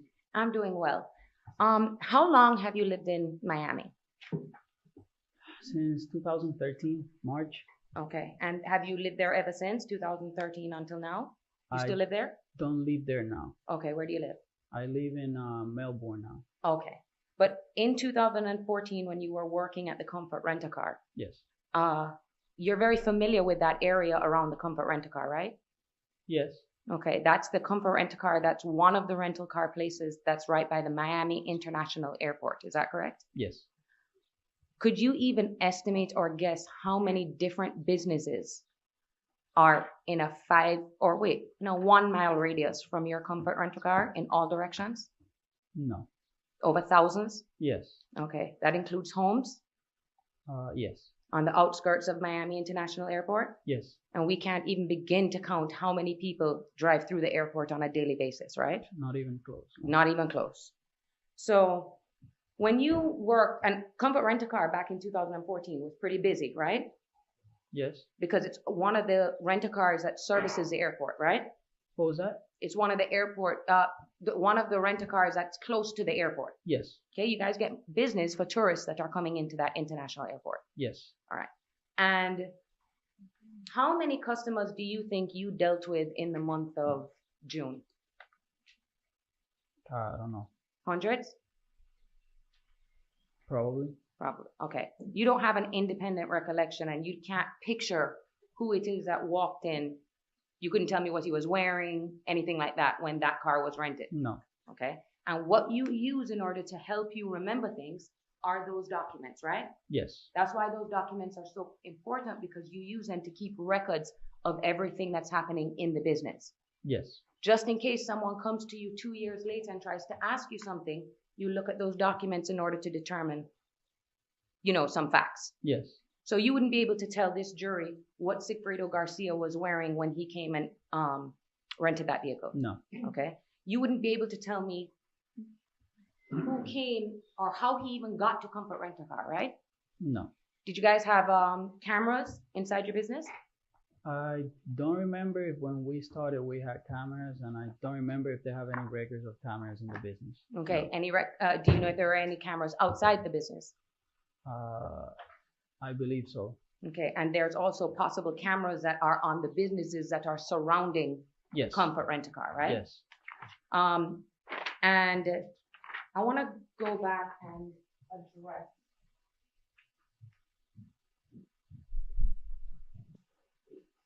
Okay. So I am going to show you what has been marked as State Exhibit Composite, I think, 71.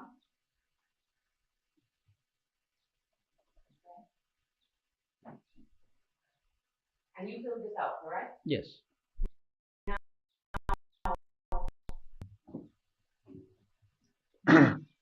Sid Mountaineer says, I seen some photos of Wendy when she was younger, when she first married Dan, and a bit younger. And she was very, very odd looking. I think she must have had cosmetic surgery. Well, yeah. Yeah, certainly, what do you call it?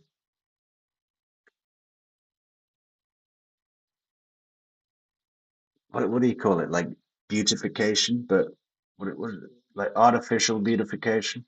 A lot. We saw that on her forehead yesterday.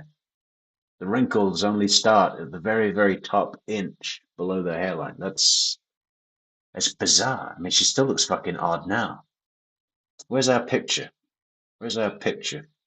This is what I made about Wendy.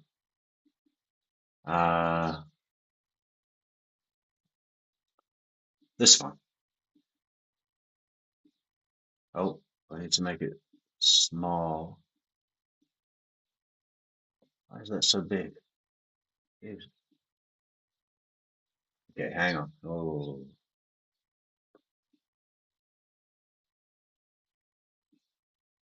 There'll be a quicker way to do this, for fuck's sake.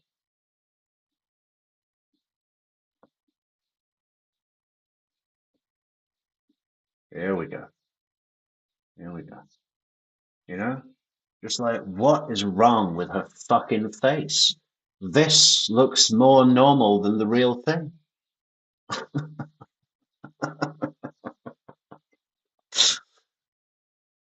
Are you asking me to speculate?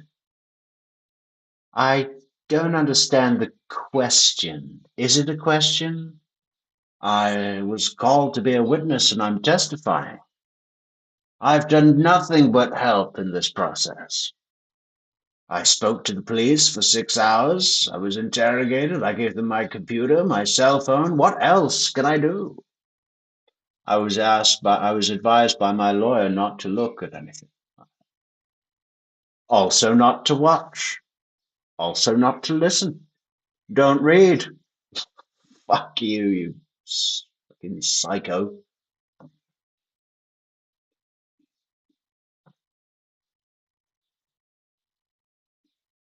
That on top? Right there, yeah.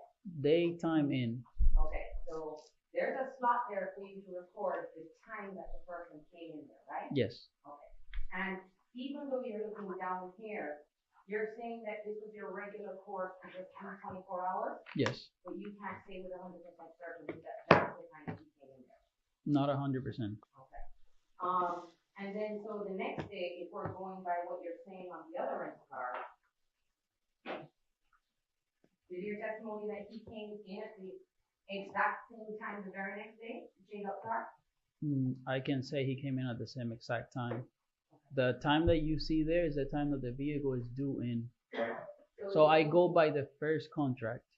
Okay, but it's not a situation where everybody has the same due date at the end of the day. I don't understand the question you're asking. That because What I'm asking here is you're testifying to the jury that you put this within 24 hours of when you believe the person came in. Yes, the first time. Okay. Yes. So you can't say what time he came in on this day? I can say by looking at that, I just put there the time that the vehicle is due back, so. So you won't be able to tell what time he came in on this day? On the second time that he got the second vehicle? No. Now, you said that you are a Florida Highway Patrol officer now, right? Yes. How long have you been doing that?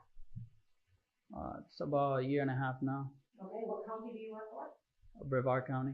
You ever worked for Alachua County before? No. Do you know this officer? No.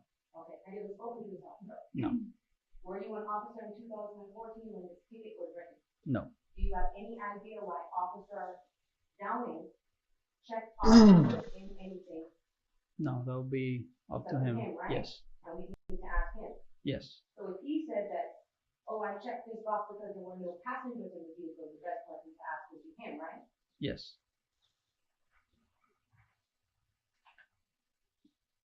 Do you know that if he's a listed witness in this case? Not that I know of.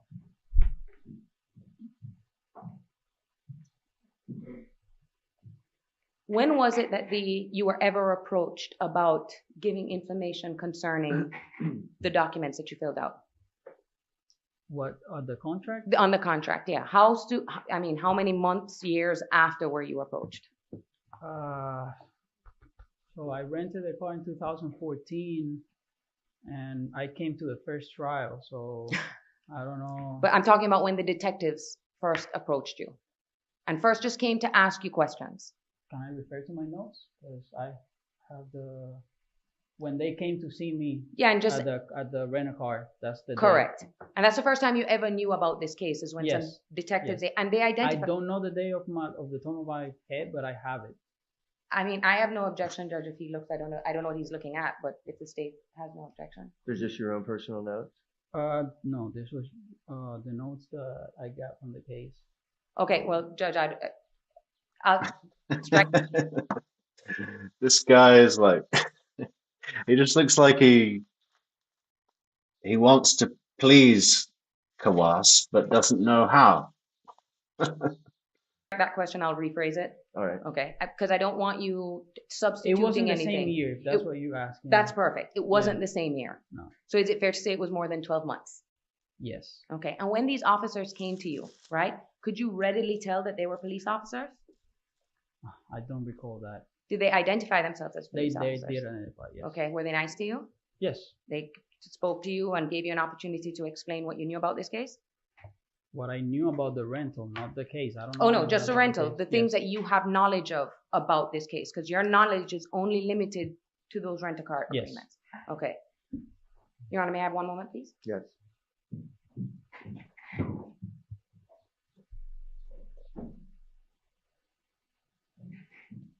No further questions. Thank you, Mr. Nunes. Right. Redirect. Yes, sir.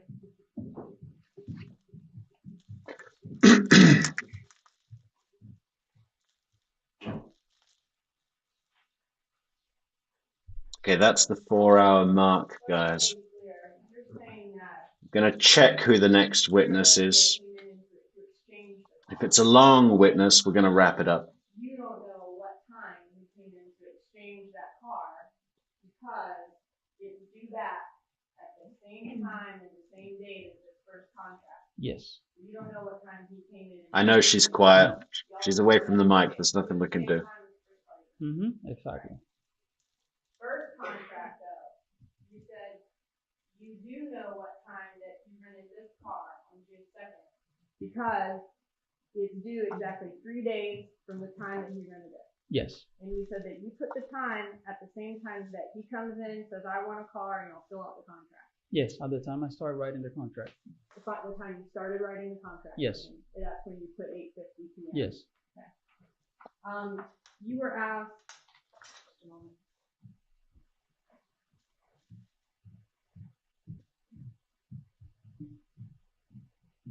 The defense asked you, well, you don't know how he got there that day. I mean, in your experience watching customers come and go through your 3 years there, would people often get dropped off at the rental car place before they rented a car? They could. Okay. Thank you. All right. Can we release a witness? Okay. All right. Thank you. You're free to go. Thank you. Have a good day. You can just set it right there. That'll be fine. All right. We're going to take our break now. About 15 minutes, 10 to 15 minutes. We'll start back up at 5 to 11. Again, no discussions amongst yourselves about any of the testimony that's been presented to you. And we'll see you back in about 10 to 15 minutes to start back with the testimony. All right, let's see who's next. Uh-oh. I think we're in for a long haul. Let's just give him 5 minutes at least. Love this guy. Thank you, Victoria Girl, for the super chat. Thanks for a fabulous 4 hours. It's 5.5, actually, counting the first stream. But you're welcome.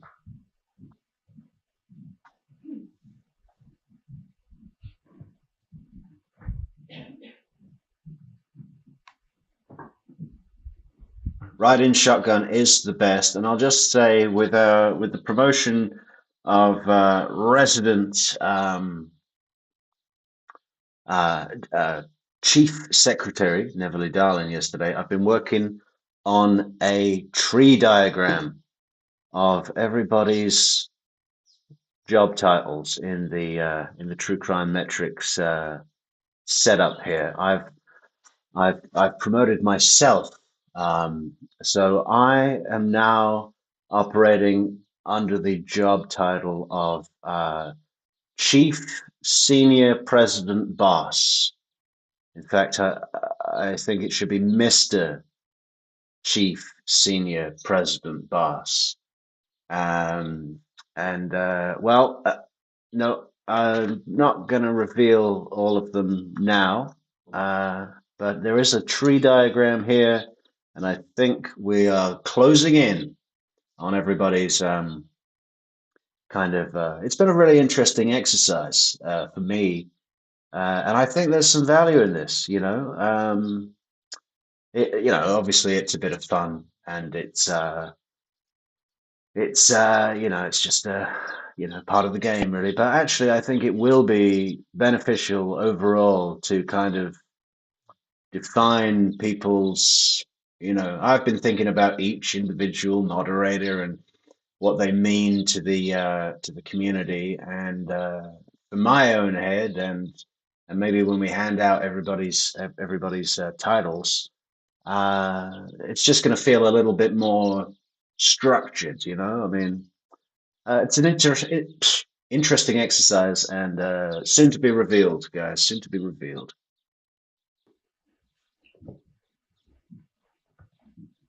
All right, please be seated. Statement, call us next witness. Sergeant Chris Corbett, please.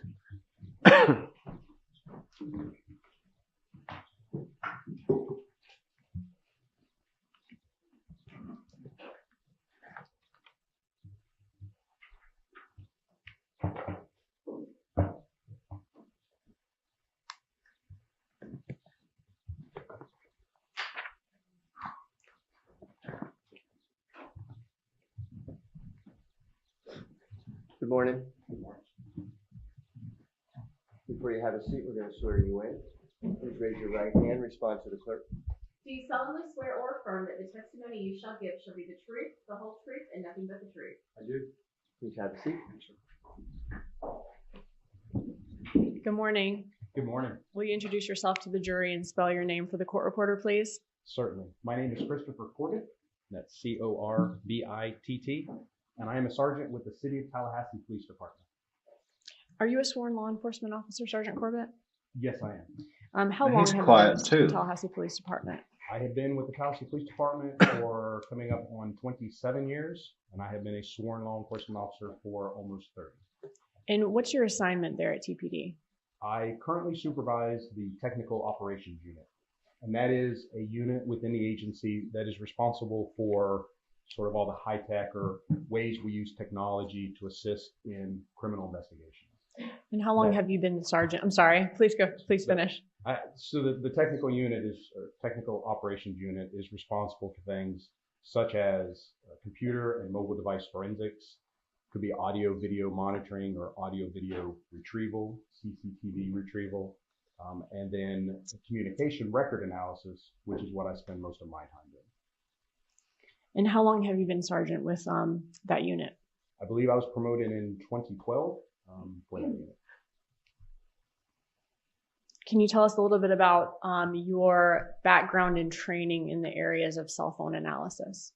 Yes, I have over 1,480 some hours of general technical knowledge and training. I have almost 780 hours of technical training specific to cell phones or cell phone analysis. And that includes things such as analysis of the records, mapping records, how the cell phones themselves operate, how the network operates, radio frequency propagation, or how radio waves move around. In addition to that training, I also provide instruction to law enforcement officers around the country. I provide instruction on communication and other digital evidence to analysts and prosecutors throughout the state, and have been doing it for a significant amount of time. Have you ever testified as an expert in the field of historical communication record analysis? Yes, I have. And about how many times? 80. 80. These are all my questions as to his qualification, Judge. Would you like to voir dire? Thank you. All right, thank you. You may proceed. All right, so at some point, did you become involved in the investigation of the murder of Dan Markel? Yes, I did. All right, how did you become involved? I don't remember the specifics, but at some point we were contacted by the investigators and asked to provide a variety of assistance in analyzing communication records, both for the victim and, as the case evolved, for other persons that were involved in the investigation. Okay. And some of these people that may have been involved in this investigation, possible suspects, did that include the Adelson family, Sigfredo Garcia, Katherine Magbauna, and Luis Rivera? Yes, it did. You mentioned earlier that a lot of what you do is analyzing cell phone records. Were cell phone records requested in this case? Yes, they were. Okay. And I believe those have already been moved into evidence, a number of call detail records.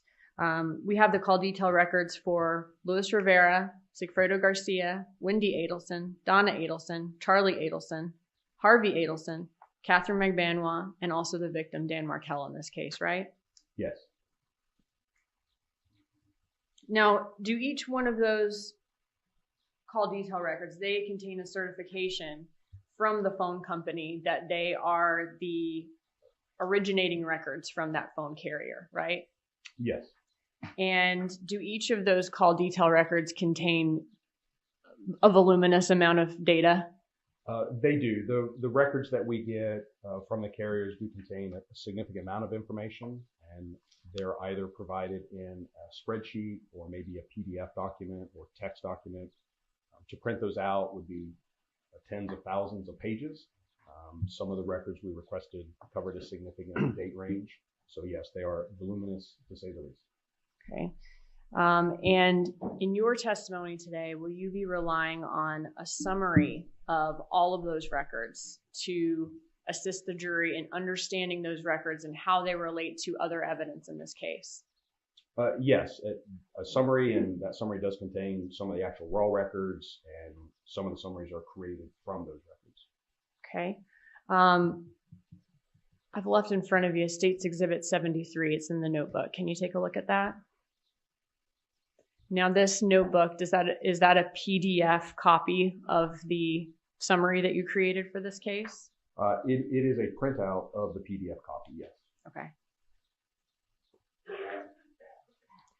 At this time, I would move State 73 into evidence. Any objection? Yes, Your Honor. All right. If I could see it as well, this. You want to, okay.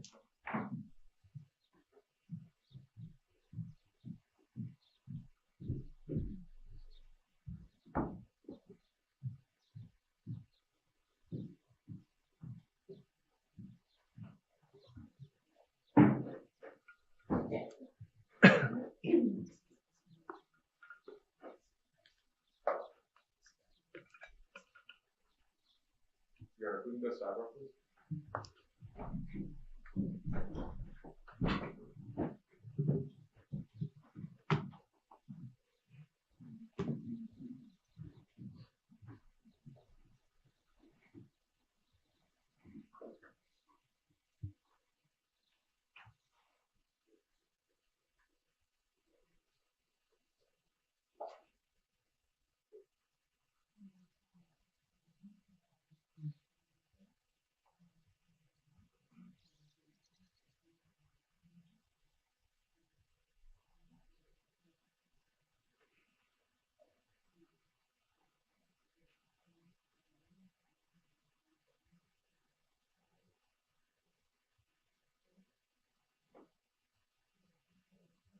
Sidebar.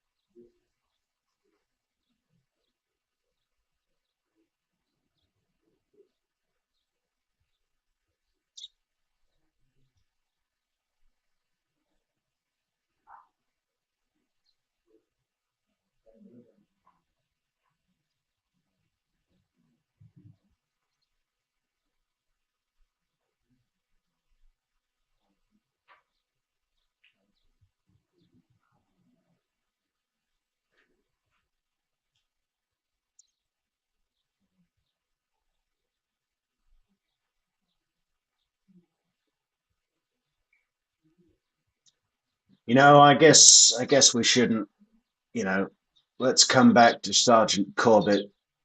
Um, Probably not tomorrow, guys, because on Wednesday, Soap is at the vet, and yeah, we might do something else earlier in the day, shorter, earlier. But I got to get the dog to the vet the next day, so we maybe not going to see you again until Wednesday. But listen, let's close it up. Close it up. We're going to let Wendy play us out tonight.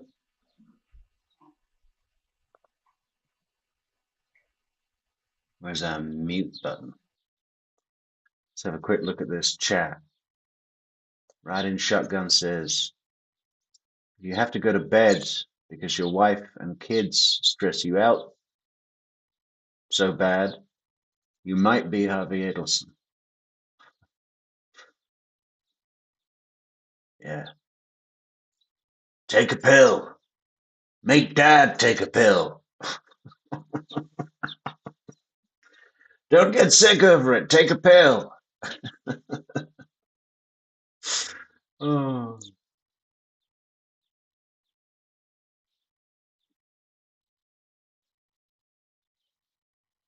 Can't scroll on this chat now.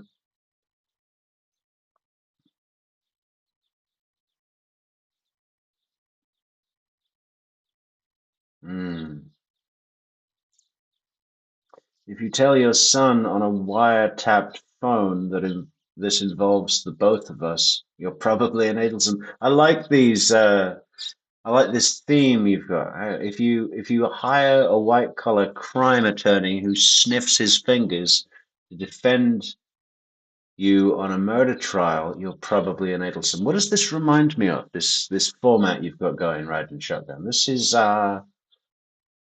what is this?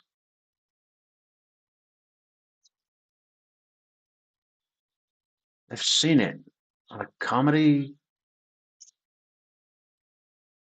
It's on the tip of my tongue. Hang on. What is it?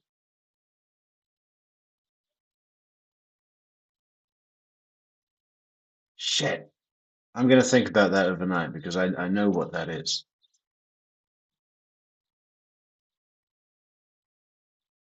Oh, it's Obama, isn't it? From the 2012 Iowa campaign. Romnesia. Romnesia. What did he say? He said, if you said in a nationally televised debate how much you love cars, you're a car guy. But you wrote in an article, let Detroit go bankrupt, then you probably have Romnesia. If you can't seem to remember the policies on your own website, or the policies you've made during the last 6 years that you've run for president, or the promises you made 6 days ago, then you almost certainly have Romnesia. Is that what you were doing, writing? It was a good speech. Wherever you are on the political divide, no one can deny that that wasn't a good speech. Anyway, we don't talk politics here. We talk speeches. Okay. Jane Creasman says, if emoting is your specialty, you might be an Adelson. I like this format. Maybe we should do some, start off some memes, right? I got to come back to this chat tomorrow, and maybe I should screenshot it right now. Yeah, let's just take a bunch of screenshots. That'll be easier, right? If you are confronted by a dangerous, threatening gangbanger, and then go straight to pick up your grandchildren from school, you might be an Adelson. Hey, I really like this, guys. This is going to be our next True Crime Metrix social media campaign. Great work, team. Great work, team. I'm going to take all... Oh, shit, I didn't... Okay, I got to save the screenshot. Save the screenshot.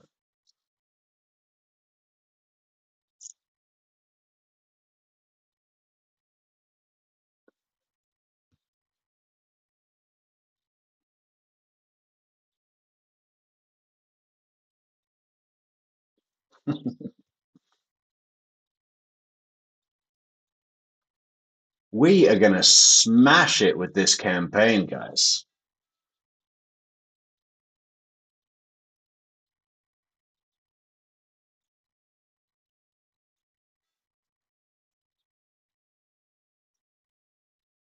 If you tell your son... Oh, no, we did that one. If you pay strangers to kill your son-in-law and then run off with the... Okay, and they run off with your cash, you might be an Adelson. I can see it now, man. I'm going to get working on the visuals tomorrow. And check it out on our international social media Adelson Metrix campaign, guys. Okay, so listen, we're going to say good night, y'all. Good morning. Did you hear the bells? That is 7:21. Why is the bell ringing at 7:21? We don't know. Maybe it's a Portuguese thing. It's time to cook a fish. 7:21, cook your fish now. Yeah, okay, listen, thank you so much to everyone in the comments. Thank you so much to everyone not in the comments. All those shy Metrix fans. Come on down. Yeah, no, thank you to the super chatters, the super sticker givers, the coffee go-getters, right? The Metrix, bulletproof Metrix moderators, fantastic as ever and only getting better, right? Only getting stronger. I forgot to welcome our new moderator to the team. Completely slipped my mind, but we'll do that at the beginning of tomorrow's show because I don't think he's here right now anyway. So yeah, no shit, maybe we're not doing a show tomorrow. Stand by. We'll welcome everybody to the new team, and we'll be handing out those job titles so everybody knows what they're doing. And you know, yeah, that's it. Is that everything? Anything else we need to cover on this outro? Stay tuned. We've got more coming on the fucking grand bang. Katie Magbanua's big mess, slow haul walkthrough. Yeah, we're 3 days out of 10, but some of them we don't need to do. So don't get worried. We're almost done, actually. There's not that much more to go. Okay, so we're going to be back, and you guys are going away, and I'm going away, and everyone's going away. True Crime Metrix out!